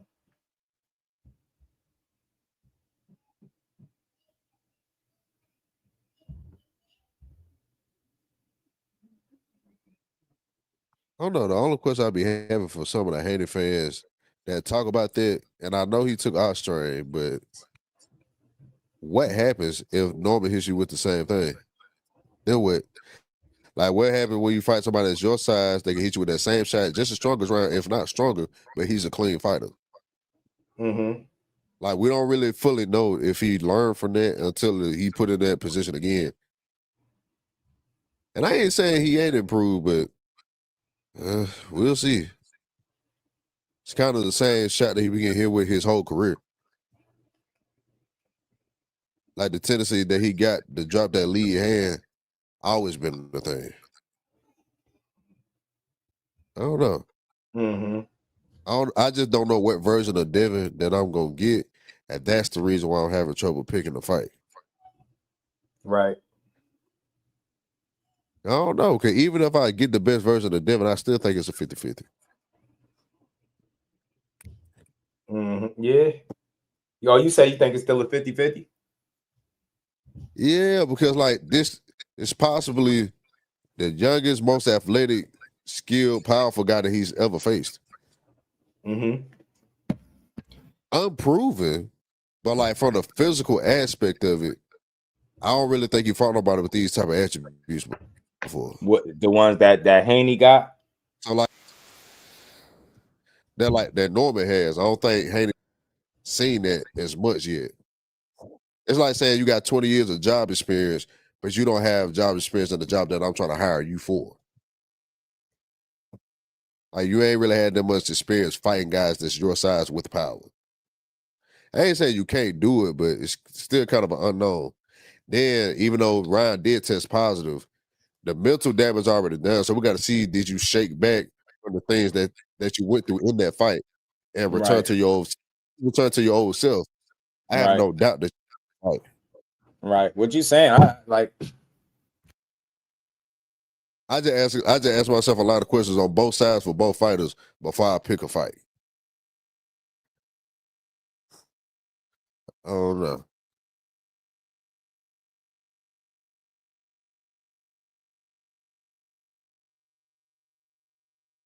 I was just ready to see the press conference. This shit gonna be hilarious.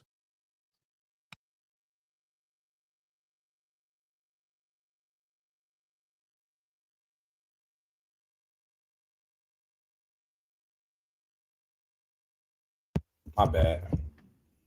Damn kids in the background. Whatever. Boy. Hey, well, I'm ready for your press conferences real bad. I know Norman Me Senior too. and Bill gonna go crazy. Yeah, it's gonna be fun. Like for me, like I said, I always said if I thought he was 100% like Haney, I would definitely say 50-50 in a heartbeat. I think it's fair to acknowledge that the skill set that Devin Haney has as far as inside the ring, I don't think none of the prior Norman's opponents, had that skill set, right? Exactly like Devin Haney. But the thing is, you who you practice and who you spar with, who you train with, that's the thing. So Brian Norman is a cerebral kind of guy. I'm not saying like he's just, but he's the kind that if he hear you saying, oh, he don't got feet, he gonna go work on that. He ain't gonna be like, oh man, fuck you. It's like how Benavidez. I'll tell you what Benavidez. You say Benavidez can't do something, you're gonna, if you pay attention, you're gonna see him working on whatever it is y'all criticize. He gonna go work on it, and he's gonna get better if you being real. Brian Norman is that kind of guy. So when y'all start talking about his feet, He doing drills, shit with the legs. He's showing you the feet are fluid. You hearing his sparring partner that also was Devin Haney sparring partner saying, yo, Brian Norman Jr. is the most athletic guy I've been in the ring with. That's that. Ryan was athletic, waist up athletic. Brian is both. You get what I'm saying? I think he's a complete, a real athlete, whereas, you know, he don't got no slow ass feet and can't get to you. He can box. I just think when you don't have to do shit, you don't have to do it, obviously. But the notion they really think he can't box, I don't believe that shit for a second. And I think that's their biggest mistake, saying he can't box. Like, I see all the pad drills, and look, I see Devin Haney.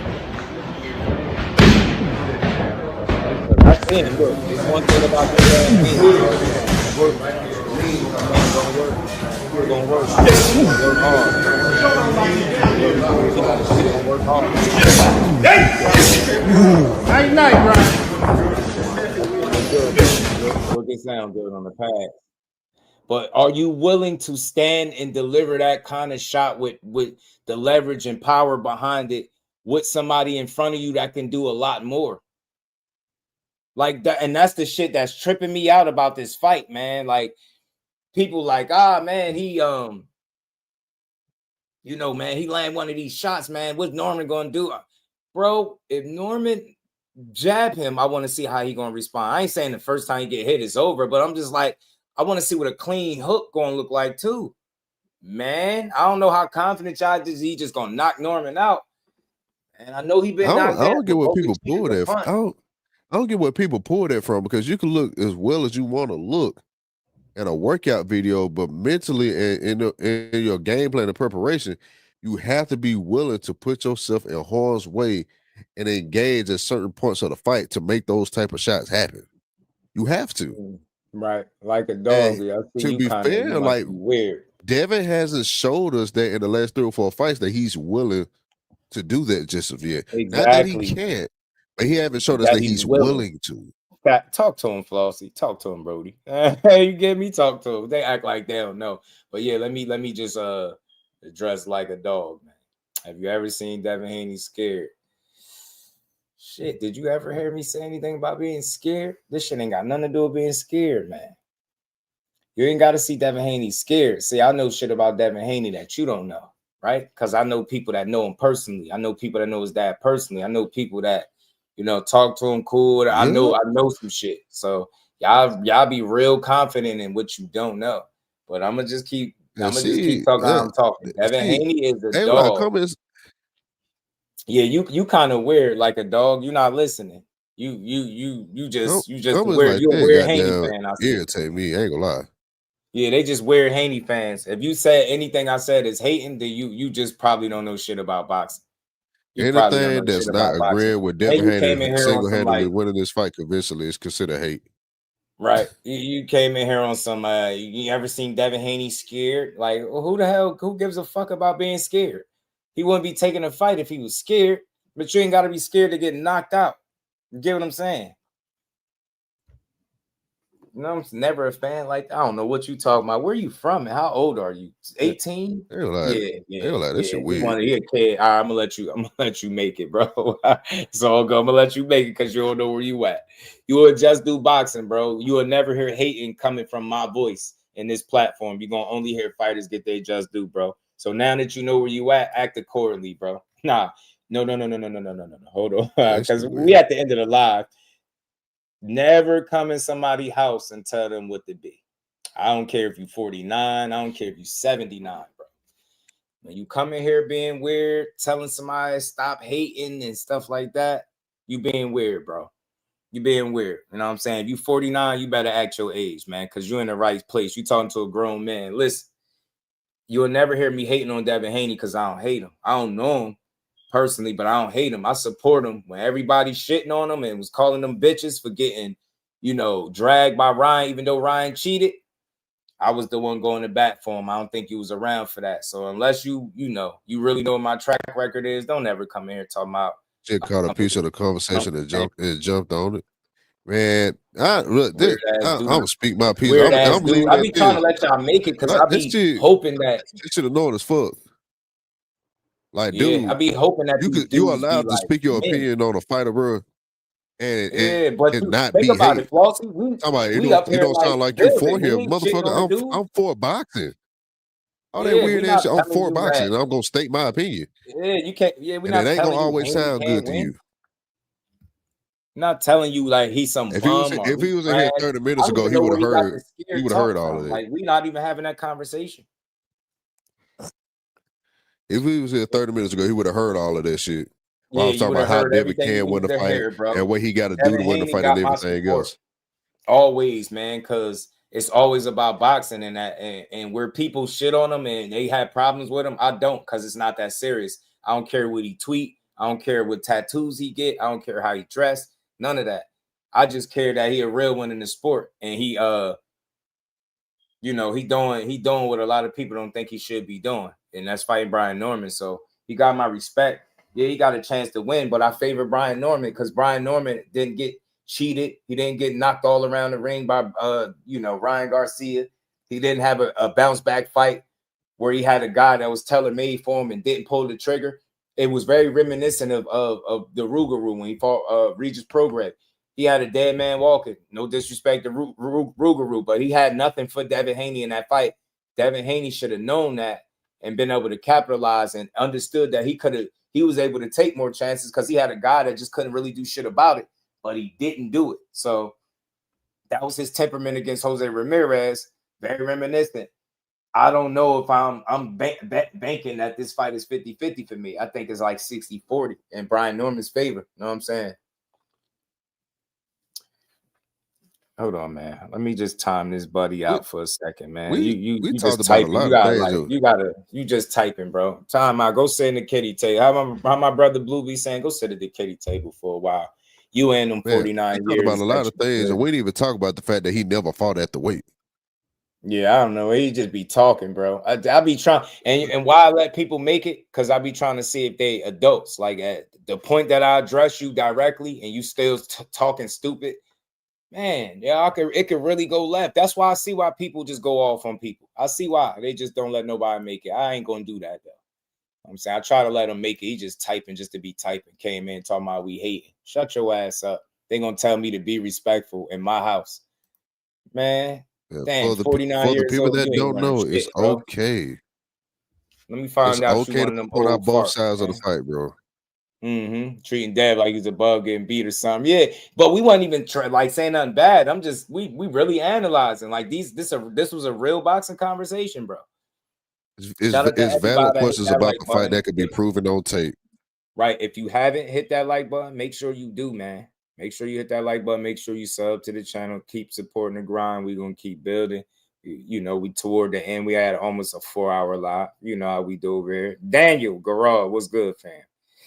Yeah, man. Yeah, Blue be like sit at the kitty table. That's my guy too. You know, this YouTube stuff is weird, man. These people come in your house and tell you how to talk. I remember I was eating one day, right, bro? I was eating one day. And I be snacking. Like sometimes I don't be realizing that my mic be picking shit up. So I'm eating. Somebody type in the chat, mute your mic. Like, not like it wasn't like I didn't feel like he was talking to me. I felt like he was talking at me. I had to look like, bro, you know where you at? Like, you gonna tell me what to do over here, bro? I'll be doing these 6-hour, 8-hour live streams, bro. I'm gonna snack. I'm gonna eat. I done seen people had a camera on, eat in front of the whole audience, and nobody said a fucking word. There's just one goofy. Yeah, mute your mic and we can hear you. I don't give a damn. Yeah, he's new to these Just Do streets. We gotta get him acquainted. Yeah, we rebuilding, bro. We trying to get rid of all the confused people, right? Shout out to Daniel, man. If you new, I assume you new in the building. Just hit that like button, bro. Sub to the channel. Turn them notifications on if you in here. Yeah, I tell you, CJ, these dudes weird, man. Devin fans act like you insulted. You pick against them, yeah.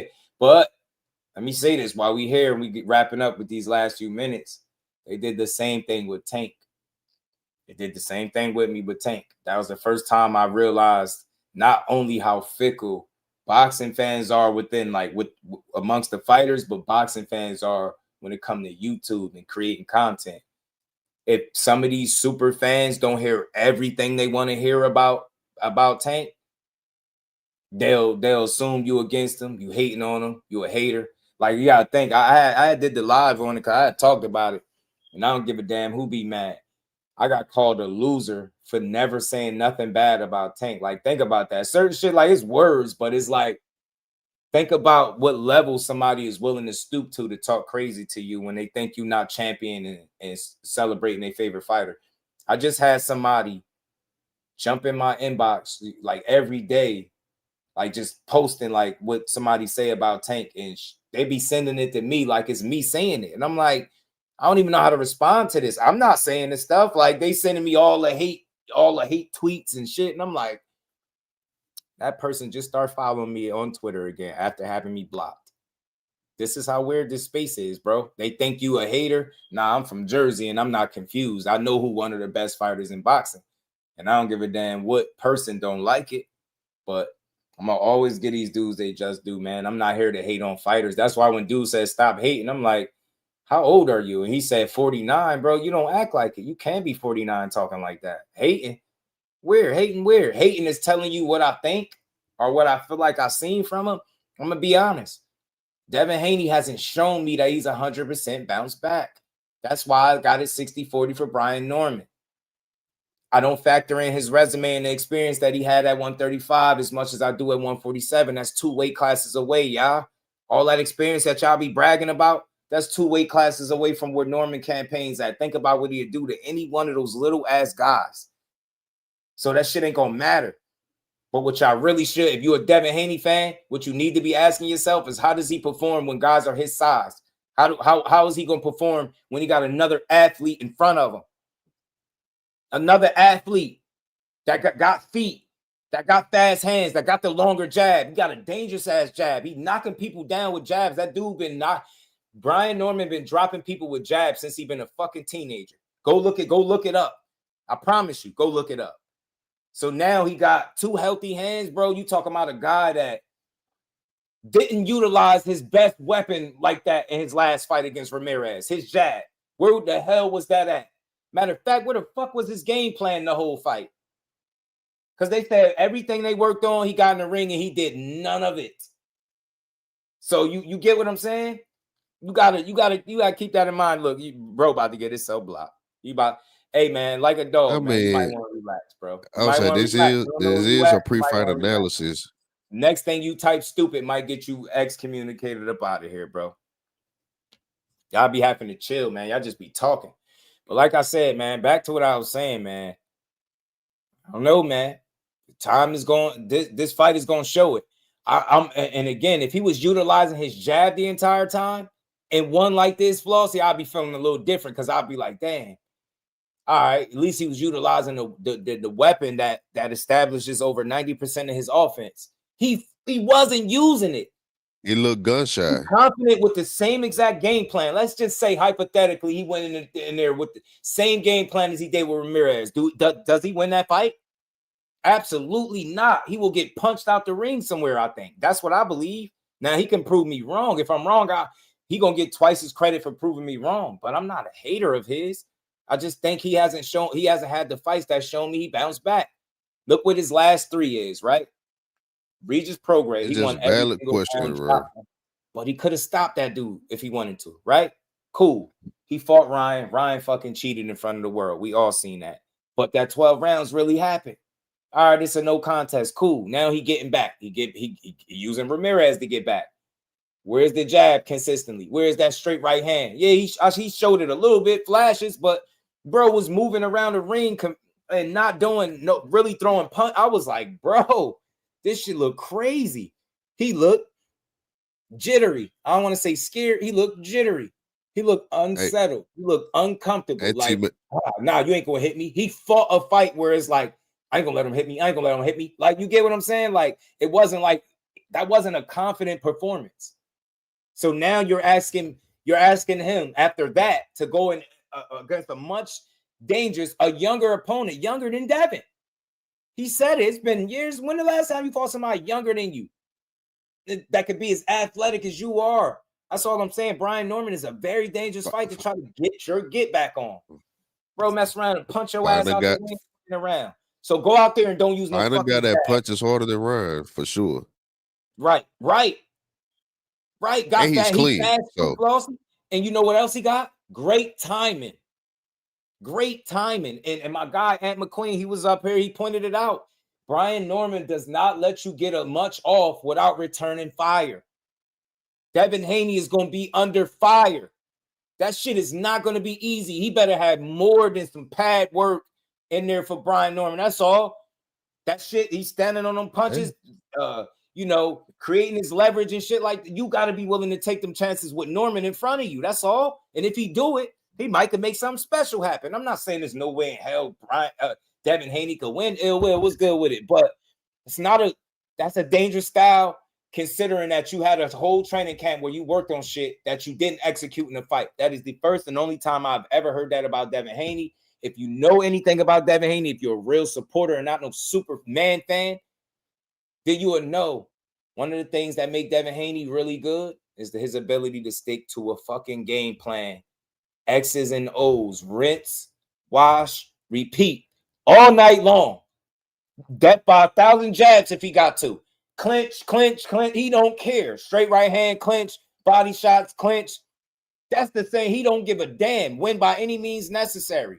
That's not what I seen against Jose Ramirez. Man, y'all, if you logical, you don't have to agree with me, but you got to be like, damn, that makes sense. He didn't show you that he's 100% back. He didn't show you that. So I can't say, for me, I can't say 50-50 because I didn't see 100% of that fighter.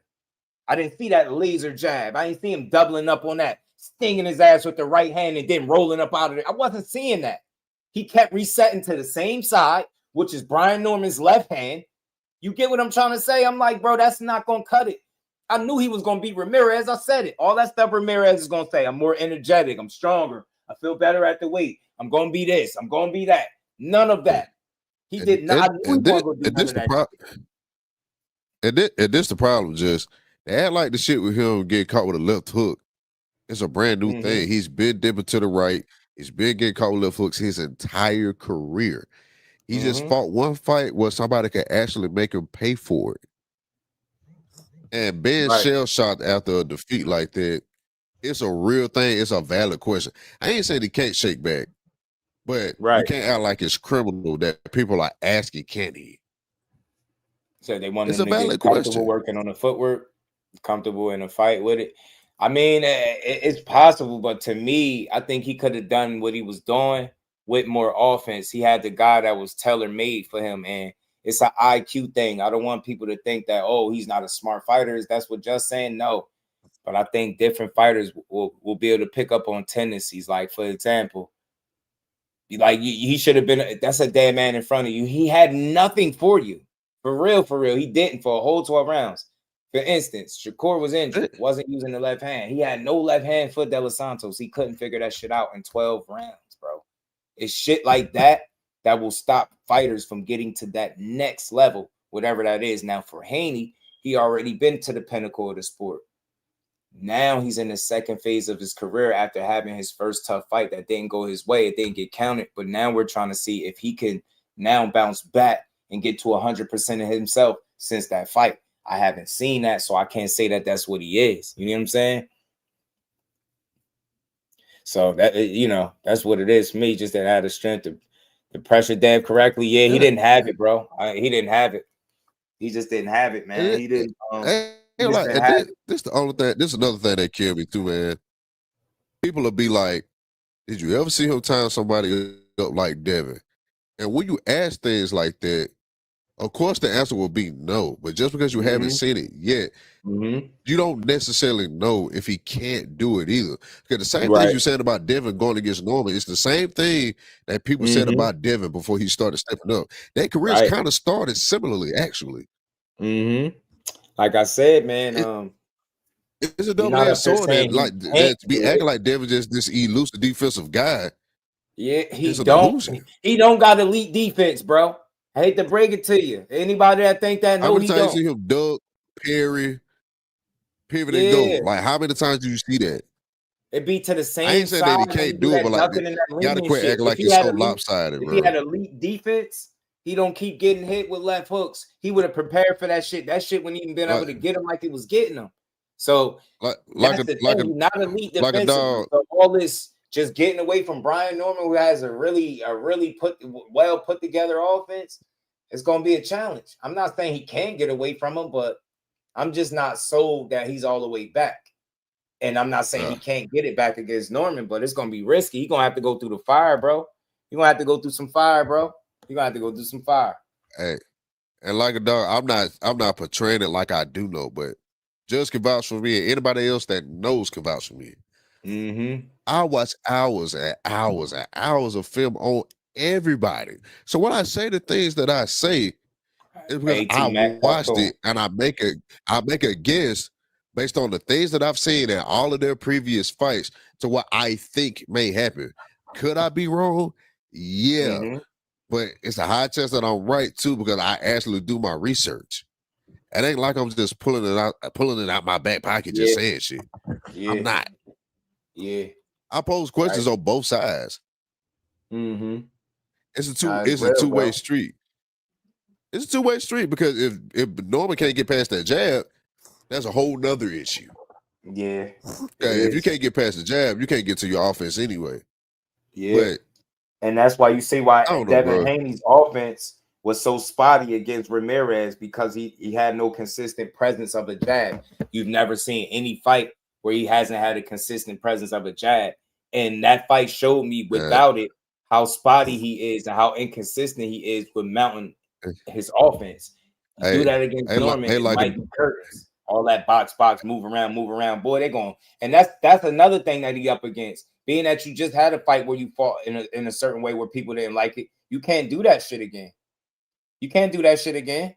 You cannot do that shit again, bro. You can't do that shit again. They gonna hate you. You'll never get another opportunity from Turkey. You'll never get another opportunity. I swear to you, like a dog. You look, I just got this new laptop. Cause I will drop clips for damn near every Devin Haney fight that you could possibly fucking think of, with the same exact flaws that got him beat against Ryan that he been doing his whole fucking career. It's not a one fight thing. Most people, not saying you, but most people only pay attention to this shit once somebody loses. When I was saying these type of things about Haney's defense and him dropping his right hand and being open to a left hook, people just brushed it off and called me crazy for saying it. I've been saying this for years. And it don't mean that I don't like him, but everybody got a flaw. Yeah, but the fight is all we have to go off, though. Like a dog, you got to think. That's what we seen most recently, right? So in my estimation, like I was saying, the last three fights, Rougarou, Ryan, Ramirez. Rougarou, he looked, that's Devin Haney at 100%, right? Ryan Garcia, he looked like himself, but he got took through the ring. It wasn't his best night. Now, to follow up that fight, that wasn't a really good showing. You can't do that against Norman. So my thing is, oh my God. See, this is the reason why I be sitting in the comments sometimes, just because if you think Norman fights like Regis Prograis, you are insane. Like, what are you watching? Fights, but how many fights do he got at 47? Like a dog. See, I get where you're going from, but you see how all those fights, most of those fights were at what, 35, bro? He fought 40. And he always had the physical advantage in every fight he's ever fought in, except for one. In 31, right? Or no, 28, 29, 30, 31. What is that? He fought 29 at 35, right? And then Regis. He fought all his fights except for 3 at 35. Right. So 28, then he, 29, 30, 31. Yeah, so he fought 28 fights down there. 29th fight was Regis, 30th was Ryan, and 31st was Ramirez. Do you see what I'm saying? How many of those fights do we got at 47? Now, you could argue that Ramirez was at 47 because it was a catch weight, but it was over 140, so technically it's welterweight, right? How did he look? Right? Ryan Garcia was a fight at 40. How did he look? So his last two fights, I'm looking at that, and even including his third one. And the third one is far off from, you get me? Regis is far off from Ramirez and Ryan. You get what I'm trying to say? So you haven't seen it. So I'm not completely confident that we're gonna see 100% Devin against a Brian Norman that could punch your lights out.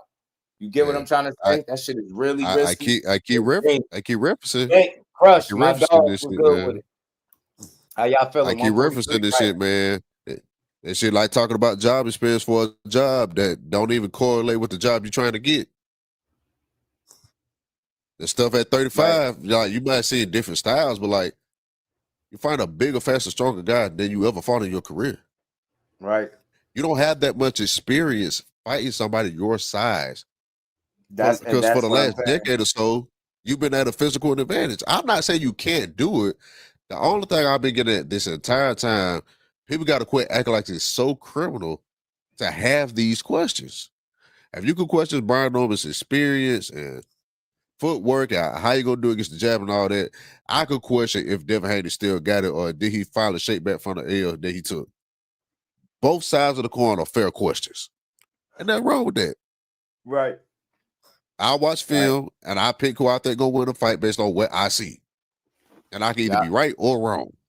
Yeah, them pins and frames. That's a fact, T-Mac. Shout out to my guys, man. It's a fact, man. I ain't gonna lie. If you think Brian Norman reach Burger, you already in the wrong spot. Mm-hmm. Shout out to No the one did a fan, fair though. fighter. We're gonna see, man. If That's y'all didn't hit style, that man. like button, double tap that screen, man. Sub to the channel as we wrap up, man. This is a dope build over 4 hours. My bro Flossie and Aunt McQueen was up here chopping and building with me. It's a good conversation, man. I just hope the best for Devin in terms of like him being 100% himself, because you want to see the best version of him against the best version of Brian Norman. Brian Norman last 3 fights been all like prove it fights. Santian, they counted him out. He went into that man backyard and stopped him. Stood over his body. He stopped Derek Quavers. He punched the fight out that man. Then he flew out to Japan and knocked 6 weeks of memory out of a guy. He looks very dangerous right now. That's what Devin Haney is dealing with. He's dealing with a guy that was the underdog in like his last 3 fights, bro. The champion, and he's a traveling champion going to defend his title on enemy soil. Bro, Brian Norman is, I think, ready for this opportunity. And yeah, you got to be tripping like a dog. See, just like a Haney fan. Yeah, you are a Haney fan because you're calling them bums, just like Haney calling Brian Norman a bum, Jesus right? Christ. Hey, you know why this don't make sense? Santian not no bum. Santian, Derek Quavers wasn't a bum, and neither was Jin Sasaki. Could you say are they world beaters? No, but are they bums? Far from bums. Far from it. That's terrible. Bro, You got to do your homework, the shit don't make sense because Norman and Haney's career in the beginning kind of started the exact same way. They were saying Devin Haney was fighting bums. Yeah. They were saying the same thing about him. They both started in Mexico. Same, bro, the same outstart of their career. Jin Sasaki was more of a live dog than Jose Ramirez. Cuevas was more of a live dog than Jose Ramirez. Santian was more of a live dog than Jose Ramirez. You know what I'm saying? They not bums. They just relatively unknown to the public, right? To the viewing public. But just because you don't know it's don't mean true. it's not You true. calling them bums is ridiculous, bro. Like, you have an opinion. Your opinion is your opinion. Mine's is mine. But I know for a fact more people than not will say they're not bums. That bum talk is for people that don't really respect the sport, bro. That's why you up here typing bums. You sound like a Haney fan. Sound like a Haney fan. Let me guess, is Brian Norman a bum too? Because Haney called him a bum. He better not get knocked out. I swear he better not get knocked out. He better I'm not telling get you, knocked out. you're a dog fighter so bad that when you beat him, you'll beg for everybody to give you credit for it. You ain't give yourself credit for fighting. That's why I don't respect the way he been pushing his fight. You call Brian Norman a bum, then people trying to justify it. Nah, keep that energy. He a bum. You better beat him. You treat him like a bum. And then if you get beat, what that make you? Or if you beat him, now you were supposed to beat him. He a bum. We got to stop doing that. There are no bums in boxing, man. There's levels, like we like to say. There are no bums in boxing. No bums in boxing, bro. And you a former champ. I don't want to hear that shit. What was Santian? What was Santian when Brian Norman went over there and took his shit? Come on, man. Y'all got to stop, man. I got to stop, man. Stop it. But look, it's been a dope build, man. Like I said, hit that like button if you haven't. Double tap the screen. It's free. Sub to the channel. Hit that bell icon. We on Monday through Friday, 4 p.m. Y'all know how we do. We call fights, man. We here, man. We here building. Make sure them notifications on so y'all could be notified. Yeah, but bum is a figure of speech that you need to eliminate that term from your vocabulary, bro. And you justifying it. Bum is exactly what you said. You said all bums and you typed it twice. So it ain't no figure of speech. That's how you think. You think guys are bums. Nah, bro. But you want me to respect Devin Haney while you call everybody a bum, right? That he didn't fight. So what if Brian Norman fought all bums? Is it any different? If Brian Norman loses Devin Haney, did Devin Haney do anything special at all? Get what I'm saying? But be the guy that's been beating bums. You see how that works against you when you discredit other opponents? That's why everybody deserves their respect, bros. People that step in that ring ain't no bums, man. That shit started coming from fans with no accountability with the shit that they say. YouTubers, content creators, and shit like that. That's bad for the sport. CJ, peace, my dog. Shout out to you, man. Flossy, man. Appreciate you coming up and rocking out. We got to do more of these, man. We got to get our three-headed monster together, me, you, and Ant. And to complete the trio or the four behind the hands TV, man. We gotta get a whole panel thing going. All right, get all work. I'm gonna hit the cash app 40. Shout out to I got my laptop back. I'm making a business now. That's real. That's real. Shout out to you. Shout out to you like a dog. Shout out to you, man. Appreciate you, fam. But yeah, man. Yeah, we got to get these panels together more, man. I know I talk a lot by myself. Y'all know I'm used to it. I be having to hold it down, but y'all free. I gotta get my guys up here because you got perspective. I've been telling you for a while that people need to hear, man. Victor Conte, RIP to the real Victor Conte, man. But yeah, you got perspective that people need to hear, man. And you got the right energy. You just want to build. And not no arguing about boxing, just building on boxing. You know what I mean? It's building on boxing. You know what I mean? So shout out to everybody. Look, hit the like button. I can't stress that enough. Hype the lives up. Share the lives. You know they got something new where you got hype the videos. Hype the videos for your guy. Yeah, man. Shout out to Victor Conte and RIP to him. And you know what? I'm glad I can say this with a clear conscience that I never had nothing bad to say about him. And it's almost, I was getting to the point where I was like, sound like I was like making a case to defend him, right? But I was just saying that anybody can make a mistake. Anybody can make mistakes and people can change. And they was arguing with me, telling me nobody can change. And once you do this, you stay like, I'm like, that's BS because I know people that done things in their past that they're no longer doing today. So that's all I was saying. I don't know the man personally, but I felt like he had so much to lose if he would have been still into the shit that he got caught for. And that's what people wasn't willing to acknowledge. Sometimes the pressures of what you got to lose and, you know what I mean, what could possibly come out of you just getting wrapped up again, that shit is so much greater than you taking that risk. You don't want to take that risk again. And the thing is, he had an opportunity to be on both sides. You got jammed up for something. Then he had an opportunity to be like a mad scientist to prevent cheating and help it not happen. But that's not something that people wanted to have a conversation about because they wanted to deem him a bad guy. Once a bad guy, always a bad guy. And I don't believe that. You know what I mean? People do change. People make mistakes. They do shit that's messed up with, you know, for their own selfish reasons, financial gains, whatever it be. But at the end of the day, anybody should have the opportunity to be allowed to change. Or what I'm saying is, if you knew I used to do something once upon a time, and it's all these years later and I don't serve time for that shit, if you can't, without a shadow of a doubt, prove that I'm still into this shit, shut up. What are we talking about? Shut up. Shut the hell up. I mean it. It's like people, I know people that used to smoke. I know people that used to drink. I know people that used to do, you know, other shit. You know, people used to steal. Like, they don't do this shit no more. So it's like, people can change. You just got to want to. And it's just that simple. So that's all, man. But RIP to Vic. I hope Snack lives on. You know what I'm saying? To piss the people off, even after his passing. Every time they see a Snack shirt, they losing their damn mind. You know what I'm saying? But that man built a whole, you get what I'm saying, brand. And they deemed it, they deemed the brand like just bad for boxing. Get it out of boxing. Get it out of boxing. Remember, Tank made the statement, no more snack for y'all. You know, like he made some weird ass comment, you know what I'm saying, about the snack. So you get me? Shit weird, man. That shit is weird. Shit is weird, man.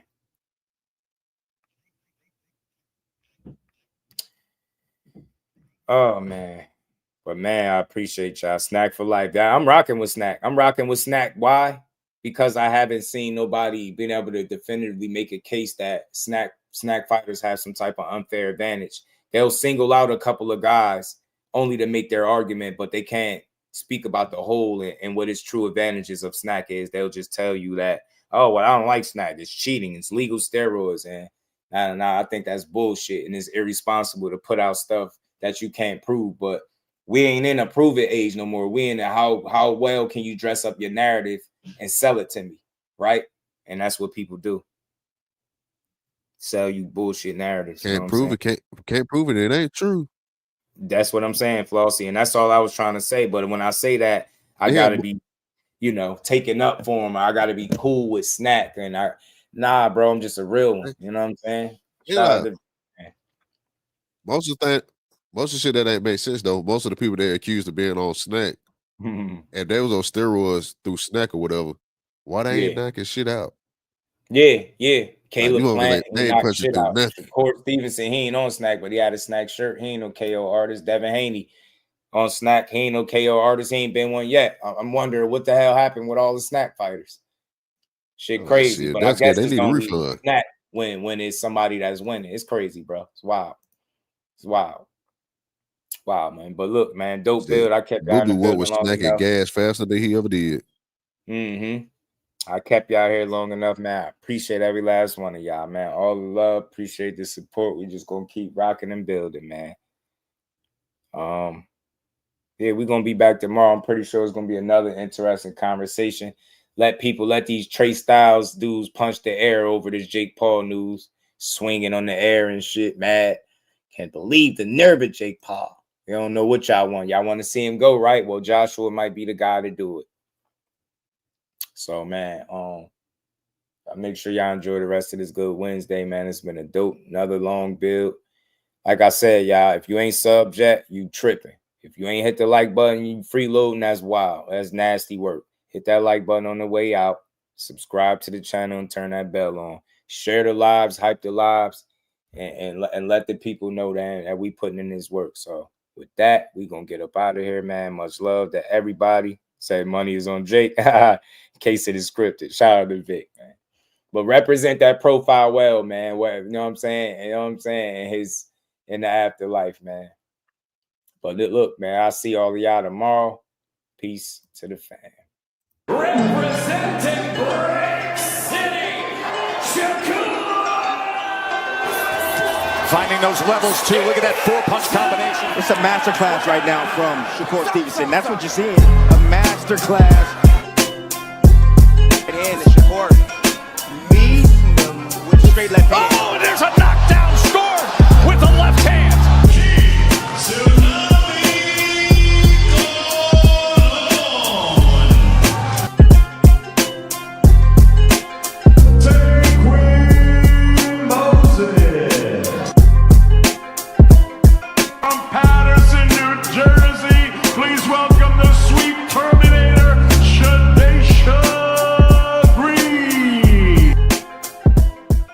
Make sure y'all subscribe to Jusdueboxing, the best boxing talk. Probably the most unbiased channel on YouTube. Right now, we're going to give him his Just Do. Shout out to my brother Just Do.